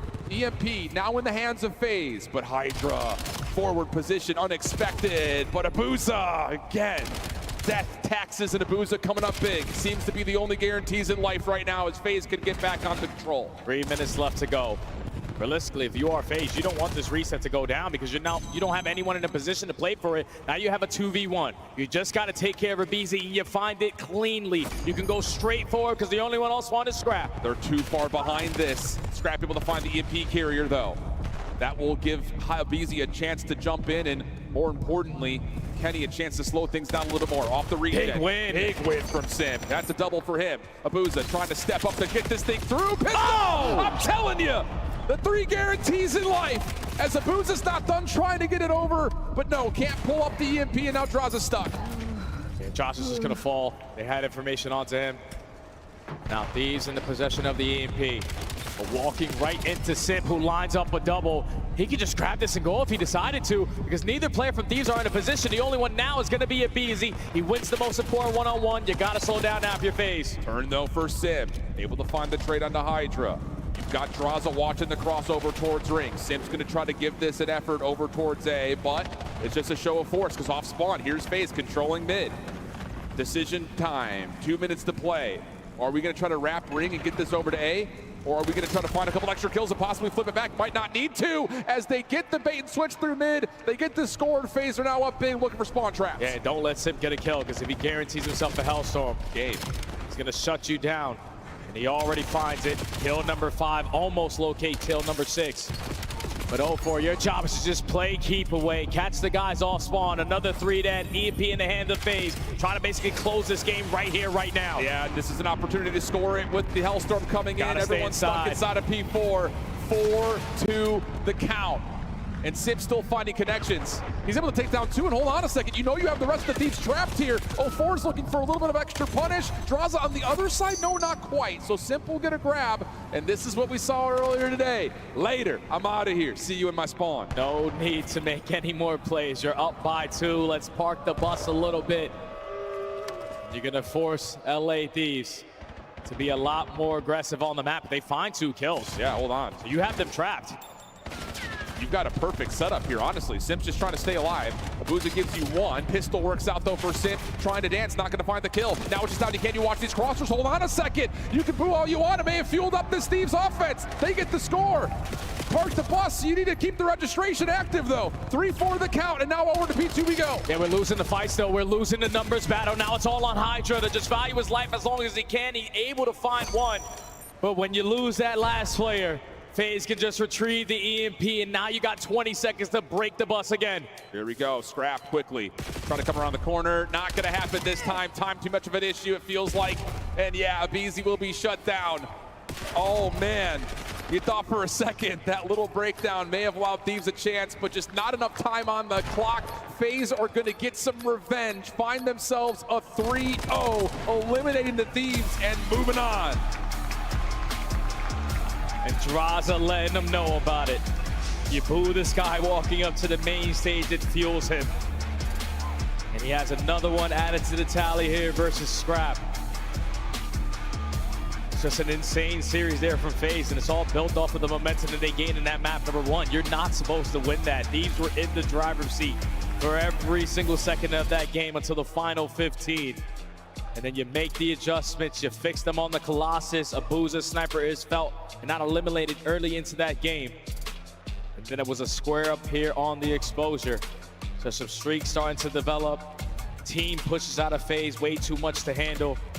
And Thieves, unfortunately, are going home on an 0-6 map count on the day. That's tough, man. I think especially, again, when you look at just what that means in terms of your ability to compete against the top teams that are out there. I mean, to be fair, again, the 3-0 versus Paris may not feel like a full-on 3-0. Yeah. Just mistakes that really plague you in the Surge, and the same thing in the Overload, right? But the hard point's tight. Kind of the same situation here early. You make a couple of really good openings happen for you on the Scar, but just can't quite finish off. And Abuza just continues to drag this team from the grave into a winning position, man. It's just been unbelievable for FaZe to see that out of Abuza. Yeah, and that's now 2 teammates, former teammates of Simp that he sends home back-to-back. Celium was the first. Now the Tiny Terror duo in Abizi gets sent home as well. Just if FaZe's ARs are gonna play like that, like it's gonna be hard to beat these guys because their teamwork makes the dream work. Their S&D mid-round adjustments are basically unstoppable. And when 04 is in the mix, yeah, this team is tough to beat, man. Can we make a bold call and talk about like the team that might be best at a Colossus or a Blackheart may win this event this year, or this particular weekend? Because it does feel like everything is coming down to we want to stay away from that and play ARs. Very well may be the case. Maybe. We'll see. Hard to say. But Abuza, again, Death Taxes and Abuza. He's on stage with Blaze for our final reactions. Ladies and gentlemen, show some love to FaZe Vegas. They will go to Championship Sunday. Abuza, as you know, sometimes y'all get the boos, sometimes y'all get the cheers, but you got the best teammates next to you. How does it feel to be able to win a key matchup like this in a 3-0 fashion? I mean, it feels good for sure. I mean, I trust my teammate. We have a good team. We know what to do. We knew we could easily win this match for sure. So we just play confident, and that's what we did. Exactly what you did, Abuza. Now, it looked like the confidence may have been fleeting or it wasn't there in that map 1 a little bit when you guys were down, but you managed to make that comeback. Talk to me about it from your perspective of how you guys managed to win map number 1 and take that momentum away from Thieves. I will say the first 1 or 2 rotation, I played really bad. I make so many mistakes, but we just locked in and we just make a good comeback for sure. That was good. That was great. It was a fantastic comeback because, you know, it was just a huge series swing right there, you know. We kind of saw Thieves defeated going into map 2, and map 3 was really close, but, you know, during the break, what did you guys talk about going into map number 3 to make sure you close this out and not go to a 4th map? I mean, again, we just trust our practice, to be honest. We know what to do on every map. we know we can beat everybody, so we just trust our team and we just play our game, simple as that. Simple as that, and the trust goes a long way. It is taking you guys back to another championship Sunday. Now, before I let you go and you get ready and you start preparing, anything you want to say to the fans? We rarely get a chance to talk to you, and I know you got fans all around the world. I mean, thank you so much, guys. You guys are insane, and love you. Thank you again. All right, everybody, that's going to do it for being a boozer here on the main stage. Chris, one more to go. The Belgian boss man getting the job done for Vegas FaZe tonight. A hot 3-0 was not expected by some of the desk here. We welcome Miles Ross alongside Rosalie and Nameless. And I want to start with you. What was the difference in this matchup? Because clearly FaZe had a higher seed coming into the tournament, but it was LA Thieves considered the stronger team on day 3. Yeah, I mean, understanding the fundamentals. I mean, I'm going to go back all the way to the map number 1. I mean, even in the beginning where 04 starts off, he's getting absolutely slammed. Like the guy was like 6-20 at one point. Yep. Despite that, the game was still pretty narrow. And we get down to the final moments, it's 230 to 180. Just still has the poise, stay alive inside of P2, taking his time. And, you know, as we roll these highlights, we'll talk about a little bit more. But so many mistakes on the side of the LA Thieves, and it's plagued them. These guys have not even won a map in the last 2 series. Here's a look at map 3 highlights. Abuza with the hot hand. Draza continuing to contribute, but you got to give credit to 04 and Simp. I love what we saw on the front line tonight. Yeah, 04, there was a lot of criticism in the start of the series, but they were still winning. I mean, let's face it, man, Draz and Simp, they've managed to take down their former teammates today alone. And let me tell you, boys and girls, that is one of the most delicious things, the most wonderful feelings, getting to take down former teammates. It's incredible. So I love what I saw. The whole squad coming together. Boo's obviously great here. Draz in map number 1. The search was exciting as hell, man. Great series out of FaZe. Can't wait to see what they do tomorrow. It feels like, for me at least, LA Thieves just kept getting kind of antsy. I feel like I saw it here, and we saw it in the map number 1. I mean, you go to that final Plant Hill where they had been excellent getting that early rotation, and they overcommit to that B2. They have nobody over by plane, and suddenly you're staring at all the FaZe Vegas pre-aiming your spawn, and then in the overload, again, I just feel like they were just throwing bodies, and they weren't counting for some of the players that got behind them. I know 4 got behind them a couple of times, and it was just like nobody was dedicated to try and push it out. It just didn't feel like an LA Thieves team that were able to be calm under to me, the scrutiny. it's just so bizarre when I'm watching LA Thieves right now. I mean, even when the streak comes in there, you got to throw your life away and try to stop the cap. But, you know, regardless of talking about LA Thieves, they are out of the tournament. FaZe Vegas, I don't even think that was the best version of FaZe, right? Like, 04 did not play that great throughout that first one, and they're still able to win it. So you get the ARs playing like that, couple that with what Simp's been able to do, get a championship version of 04, they could make this run from round 1, dude. We said it when they lost. This is a team that can go from losers round 1 all the way to the championship. Simp averaging a top 3 placement is guaranteed another championship Sunday. Well done, Chris Lair. We lock in for the final fight of the night. The Heretics take the stage against G2 when we return.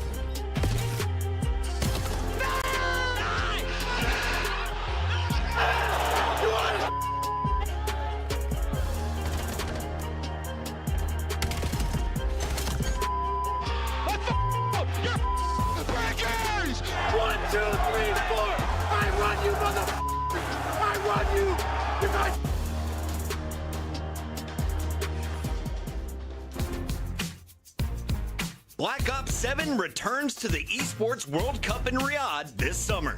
Scan the QR code to be notified when tickets go live later this month. Look like the pros to play like the pros. The CDL team skins are available now. Scan the QR code or check out the in-game store now. Monster Energy, the official energy drink of the CDL.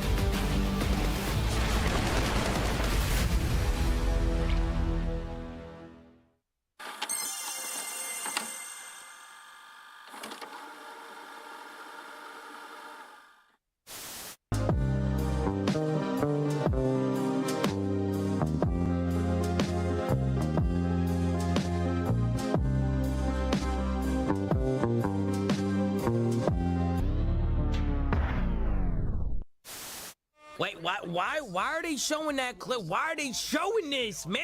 Oh, man. Why are they showing our worst moments? A few moments later. Because I appreciated the 30 people in there watching. Why the do they keep showing it? They added it to the montage. They added it to the montage. Oh, man. You're telling me that they added that to the montage? They're playing my court. They have to play. They are both water. One shot. There's two water. They went red. They went red, Clay. They? Yeah, they went red. Both red. Both inside red. Both inside red. They went front door. They went front door. He's hopping. Watch his water. Watch his water. I had your word. Back door. They didn't see you yet. Nice! Let's go, Clay! Yes, sir. He comes right behind him. Oh, God. Purchase drop. Beans is the clutch god. And he's got a message. The 420 being broken. Holy Tom, you are no longer. Tom, you are no longer. You're free. You're free, Tom. It's over, bro. Sorry, one of the finest hard points. Tom, you're free. I am free, guys. Good run in the first set. You gotta delete the emote, Tom. You gotta delete the emote. Legs. The 423 is no longer mine. Yeah. You gotta delete the emote, It is the bro. empty It's no longer Texas. yours. In Texas, they found a lot. Thanks now, Tom.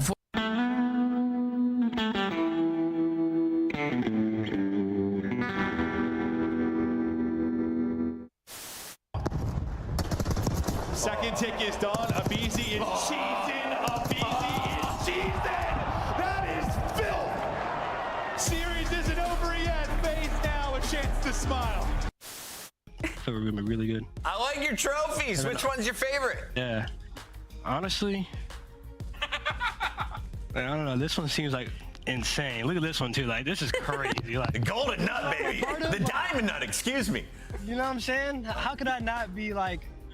How could I not feel like I'm not gonna lose? You know what I'm saying? Like, come on. Yeah, and that's what I was gonna ask you. Is like, Sib, you're coming into a winning culture. These guys won champs. We obviously. Down to 3 for either side. This is going to be it. Last ditch attempt. Final of the point. Joe Deceives gets his. But 3 seconds to go. You've got to get on the zone, lad. Fresh mag. Send it. Wins it. Oh my God. It's a 2v1. Diamond Con. Can you do it? The boys are on the capture. It's now a 1v1. What a round of control. Diamond Con, if you win this. God damn, what a round. Run. I'll get bomb checks. I'll go top and get bomb checks. Hold pinch. Make sure someone gets bomb checks. I'll get bomb checks. He can go third. He's telling you. Back him up. Not weak. He said, should be sent. He said something.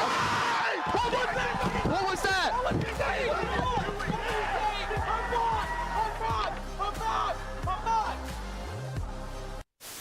Map number 1, I'm leaning towards Toronto. Oh, Joe, I think we have a gift for you. Oh, it's early Christmas. I missed out on the whole Christmas family. Do you guys send that one back? Do you need a receipt? I got the receipt over here. Yeah, receipt. What's the return policy on this thing? I think 24 hours. Do I have to open this? Yeah, you have to open it first. do? Okay. Hello. This is weird. You look great. It's a brand new Maven. Merry Christmas! Yeah. They really got that on tight, huh?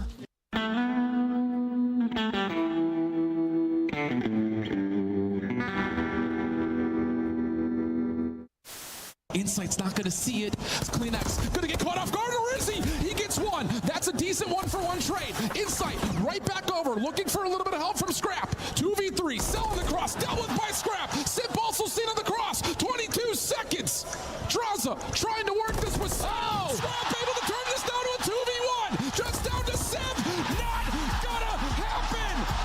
Shut your mouth. Toronto in the grand finals here at home.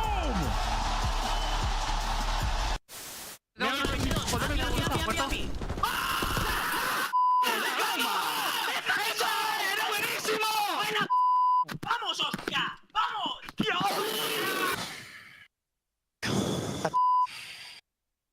Yes. I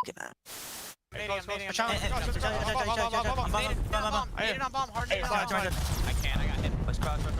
What the f? No, The trophy just f***ing sent me to a different world, bro. That's it. Long, that's I'm going back. I'm pushing. I have the door push. Okay, Wait. Stay alive. Long. I have the door. Use your 2 front door. Go on. Let's get front there. Let's get front there. Watch your front. Nice job. Let's get late. Long.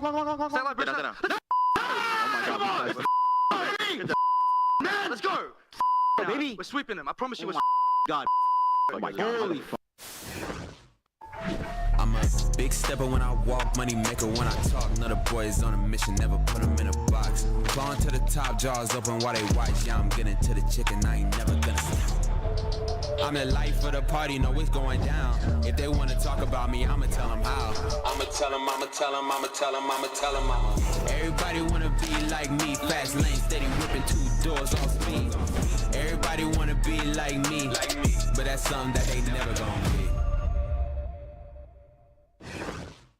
Oh my God. Oh my God, they can't get a kill! Oh my God, Raincourt's everything. I can't look to where they. Oh my God! I can't look. Oh, they're in the Oh my number 4 God. pushed up! He's gonna get 2! Oh my God. Oh my God! Oh my God. They just made a 90-point comeback. Are you kidding me? Oh my God. Yo, Rancor is him. Yo, I'm about to tweet about it. I'm not even kidding. Oh, I can't believe that just happened, bro. That's it. They're getting 3-0'd. That's it. They're getting 3-0'd. What the That was a scam, bro.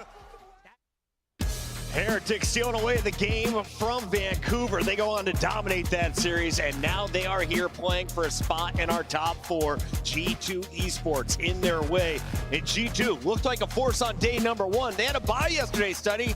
What's going on day 3 with them? Yeah, they just ran into a very hot Optic team, man. Like that opening map, you start down by 90 and you're trying to rally a comeback in. It's just way too late. Search and destroy. You're throwing away rounds that you probably shouldn't. And then you get to the overload, you're just getting juked out of your socks by the nuke. So G2, hopefully they've been able to shake off this loss because Miami, they're going to be ready for this matchup. Rosalie, let's take a look at our rosters. Our squads have been firing through the brackets, and you can see the performance by Rancor. A 1.42 leads the entire league. How is he getting this done? He's just unbelievable. He's just really good at his role. We saw it. We got a glimpse of it last year. We're getting a glimpse of it now. And what's crazy is he's putting down this damage as their main AR. Usually you see those numbers from your SMGs. So that's why he's comparable to players like Dan, like Mercules. And for Miami Heretics, they've been unbelievable at search and destroy this weekend. That's going to be their biggest strength. A little bit off of the fact that Super's dropping double digits almost every time they load it to the game mode. And they won both overloads, which again, the top teams are good at overload. We just saw it from Vegas Fades. It's a way to make a statement in the middle of the series, either close out a 3-0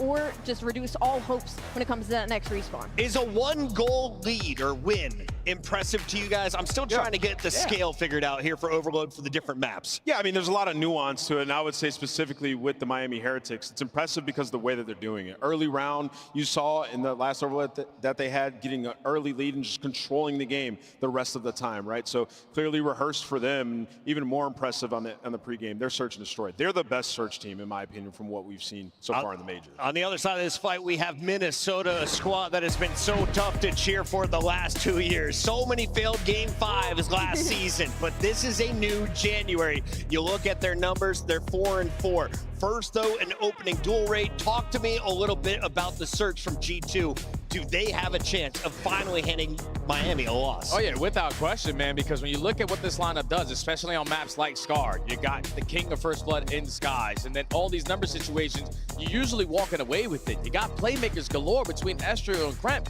Just in that series versus Optic, and man-up advantage, you're still throwing away some of these rounds. So nerves potentially played a part there. And they're going to need to be on point. When you see these numbers on the screen, that's got to change.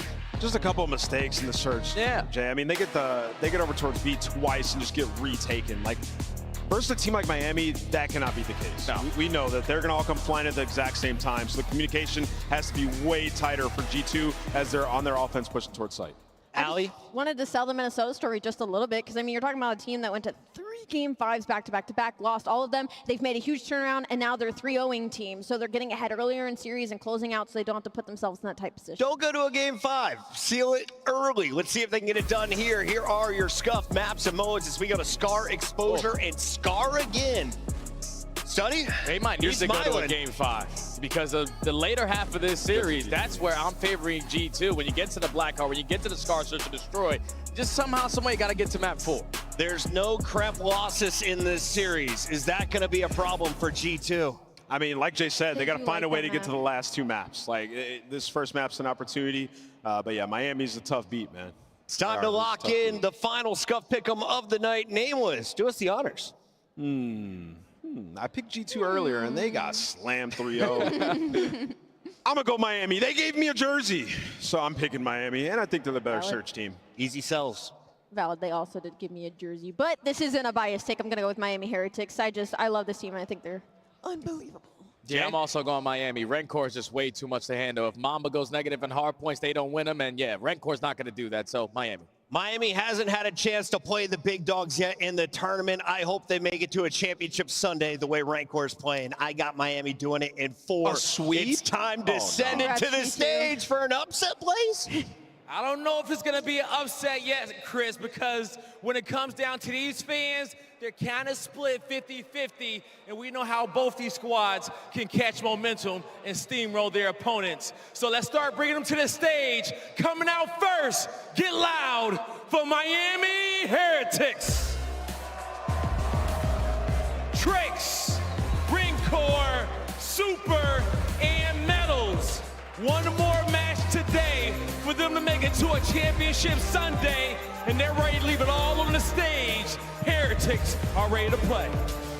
Take my Vamos, a huge opportunity here to get top 4. These guys have been unbelievable at Search and Destroy, and in the final map of their last series, the rookie Trakes took over and called game. He settled in here to the CDL. I'm excited to see him take this match. Let's get it, guy.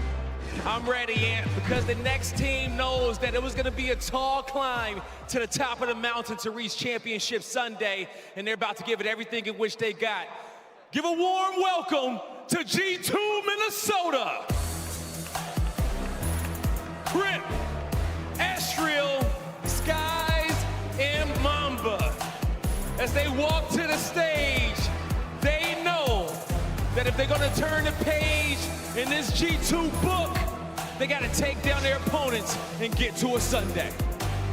I mean, this is the battle of the underdogs to see who makes it to Sunday to go up against the big names. And for G2 Minnesota, they've already got a crazy win versus Vegas FaZe in a sweep, so they know what it's like to be in that position, to have to go up against the favorites.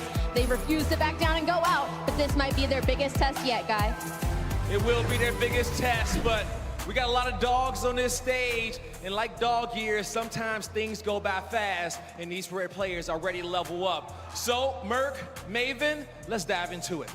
This is going to be an interesting one, the sense of, listen, I feel like so many major ones, there's been that surprise team to get into the top 4. You go back a couple of years ago to MW3, it was Minnesota Rocker that has surprise top 4. Last year, you talk about Miami Heretics, a surprise at that time to get top 4. They got a 3rd. Carolina Royal Ravens got a 4th there. Team's not expected to get that. Regardless of who wins this, a team we did not expect to be in the top 4 is getting to a Sunday. Yeah, I mean, I guess like the only thing to go off of is sort of Miami's end of the year last year, right? But yeah, obviously you lose Real. Like, you didn't have a great start to this That's year. True. If we ignore the start of the year, yes, you're right. Yeah, but then bouncing back and then G2. Yeah, I mean, yeah, just the turnaround that they did at the end of this stage. Rencor, since he has come in the scene, has been a player to watch. He has been a shooter. Amongst other top pro shooters, he stands in the top 3. When you think of raw skill with an AR in hand, he is a monster and he's so fun to watch. And maybe the polar opposite player, Crimp on the other side of it, the man plays with pace, passion, and SMG in his hand. He is turned. Yeah, I mean, any AR getting some formal gas is obviously playing pretty darn well. And Rencor, he has been doing it. He has been just magnificent for them in hardpoint. Really, just their consistent guy, always putting up. He's got 1.4 throughout the weekend, so he's been a monster. But the key for them has been their 2-3-5. I mean, we talked about sort of Heretics last year when they became a tough team to beat, so competitive. It was their search and destroy. With the addition of Super early in the year, it struggled. It was not there, but undefeated here at the major. Well, I think you and I, when we casted them a couple times in the league, we're like, once the S&D clicks like we think it will, this is going to be a competitive team, and here we are. We've expected a lot of games to go 4 or 5. In the past couple of days, that hasn't been the case. We've had one game 5. We've had a lot of 3-0s. These two teams in particular, though, they usually go the distance. Normally, yeah, normally. I think this one has game 5 written all over it, but yeah, I've expected that a few times, and I've been let down. So we'll see if that will be the case. Regardless, winner of this series makes it into a championship Sunday. Two teams you maybe didn't expect to be in this spot, but many upsets this weekend. G2, Heretics about to collide. You see it, a look at the overall 5-map set. Anything that pops off the page to you or not really? No, not really. Haven't played yet, so. Yeah, I mean, yeah, I've been pretty even across the board. Maybe that exposure search destroyed for Miami, but I mean, G2, if they can get to that game 5, that is where they are undefeated. It's just, yeah, they had the same thing earlier today, just couldn't get there. Right out the gate, you're talking like the launch tournament. It was subs on this map at times. Like you had Trimp and Estro running them whenever. Some teams were running 4 ARs. They showed what they were capable of in those moments. Excited to see it, but it's a sub and Trakes that really is going to get things going. A nice opening break. Heretics racking up the time, and they've got all the position in the world as well. They killed 4 straight. And I'm just curious to see if we're going to have a more, I don't know, sort of slow and controlled Scar, if this is just the nature of the map now, where every single game is a comeback or a 20-point game. Just early on, it was like the map where people were getting blown out. So I'm just curious to see if someone's going to figure it out. And I remember the first time Drakes came into the league. First time we casted him, I believe it was a Scar hardpoint against Ultra. He was like 2-13. You were like, welcome to the league, buddy. Well, he's in the league now. He's been welcomed. He started out 5-0, now 6-1. He is a different player. He's gotten comfortable with this squad, a big part of why they become a threat. Yeah, and I mean, listen, every single time that he's on that stage and there when he matches, he's gonna get more and more comfortable, but he has been a key factor into their S&D success. Well, bringing it here in the hardpoint map number 1 is Metals looking over Rencore, and this guy right back to work. Doesn't miss often. Shooting straight and taking names. In a good position to watch over his team. We'll go to Super, though, because he's trying to win it from the steps. That's great shots from Trimp as he connects with the sub. The wall bang rings true for Skies as well, and that should be G2 in.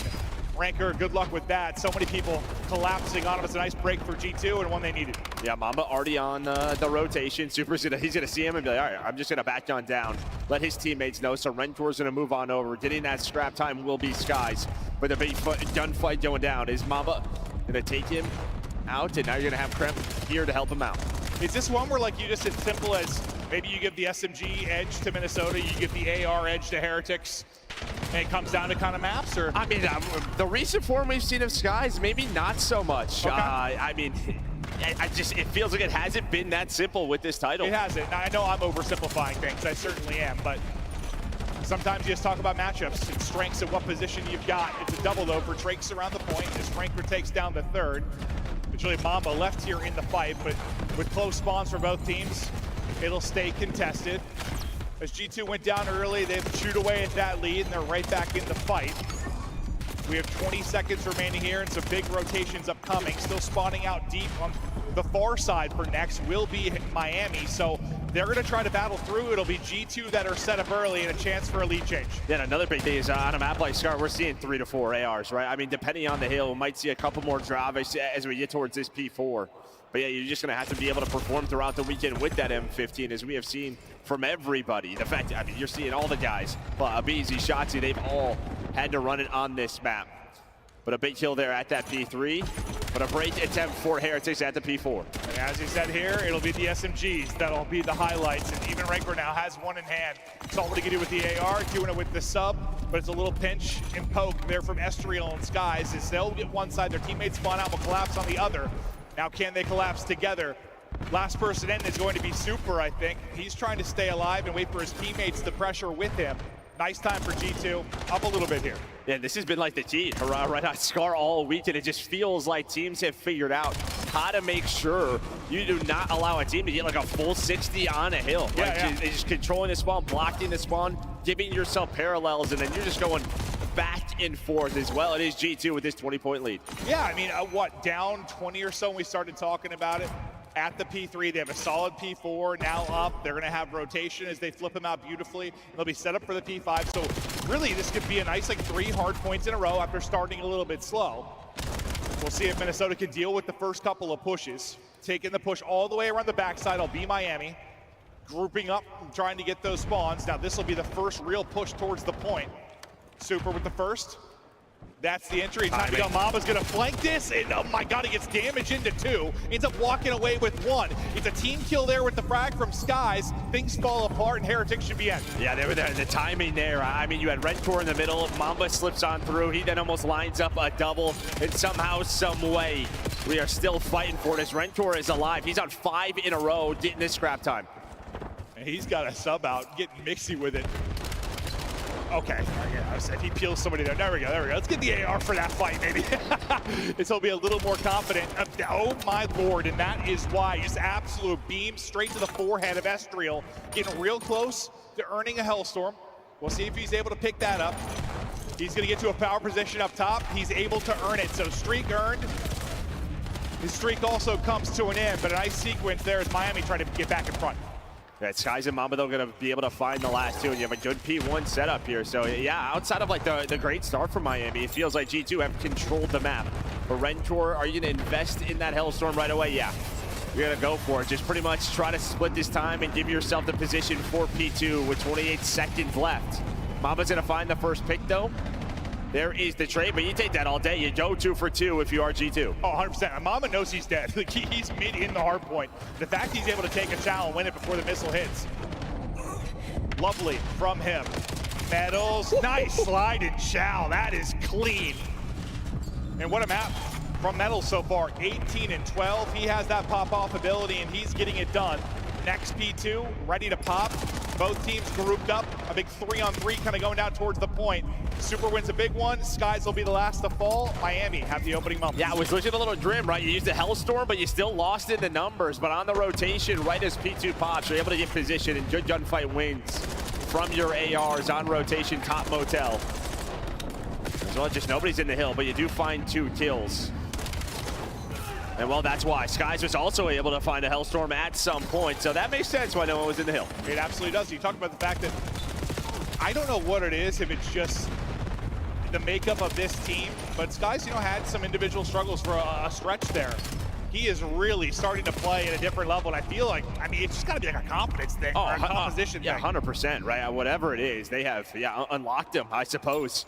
But he's like, oh yeah, I can play really well. Yeah, back to his old form, like what we're used to seeing him when he was a world champion. He's gonna be a big part of why they may get a top 4. If he's able to keep playing like this, but early time is up. It's another rotation won by Minnesota in great position. They've got to be calming well because they are cruising. Let's hear the comms from G2.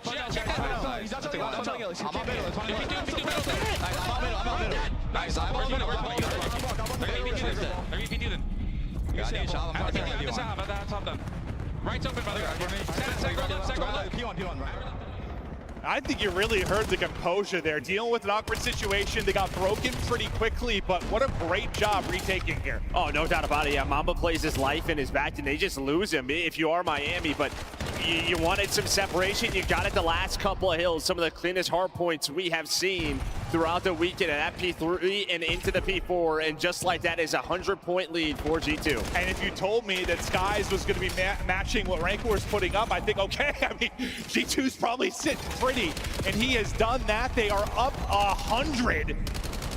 If the rallying comeback is going to start, it might be here. Speaking of Rancor, he's able to get 2 and a little breathing room now at this P5 for Heretics.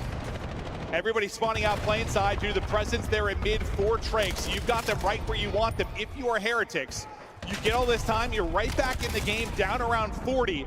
But of course it's Skies finding picks, finding openings, and now they're gonna push behind that. The first domino falls and go forward, says G2. They're in from the front. Yeah, Mamba finds the time, and he's able to go bottom green, wraps all the way through, puts shots in on the spawner, and then just goes towards the hill. Gets to his teammates. What a break from G2, but especially Mamba. Some big plays from him to lead the breaks the last couple of hills. And just a couple more seconds for closing out this map 1. There are some players you can tell as new players are going to love the main stage, love the big moment. Mamba is absolutely one of those guys. They can't close it out here behind Crim's double, but it'll get right out to mid at the opening hard point, and that will shut it down. G2, a whooping there in the map 1. I mean, Miami were up like what, 50 to 10 or something, and really from that moment forward, it is just G2 control completely. Yeah, and I mean G2, they were getting outslayed, and they still had like a 20 to 30 point lead, right? They were hanging on to it, and it was a mixed fest back and forth. But the fact that they have the lead while getting outslayed, as soon as they started to get it going, got to a couple of their setups, it was just so clean from them. And that's how they win this map 1. Well, as nasty as like Rancor and Super and stuff have been, that's one thing I've heard at times from teams scrimming them or playing against them, that this Heretics team can be a little too focused on kills versus the objective. And maybe that was an example of it, outslaying a bit, but you're losing. They were struggling. I mean, we've seen it on this map. Like, it's happened to a lot of teams. I think on the flip side, it's just how efficient sort of G2 was when they found their kills. I mean, if Skies is going to have more kills and more damage than Rancor, this is going to be a pretty quick series, I think. And Skies has had some brilliant series. You look back to how he's played against FaZe the last 2 times they've played. Maybe just hitting form at the right time as this squad. I know we saw moments of it when you look back to the online league, but it felt like maybe just sort of middle of the pack. Yeah, top 4 now, right? Yeah, it just felt like they figured something out. I mean, scrims or whatever it was, like a week or 2 before this major, where it just felt like the game was clicking for them. Yeah, no, it really is. Like, it's one of the things we're going to talk about with Thieves and their struggles. They seem so disconnected. It's like the opposite of clicking. Yeah. They are not on the same page at all. It's difficult to watch right now. It's fun to watch G2 in a map like that.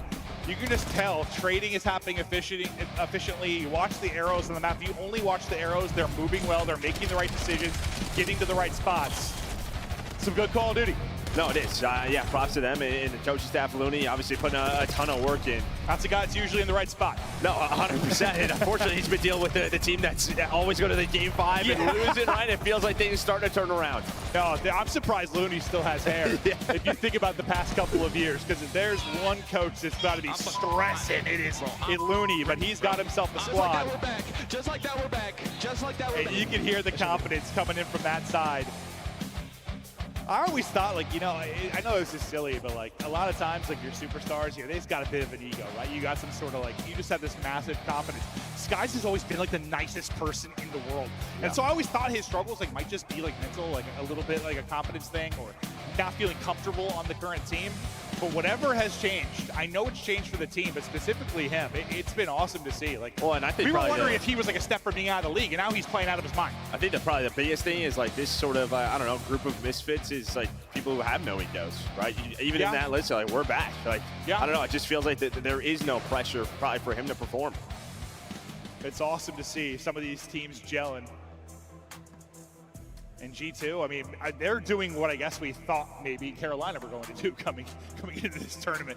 Somebody was going to end up placing top 4 just due to their struggles and due to some of the other top squads that have fallen already by the wayside. Both these squads just battling for a chance to play on Sunday. For a lot of the guys on the Miami side, that became a very common theme last year. Felt like they came out of nowhere. It just became a lock for a top 3 finish. A change to start the year with Real going to Ultra, but, well, we think we know who won that whole deal. At least so far. I know it's Major 1. And as you said on this side, the kind of the misfits, like Estriel and his band of bros. It really is. Well, they performed so. I mean, even at the kickoff, they were a surprise, right? Like they have been doing this the entire year. And now a chance to earn a top 4 at the first major. But this has been a map they have struggled on the year. 0-3 on exposure, S&D. And I mean, Miami, this has been, their strength is search and destroy. Well, this weekend, I mean, we were waiting for it really to start being strong because we thought maybe at first with their struggles, they lost Real, and that was really a massive piece for them in search, is what we were thinking. But it started to trend in the right direction at the right time. After losing a lot of searches, they've started to win a lot here. And that's all that really matters. Get the search and destroy wins at the major, and sometimes in search, losing is learning. You struggle over a qualifier, you learn what people are doing against you, you change strats, and then you're the one catching people. Yeah, I mean, listen, this is a squad that they have had some like deep tournament runs, like major one last year in Spain. Like every single series was a game 5. Like going down 0-1 to them, they are used to this, so they know they can bounce back. Oh, they absolutely can. I mean, I'm gonna reference it, it's forever ago, but like that first series when Trace came in and played against Toronto, like it was like 250-70 map 1, and they somehow extend that to a map 5. They seem so out-talented, so out-skilled, they seem so far behind, they still got it to a map 5. So even without playing well, they have that potential. G2 have got to put them down. We'll see if they can do it here in the search and destroy. We're now on exposure. Offense to Miami, big stick to Super as he looks for an opening, and man, this guy has been a highlight reel. Yeah, that's really it. I mean, his sniper, with what we saw yesterday, so darn good. So he will find in an early round 1. And honestly, dude, with the number of clutches that Heretics have had this year in like hardpoint, good thing you blew him out if you're G2, because if it comes down to the wire, you probably feel good for Heretics. But Skies had a massive map 1. He gets the first blood opener instantly here, and that is a fast one. Well, and I don't know if he combos it with a nade. Obviously, we were on board with Super, but that was not it's like solar panel to solar panel across the map. Like if you're Trace, normally you back down there, right? So I don't know what happened, but Trace, we see he did 0 damage. Might be exactly that. So it might not be a gunfight. I have no idea. Hit a nade, hit a bullet or two, and it's over. We were enjoying Super zooming in. We didn't see it, but you can make up how it went down because no one knows. I mean, and then they just got ran over. No, they really did. Ran down and bullied. Terrific there from G2 to get us started.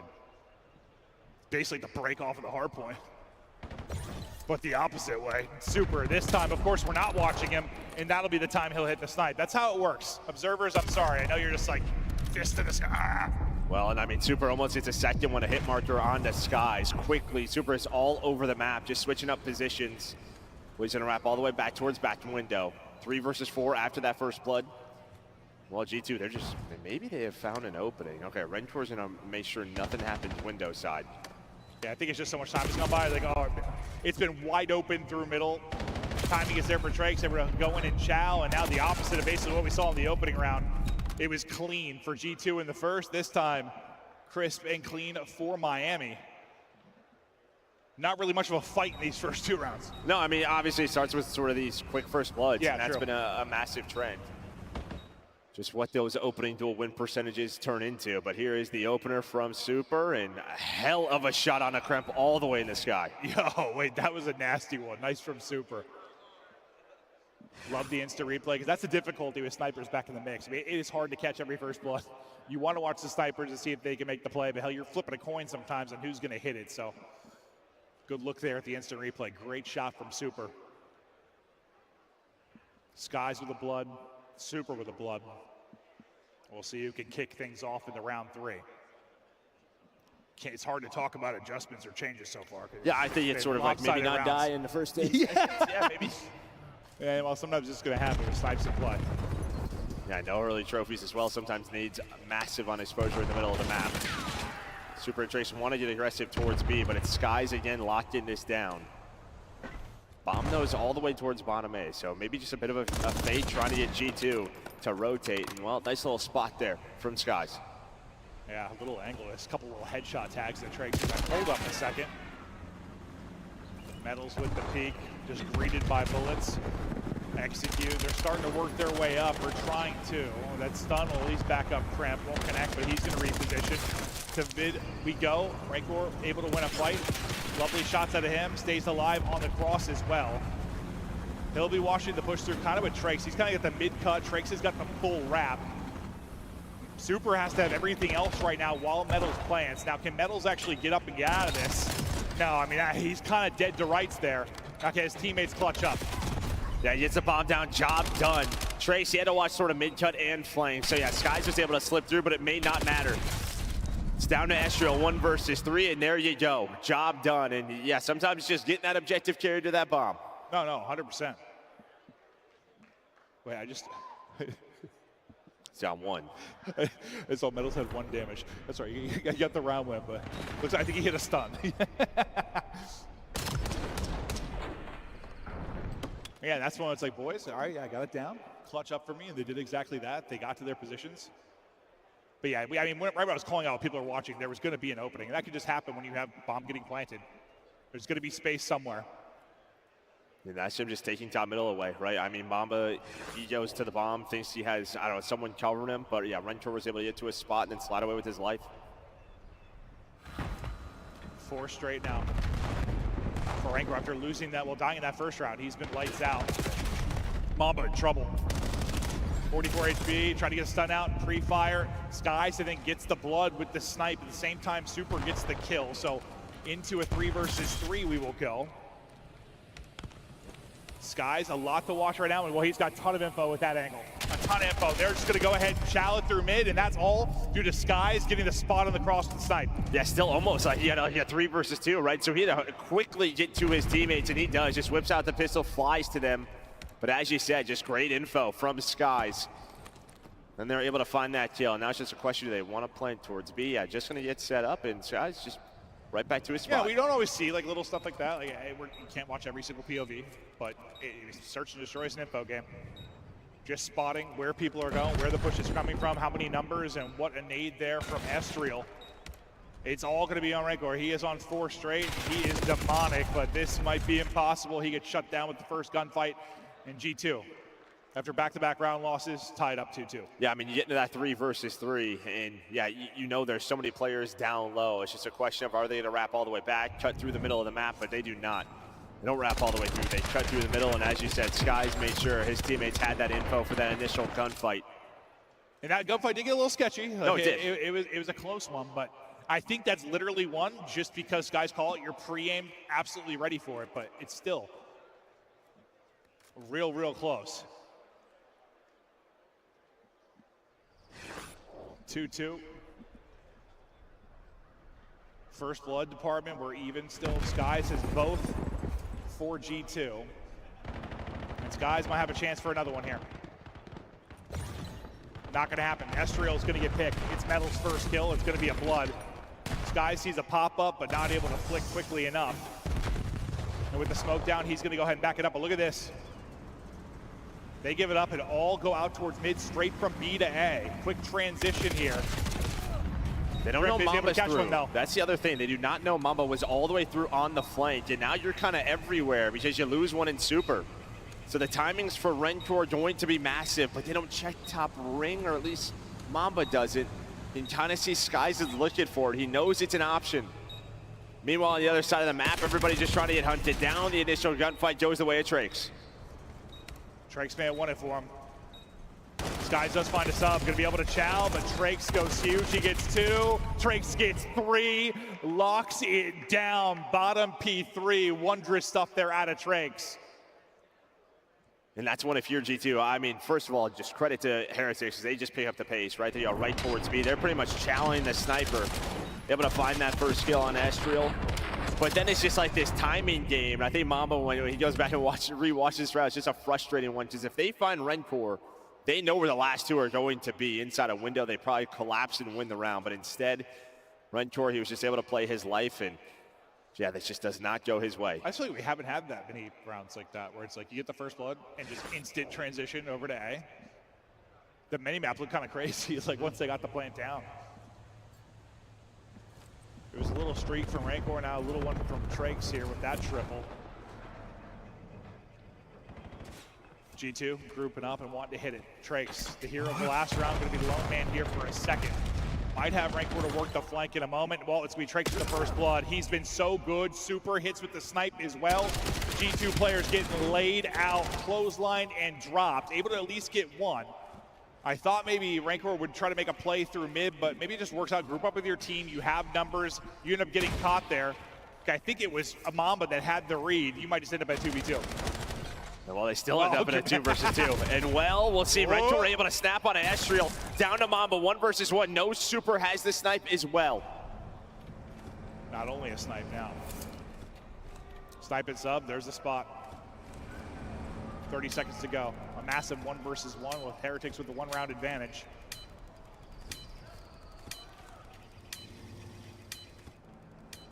Super just dipping away. Mamba's like, where the hell is this guy? Bring around the Rosa we go. Mamba gonna scoop it. And he is gonna get caught planning. Oh my God, he gets away with the cross and he will get finished, but wow, it gets sketchy there for a moment. Mamba thought maybe he had him as he slid back to the box. No, I don't know what it is with this title, but the animation looks insane. You are off the bomb so quickly. We have seen it all year. It is not easy when you catch someone on the plant. I don't think he just doesn't want to mantle there. Well, he doesn't know where he is. He's like looking towards the other way, but Super with a nice snipe. He's pretty much the guy watching across, but this does get a little bit sketchy. Yeah, someone challenged right after that to turn this into a 2 versus 3. And as you said, yeah, Rentor just plays it safe. I think he saw. I didn't think he wanted to mantle there. Like he just accidentally did. That's why you see his reaction. He was like, oh. He gets that heady. He thinks he's just fine, and maybe he's trying to pop up, and instead hops up.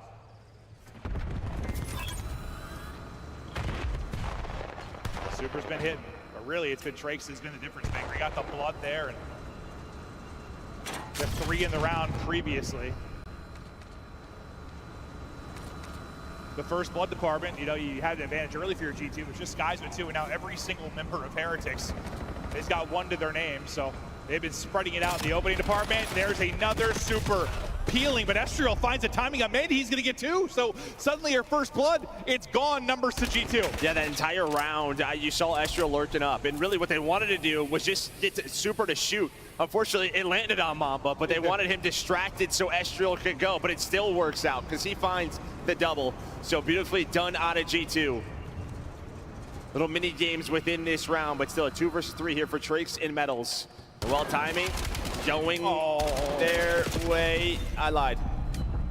Yeah, that was almost great. That boy's going to be even longer back to full because he takes damage from the trophy. Finally get a chow. That's just awkward there. He gets that kill. We've got ourselves a crazy round again, but doesn't end up happening. And yeah, it's all set up for Estriel, as you said. What a play he's able to make. And just every single kill that you think is going to be simple sometimes, it is not whatsoever. Our pro is so good at using that Omni movement. Especially the doorways on this map. Like, bouncing back and forth. It's a joke. We've seen people literally slide out just spinning in circles because they lose someone completely. Trax just wanted to dial in, not able to do it. Estriel sitting on 7 kills, 6 non-traded, which is a big stat, well, in any mode, but especially in Surge. He's finding his picks and he's living to see another fight. Avoiding the nades early on in the round. This is that 3-man corner setup. We've seen the 2-man setup lock it down. They were like, hey. Yeah, they're going to upgrade it even more. Get over here, buddy. Get inside me. That's not bad. One's going to reposition. Rancor's the lone man not in that setup, and he's able to find a kill. Metals gets out of his setup and gets picked. I'm not sure they realized 2 more were there, but it's going to spread out for now. Yeah, well, you can see neither team really has info right now, right? So both teams just kind of holding the line. Now Miami going to go all the way through as a 3, but bomb planted. G2 in a good spot. Skies going to see a lot here soon. Not able to finish it. Nice job of the Heretics player kind of getting out of that, making sure he doesn't get picked. 3 versus 3, 30 to go.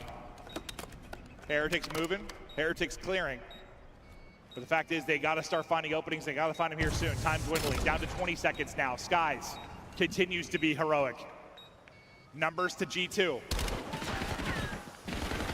Shrimp just going to go ahead and send it. The team will find the kills. Nice round from G2, and now we're evened up at 4-4. Yeah, and that just takes so long from the Miami side. The reason is right, they all push through B. So they don't know that G2 took window, right? You had no presence there, you have no information on it. So they're going through the Minnesota side, clearing everything. Plus you knew Skies was somewhere in the area, but it takes so long. That was one of those blind counter rounds. I mean, you had 3 players stacked there.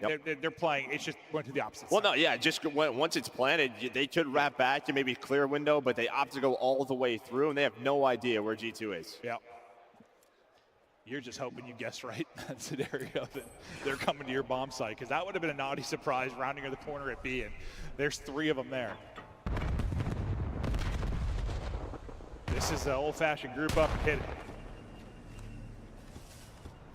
Heretics all together. Heretics all flying. Nobody home outside of Skies. Can Skies get info and get away? He's taking a lot of damage. He can't. He gets a little peek, and he is caught. Nice blood. Plant is in. Crimp taking a route, but it's going to be a minute. The question is going to be the timing. Like, does Rancor give this up because so much time actually passes? Or does he keep holding? I mean, they got numbers is the problem. They were missing a player. Oh my God. Oh my God. He just slid right under it. But it may not matter, just he's going to live. He's going to live, and his teammates got it, killing his teammates straight on the other side. That looked insane, though. If somehow he got through and killed 2, he would have been like, I'm so sorry, that's my bad. I swear to God, I was holding it. Yeah, you just hit the slide if you're Kremp across, and yeah, you just don't see him right over the barrel. But yeah, Skies, he's sort of the info guy over towards B. Just checks it a little bit too late. Just some nice wall bangs from the Dravic, and that player, he's 1 bullet, just hits the shots. Yeah, it's like he wasn't there to start. Like, he repositions back there for maybe just a quick peek, but his peek is, oh my God, there are 3 people flying at me. And he just had nowhere to go. I don't know if that was a... I'm not sure if they wanted a different setup there, or if that's just his job is to get a quick spot check and then reposition. It's just, they're just looking for info, but yeah, he can't die.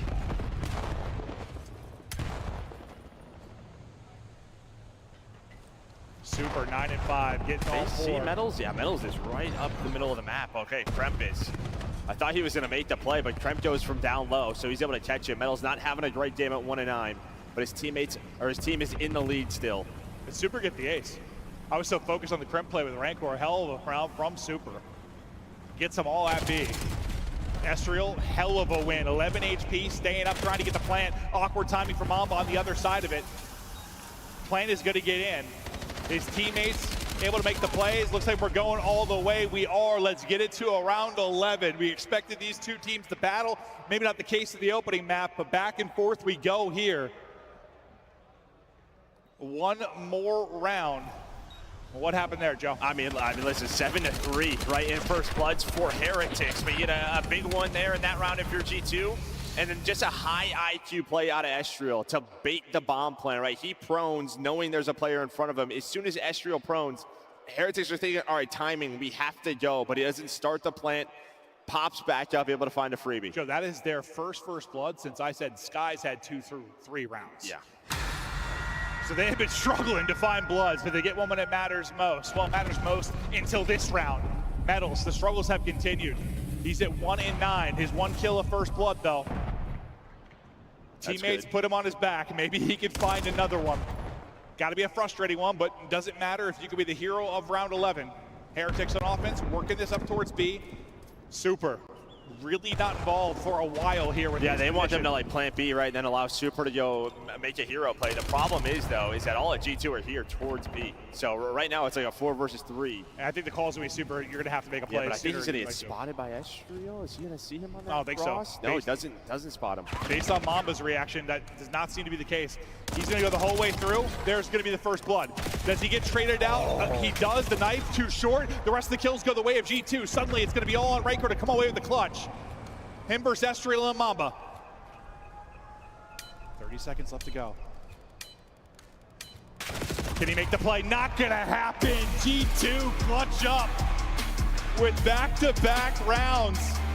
And they only get 3 first bloods in 11 rounds. Yeah, and I don't know what happened on the bomb side, right? Because that play is dictated by Super. He gets the first blood, and you're just hoping the skirmish around B goes your way, but it did not. All of a sudden, you blinked, it's a 1 versus 2 for Rancor, and he finds nothing. Yeah, I don't know if we can watch that again. I'd love to see it again because, you know, we're so focused on that play from Super. It all happens so quickly sometimes, these Call of Duty rounds. I want to see how it played out on the bomb side. Yeah, someone must have got a double. Yeah. Yeah, no, somebody had to have. I mean, you should be down and out in that position after somebody gets shot in the back by Super, but you walk away with numbers. Yeah, 3 first blood. That is it for this G2 team, but you're still able to get the dub. And, you know, sometimes it's like that. Like, Super gets in right at the same time other kills go down. It's not like a clean first blood per se, but still, I mean, that's pretty staggering difference in the first blood department. Yeah, you get 11 from Estral. I mean, 1 in 10 from Metal is not great, but even like the 7 from 7 no, it's from not great. Revencore, 591 damage though. So he was just like helping out. Like you rarely see a stat like that. He's usually the damage dealer at least. Metal's just like, guys, let's just forget that one. Let's keep moving on. Thank you for getting me to around 11 with a chance, but 250 to 146 opening map. G2 were, honestly, it was one of the better scars we have watched. It was very, very controlled. And then that clutch factor we've been wanting a Minnesota team to have. They have it there in the map too. They're up 2-0, maybe running away with this one. Yes, talk us through maps 1 and 2. Wow, I think we're all a little bit shocked here. Congratulations to G2 ending the S&D spree from Miami.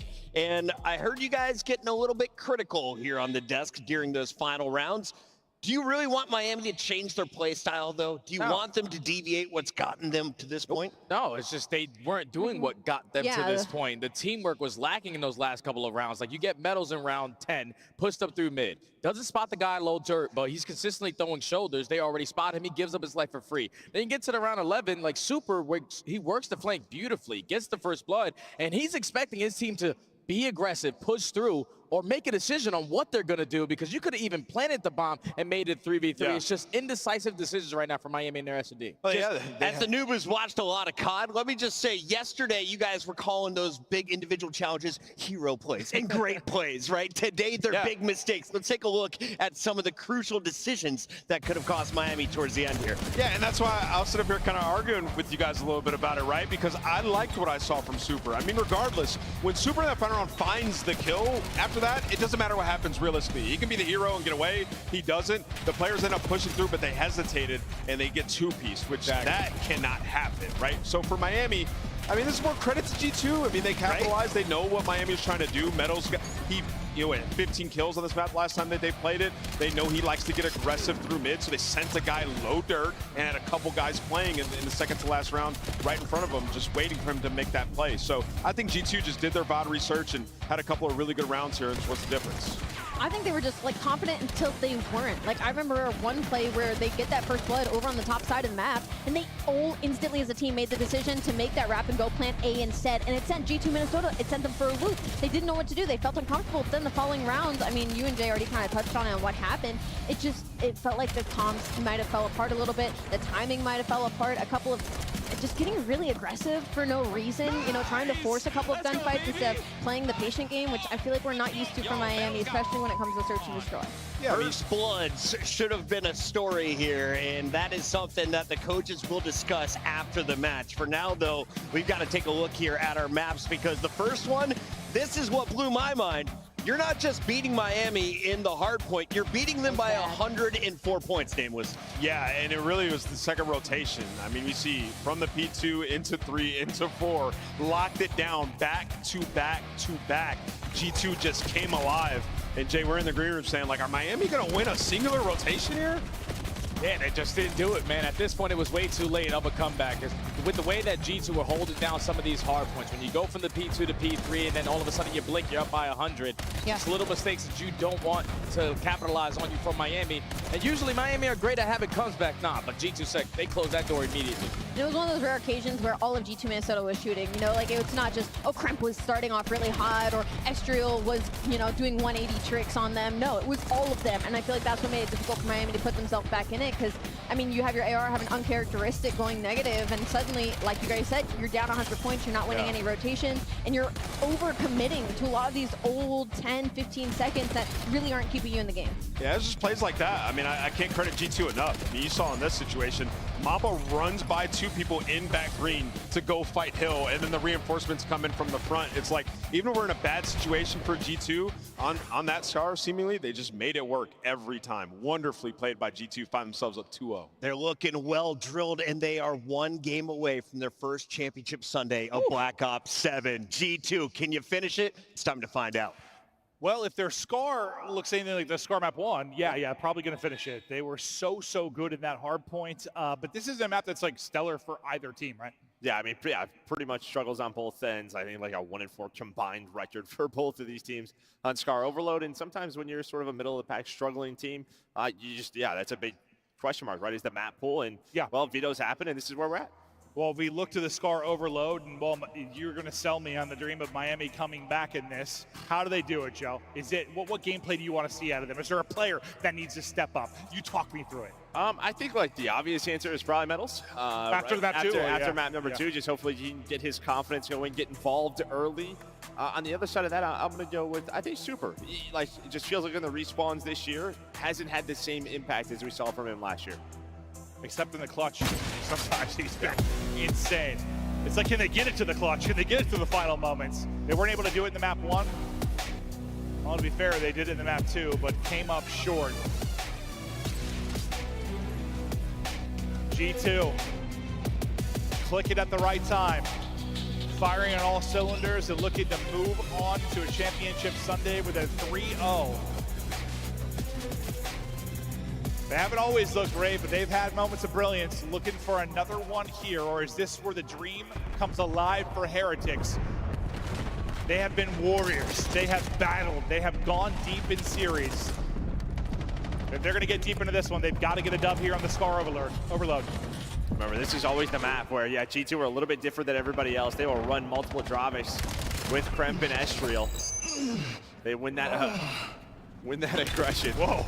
He was an angry boy. Yeah. Man, that was like extra. Dude, that was a double moaner. Wow. Holy hell. What did he eat for breakfast? Heretics, though, they're finding the kills, and they're finding the opening. Mamba's going to do a massive from the back. He's got, well, I was going to say he has help from Skies, but he doesn't need it. Mamba finding the kills. Now they'll try to rally this out of here. You still have Rancor forward. You no longer have Rancor forward, as Estriel will shut him down. Trying to move this. Oh, nice little snap. Nice little 180 there from Metals to disrupt any flow here from G2. They have not been able to cross this line at Motel, and Trakes is just ripping heads. Yeah, nice shots for both of the SMGs to, keep the pressure on. I mean, you have Estriel in the middle of the map, but everybody else really just coming off a spawn. Kremp up top now. You imagine he's going to get double teamed. Absolutely does. Is Super on the pinch. You just want to work this objective, but it's actually going to reset. He's hoping they can wrap it towards him, but his teammates fall. Yeah, it's just one of those times where you take a route, you get into a good position, but yeah, the rest of the squad is not there to then support that play. They'll continue to take risks. One of these times you feel like it's going to work out. Nobody really finding any kind of opening offensively yet. G2, though, starting to get some members forward. That forward member, though, is going to get clotheslined. Kremp can't turn that into a double, so their mid presence is gone for now.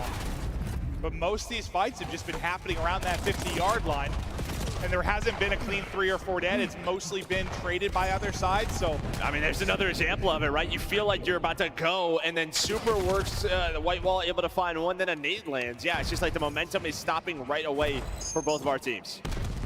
Super takes that route again, makes the play, as you said. Now can they turn this into something? A good opportunity. That's going to be 2 dead. Great chance to do it. Kremp gets that kill. He's got to track back, though, because they lose everybody else, and that's going to lead to a score. Heretics going to get it through. A nice play, and finally some offense here. Yeah, I mean, just great openings by Super, right? 10 and 5 from him. Continues to find the timings through the pinch, through plane side. Having to deal with him just so annoying right now for G2, leading to that 1-0 lead. Skies, we talked about how much better he has been, but struggling here. And well, this is the reason why Super is just winning all the gunfights. Well, you said that you think he would be the one you want to step it up maybe a little bit in the respawns. He's doing exactly that. Big part of their defense, big part of their offense, and now we work to get this forward again. Trakes leads the way. Trakes gets dropped. Metals, a multi would be terrific here to maybe help out your EMP carrier. I'm not sure he needs help because Super not missing right now. That's 2 with a pistol. Well, we have seen some pistol kills this land. I will tell you what, the pistol on land is hitting. It can be a 3-bullet kill, and well, these guys are not, they have had plenty of those. No, that's probably the thing that stood up the most. I mean, even just today. That Hydra one? Yes, there have been some pistol kills that defy logic. The thing is insane. Opportunity though for G2. 1 for 1 thus far. Rancor chowing out and dropping. I mean, that's what, 3 for 3. And when you're the defensive team, as long as you're trading efficiently, most likely you're not going to be giving up a score. Behind enemy line, so that last guy, they lost 3. The last guy was Mamba. I don't know if they forgot about him, but Mamba's still going to be lurking. And Mamba's going to go ahead and turn that into 2. They killed everybody but him. Is that just a name not being called? Or? I mean, he just gets through. I think there's just some timings from Motel side, and they don't expect him there. He turns it into 5 in a row. But the problem is, again, you're going on these routes, you're taking them, you're finding the kills, but your teammates die. Yeah, great play from Mamba, but it's just not going to lead to much. If anything, maybe it leads to no movement forward for Heretics, but you'd love to turn this into a score. With 20 seconds remaining, Heretics, job done on the first side. You're up 1-0. You're selling the comeback, but you still got 5+ minutes of play to get this done. And, well, we might not be done yet because Kremp is forward. Still haven't added 30 seconds for overtime if they're going to need it, but they might be able to rally this through. But he's got to deal with 2 up through the mid-cut. He needs help from his teammates. Good job finessing here from Estriel. Getting there should be Sky. Sky's just got to finish the kill, and he does. Snaps on a Trace, at least enough to back him up. 20 seconds now in OT to get it forward. Swinging it to the other side. Their point man Mamba is going to drop. Sky still alive and well. Nice little wrap and route from Crimp. He gets in behind 2. Slams a 3rd. There's the score. Tied up 1-1. What a closing there from G2. I mean, Skies, he just lays in the corner and Trace forgets about him. Just sprints right into a mid-cut. That gives him the opening. And then what's going on in the base is, yeah, they're just getting destroyed by Tremp. So, yeah, the fact that you're able to do that with the overtime, the player on the objective just able to play his life, then wrap it all the way around. Beautiful stuff from G2. Yeah, you didn't have a whole ton of opportunities if you're G2. Not many at all, but when you had the opportunity, you capitalized. And we talk a lot about efficiency when you have the MP. I think maybe most important on Scar because you probably had the least opportunity, least chances compared to other maps. You get one shot, you got to take advantage. Mamba leads the way with 19 and 12. I mean, yeah, some of the kills didn't lead to much, at least offensively, but 15 were non-traded, and if anything, worst case, like I said, you slowed the roll of Miami. You kept mid-map presence. Cramp right back to work, 2 HP, and give him another. Yeah, I mean, map control hasn't been really all theirs, and well, honestly, deja vu. They're like finding the first 2, and then they are just getting shut down. Super, all right. Behind Super's 3, that means G2 are now going to be fighting out of their spawn. Super continues to find kills. Unfortunately, it's a frag that's going to stop him, so you lose the hot hand in Super. You now just kind of fight for map control out mid. But it seems like G2 are getting out now. We'll see what Mamba can find. Yeah, Metals was working the pin. She was able to find one, Nice. then just got stuck in Hotel, but Mamba is hit. It is Super versus Mamba. Estriel is going to help him out, and well, he's going to back up for the objective. That's probably not the guy you want backing up, but Tremp, when he has gotten to these spots on this map, they have led to scores, and he does it again. Yeah, the only guy I know that I have to have forward is Crimp. But honestly, it's Mamba's kills that allow Crimp to get to that position. Get him forward, and Crimp, when you talk about his ability to spawn kill with the sub in hand, one of the best to do it. Skies started slow, heating up, but will get red and drop. So that'll be EMP down there at White Wall, and now we'll see what Heretics can do to get out of this as they go down 1. Well, now they're trapped, right? I mean, Tremp right off a spawn just pushes through Motel. The rest of the team, yeah, they want to go plane side, so it's just a sandwich, and well, it leads to another score for G2. Every single score, I swear, Crimp is killing the guy that might be able to make the play. Always in the back line. You saw Mamba's cam for a second there. He is fired up. They can taste the 3-0. They can taste the Sunday. They are so close, and they continue to pour it on. Heretics, we talk about being warriors. We talk about how they battle, how they push it, how they lengthen series. They got to show us something. They got to show us something. Yeah, even in Overload this weekend, right? Couple of wins, both by 1 goal. So they have just been persevering through, but it just doesn't feel like it's going to happen right now. Got to find something special. Looking for something special. Who will deliver something special? Estriel might be the one doing that. He gets 2, Crimp gets 2. That's what I talked about at the start of this series. They were oh my God, the pistol. Onto Rancor, adios. Can they get another one here? Unfortunately, the guy that you probably want to have a sub in hand is the guy that has the EMP. No, that's what we talked about. That's the thing we'll change. Let's never let Crimp pick it up, even though that pistol kill was disgusting. But this is where they found trouble last time, Miami, is getting this objective out of here. This time, they're able to find those kills. So, can they push this up and put the pressure on G2? Discombobulated, out of sorts. Not finding any openings. They just go topside? Getting outclassed, but maybe you find a timing. I mean, we can obviously see what's there. Now the problem is going to be the flank, maybe. Crimp's going to get in behind enemy lines. He's going to stop the EMP. The rest of the teammates going to drop. There's a chance here. Second should go through. Gets it across, gets the score. Heretics now within 1. You still have what? Trakes forward? Okay, well, sorry, Trakes, he's going to be gone. You still have Super in position to maybe make a play. Yeah, Trace is able to play his life there. Maybe they have a chance, but instead jumps up, finds 2. So G2 off his spawn, able to find a couple of kills, just relieve some of that pressure. But Metals, he pulls out the M15 right back to it.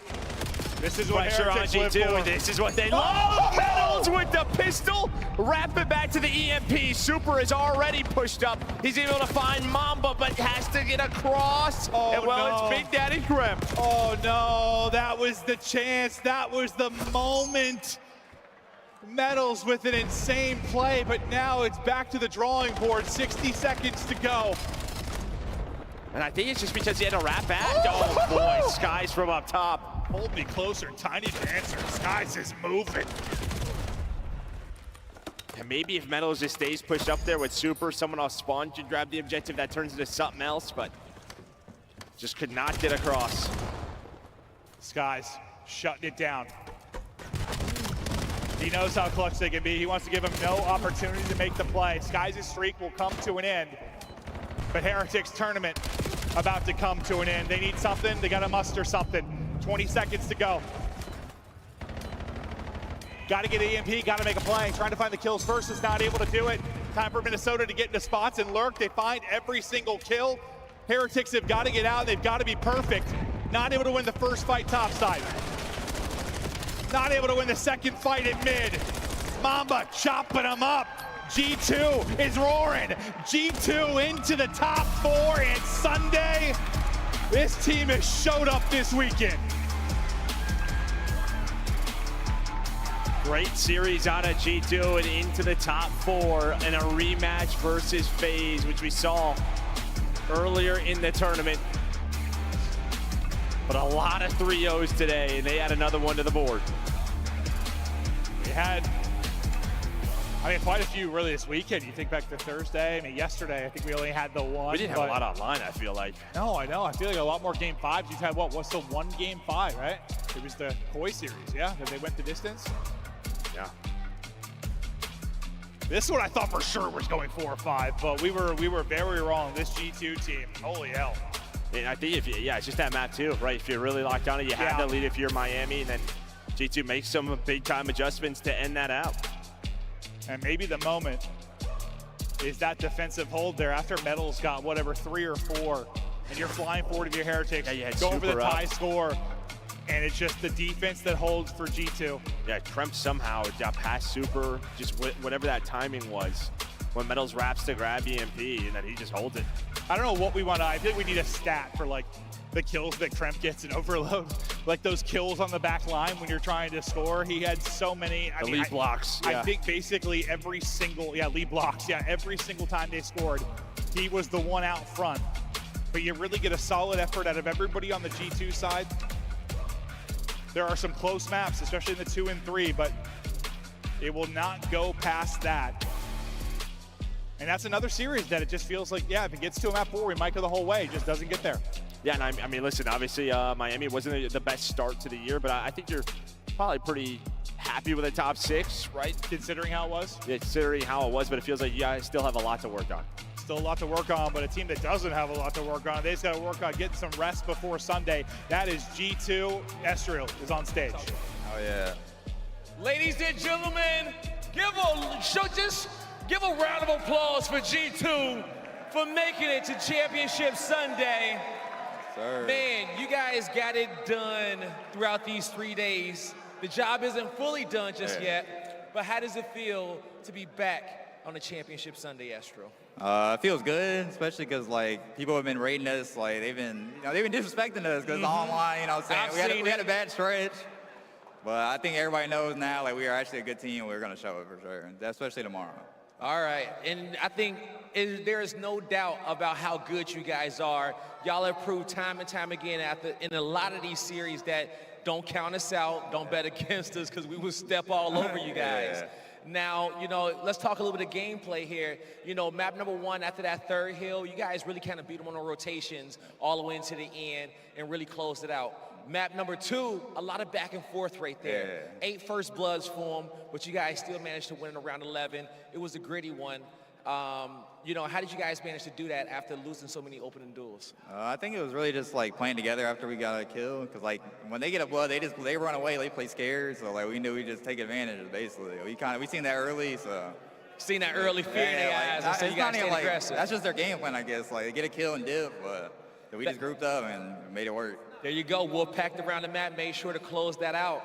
Now, you know, one thing is I also want to talk about is just your teammates and how you guys have came together as a whole. You know, when I first saw y'all on Media Day this weekend, y'all look like, you know, 4 best friends. Y'all been through a lot, you know. Probably one squad, well, I say one player yourself, been in so many Game 5s over the last 2 years. Stressing out. Exactly. So talk to me about how you guys have grown as a squad to be able to make it to Championship Sunday again. I think we honestly like spend a lot of time together, like the whole team as a whole, and we're all like super like vibey and just like good vibes. Like we just all cool with each other, all like spend time. So it just shows with the gameplay. We trust each other, even though like none of us really like knew each other that much like going into the year, but like y'all cool, like, got cool quick. So. All right, man. And then lastly, you know, I will say you guys got a great coach in Looney too, okay? Talk to him about what he does for the team, and also give a shout out to the G2 fans as we get ready for Sunday. Honestly, like Dan, you know, say he's a 6-time, like he know how to win, so he gonna tell us like we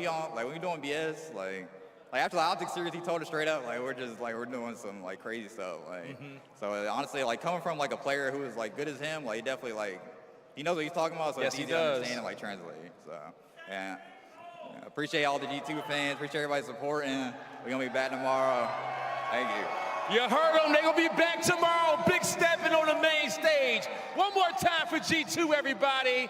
Miles, close us out. Thank you, Blaze. Great win for G2 there. Great culture, great team. That was a nice interview, man. That was nice. Genuine. Really genuine. I'm a big fan of Estral. But that's it, guys. That is the end of this superb Saturday. We do have a couple of moments to get through before we get there. But, and G2. I know, man. Top what 4. Team. An absolute beast team, man. And we saw a 6-0 map count against everybody that's not Optic. And even that one, maps are particularly close. You know, a couple moments get away from them. They just play sound Call of Duty. And now they're not just the Colossus team. Scar is a terrifying map to play G2 on in any facet. This team looks unreal. Yeah, it was just like a completely different series than the one versus Optic, because what happened in Optic, you didn't win the rotations. You're down by 90 trying to fight the comeback. You win rotations versus Miami, and it's an easy game. You get to the search and destroy. You're not throwing away these number situations because you don't even have the numbers. You were a majority of those rounds in the 3v4, you clutch on up. And then we were sitting here talking on the desk. We were like, 1-1 at the half. When Miami had so many opportunities to grow the lead even more, we knew that it just took one opportunity for G2 on the better side, and they trapped them and didn't let them out. Does this make G2 Lanimals? Like, do we start having that conversation yet? Like, do we start going like, gosh, guys, like, what were we doing online? Like, do we just need to put you guys all in the same? I forgot what the wiring is called. It's very long. It makes Skies a local area. Oh, yeah. 9,000 damage, most in the lobby. Shout out Skies. He took so much criticism over the course of this game so far. And, you know, he said, finally, with a set team, he's comfortable. And, hey, he was right. He's balling. He was right. He was balling, but don't take our word for it. Check this out. Our Scuff play of the game. It is going to be closing out the series. A clean sweep for G2 Minnesota. A lovely look at them online. And now here on LAN, they find themselves on a championship Sunday. And it was a good start from Miami too. Like, that's the different part of it too, is they just had so much map control and so much pressure. But I gotta tip my hat off to G2. It's just their situationals were really good. They didn't really give Miami too many lanes to work with, especially when we went into that second half. I mean, they just kept trying to funnel them through that P2, through that mid side. Nobody really tried to hit plane, and even if you did get through, it felt like Skies was there to stop stop the bleeding every single time. Just really good gameplay out of G2. Yo, people were getting turned on in this series. Yeah. This is a weird one. I mean, we saw so many like 3 pieces, pistol kills, like everybody was locked. You know, from guys right here. Yeah, exactly. That's what I mean. There's so many ropes. moments like this. I think for Miami, though, I mean, you had a successful tournament. You figured out your search and destroy. Rancor is an absolute monster. Trake's had some awesome moments. For them, you know, just keep on growing as a team. Obviously, changing out Real is not going to be easy. Nice, I feel like baby. of all the rookies we've had and all the debuts we've had at LAN, I think Trake's and Mamba, especially this tournament, both looking pretty good, Jake. Oh yeah, Trake's without question fits into this Miami Heretics team like a glove. It's like he's the same exact player that Real was for them. You just need a little bit more time underneath your belt to truly understand what teamwork is. Because when you're not winning rotations, you struggle on breaking. That's not going to lead to success. And even in first bloods, when you're finding them, you're still not playing your man-ups correctly. So time is all they need to be better. Well, that's all the time they had. This is a look back at the bracket of how everything went down today. We said goodbye to a few more teams. We said hello to our top 4 for Sunday. The Genomates, Optic, G2, and FaZe. We'll see them go in action tomorrow. Again. Wow, what a tournament it's been. Major one, very, very special. But guys, what a day we've had as well. I mean, a lot of big matches. Starting the day off right with FaZe versus the Falcons. And a surprise? Yeah, I mean, this went the distance. This was a scary one. I really thought Riyadh was going to take this one in the end, man, but FaZe just too strong. You talk about a Riyadh team, like Search and Destroy was fantastic. Same with the Overload throughout this entire stage. And for them, I thought actually they had a pretty good tournament. He had some moments. He started off nervous early on, but after that, in terms of respawns, played great. But for Riyadh, just got to get back in the lab. Yeah, you definitely got to get back in the lab because when you're throwing in your hardpoint match for that map #1 and you're up by a hefty margin, you allow FaZe to just break you down on that comeback. You're obviously able to respond in that search and destroy with an insane comeback of your own, but just that overload, in 1 minute it all changed so fast because FaZe were able to put 3 on the board when you had the initial score. Falcons just couldn't get that breathing room that they want, couldn't find the consistent slaying around that middle map, and FaZe just capitalized. Ali, for a tournament with so many teams who are so closely contested online, it feels like we're getting a lot more 3-0s. Yeah, I was actually, as soon as you started saying that, I knew where you were going with it, and maybe that's just the way the LAN's going to work. I mean, this is our first major event of the year. When things are really close online, the momentum, the way that it works is a little different. I mean, we saw it with the Paris Gentlemates, right? Like, LABs, they had a really good first showing, and then it was kind of nothing after that. Paris Gentlemates, I can't even take that serious. Thieves ruined my Saturday. Okay. The Thieves got slammed today.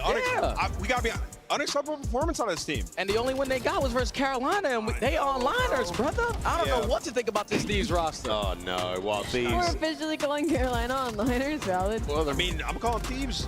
They're not even onliners. Yeah, I don't know. Order in the court. Well, we're going to see Paris play tomorrow. A very, very exciting matchup for those guys. But they've delivered. They've given us the goods on LAN, Jay. We expected a lot from them, but they're going to be playing Optic tomorrow, who, let's face it, they had a great day. Man, that 5th man for the crowd is really playing an impact for Optic. Because every time you're getting a kill, you're just hearing the roars. You're consistently playing with the utmost confidence. You were able to stop that almost comeback here from G2 on map #1.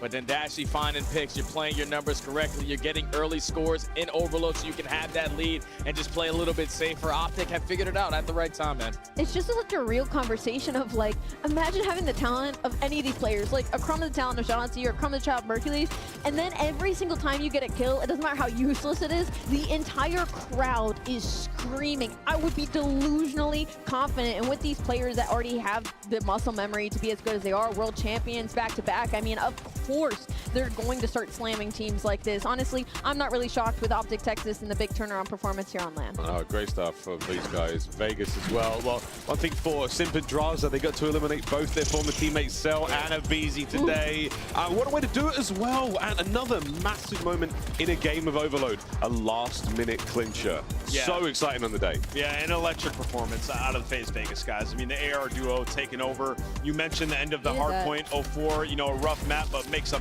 massive play on rotation to secure them that map, and then using that momentum going into the next 2 maps. Thieves just look like a defeated squad, Miles. Brother, those ARs on the side of FaZe, like when they're on, they seem like one of the best teams in the game without question, because they just are always in a position to find multi-kills after multi-kills. Every single time you went to a boozer on this screen, it was goal line stops after goal line stops. And when they're on fire and then your SMG start to pick it up, because 0-4 tomorrow cannot afford slow starts versus the teams that we have remaining in this tournament. He's got to be on point from the start of that series. Oh, that is one of them for you, though. 45 diff, a boozer. 1.32 overall. Closely trailing, though, there with Hook at 1.3. Guys, these are our heavy hitters on the day. Oh, yeah. Anyone there you're surprised to see, Ann? I mean, the easy one would be Skies. Yeah. Right? I mean, we've been so critical of him, and he's really turned around his game. This team's gelling, and you saw, better performances land out of Mamba as well. Really, the AR duo on that G2 team, sensational so far. I wanted to shout out Hook in that just because I feel like he was kind of been left out of the conversation with Optic Texas. But moving on to our K dealers, I mean, Mercules, I don't think there's a whole lot of shock there. Honestly, with any of these players, I think the biggest story is just the fact that there are 3 Gentlemates players sitting right in this sandwich that all have a 1.2 KD. That's very impressive, Jay. AR dominant on top. Yeah. Brother, I don't know if it gets any easier than this. The M15 got to be the land gun. It's usually the SMG, but the fact that Neptune is the only one Shout up out there. Neptune, He's bro. him, man. Holding it down for the submachine gun players. Gentlemates and Optic, they'll be our winners bracket matchup. In the lower bracket, we say goodbye to G2 or to FaZe tomorrow. What a Sunday it will be here at Major 1. Coming at you in Texas. First and foremost, though, what's going on tomorrow? Our stage is set for a wicked Sunday. FaZe G2 up first, followed by a healthy dose of Optic Gentlemates. And then we get to the losers bracket. Man, that's going to be a good time. Guys, it's been a big day, Ian. I think the green suits are on their plane. They're ready to go. They got to get in here and combat this crowd, dude. They were loud. Was that 8 hours nonstop? Yeah, they got time. Come on. They got a bit of time. You could be here just in time for that matchup tomorrow. For all of us here on the desk, for all the guys in the crowd, everyone behind the scenes, thank you so much for joining us through a brilliant, brilliant day of Call of Duty. We'll be back tomorrow. More action here at Major 1, starting things off right. We'll see you then tomorrow.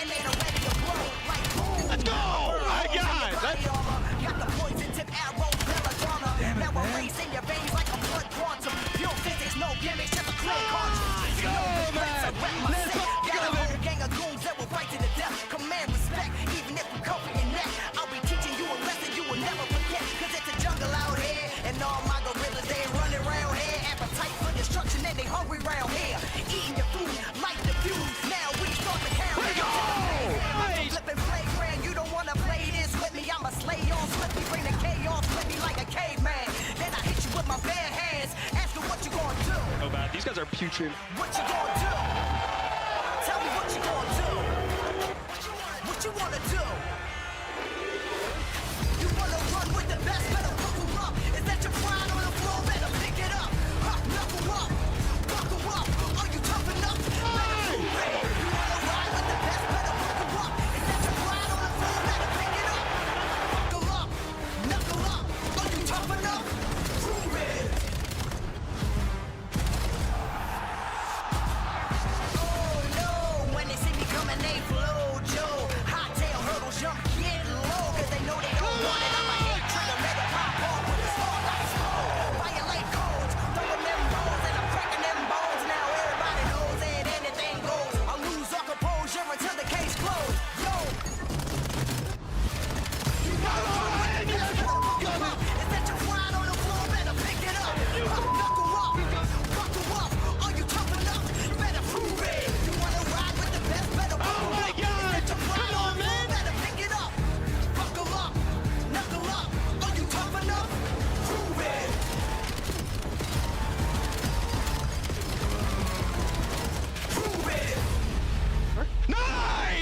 Let's go, baby! Let's go! Yo, Meadows got on. Meadows got on. Draws it down. Oh my God, draws. Second. Oh my God. Oh my God. It's a madhouse over the top of the hill. And now you're out. Oh, forward 2. That's a big 2. That's a big 2. Oh my God. Oh my God, they have the cross. Come on, Pip. Last guy. That's G. That's it. That's it. You can't even make it. That's it. Oh, Days clutch that one. Damn. Yo, let's go. That was crazy. That was crazy. Come on, BJ. Come on, BJ. Holy. This is why you have to pinch. That was a separate piece. Movie. They just broke down. Okay.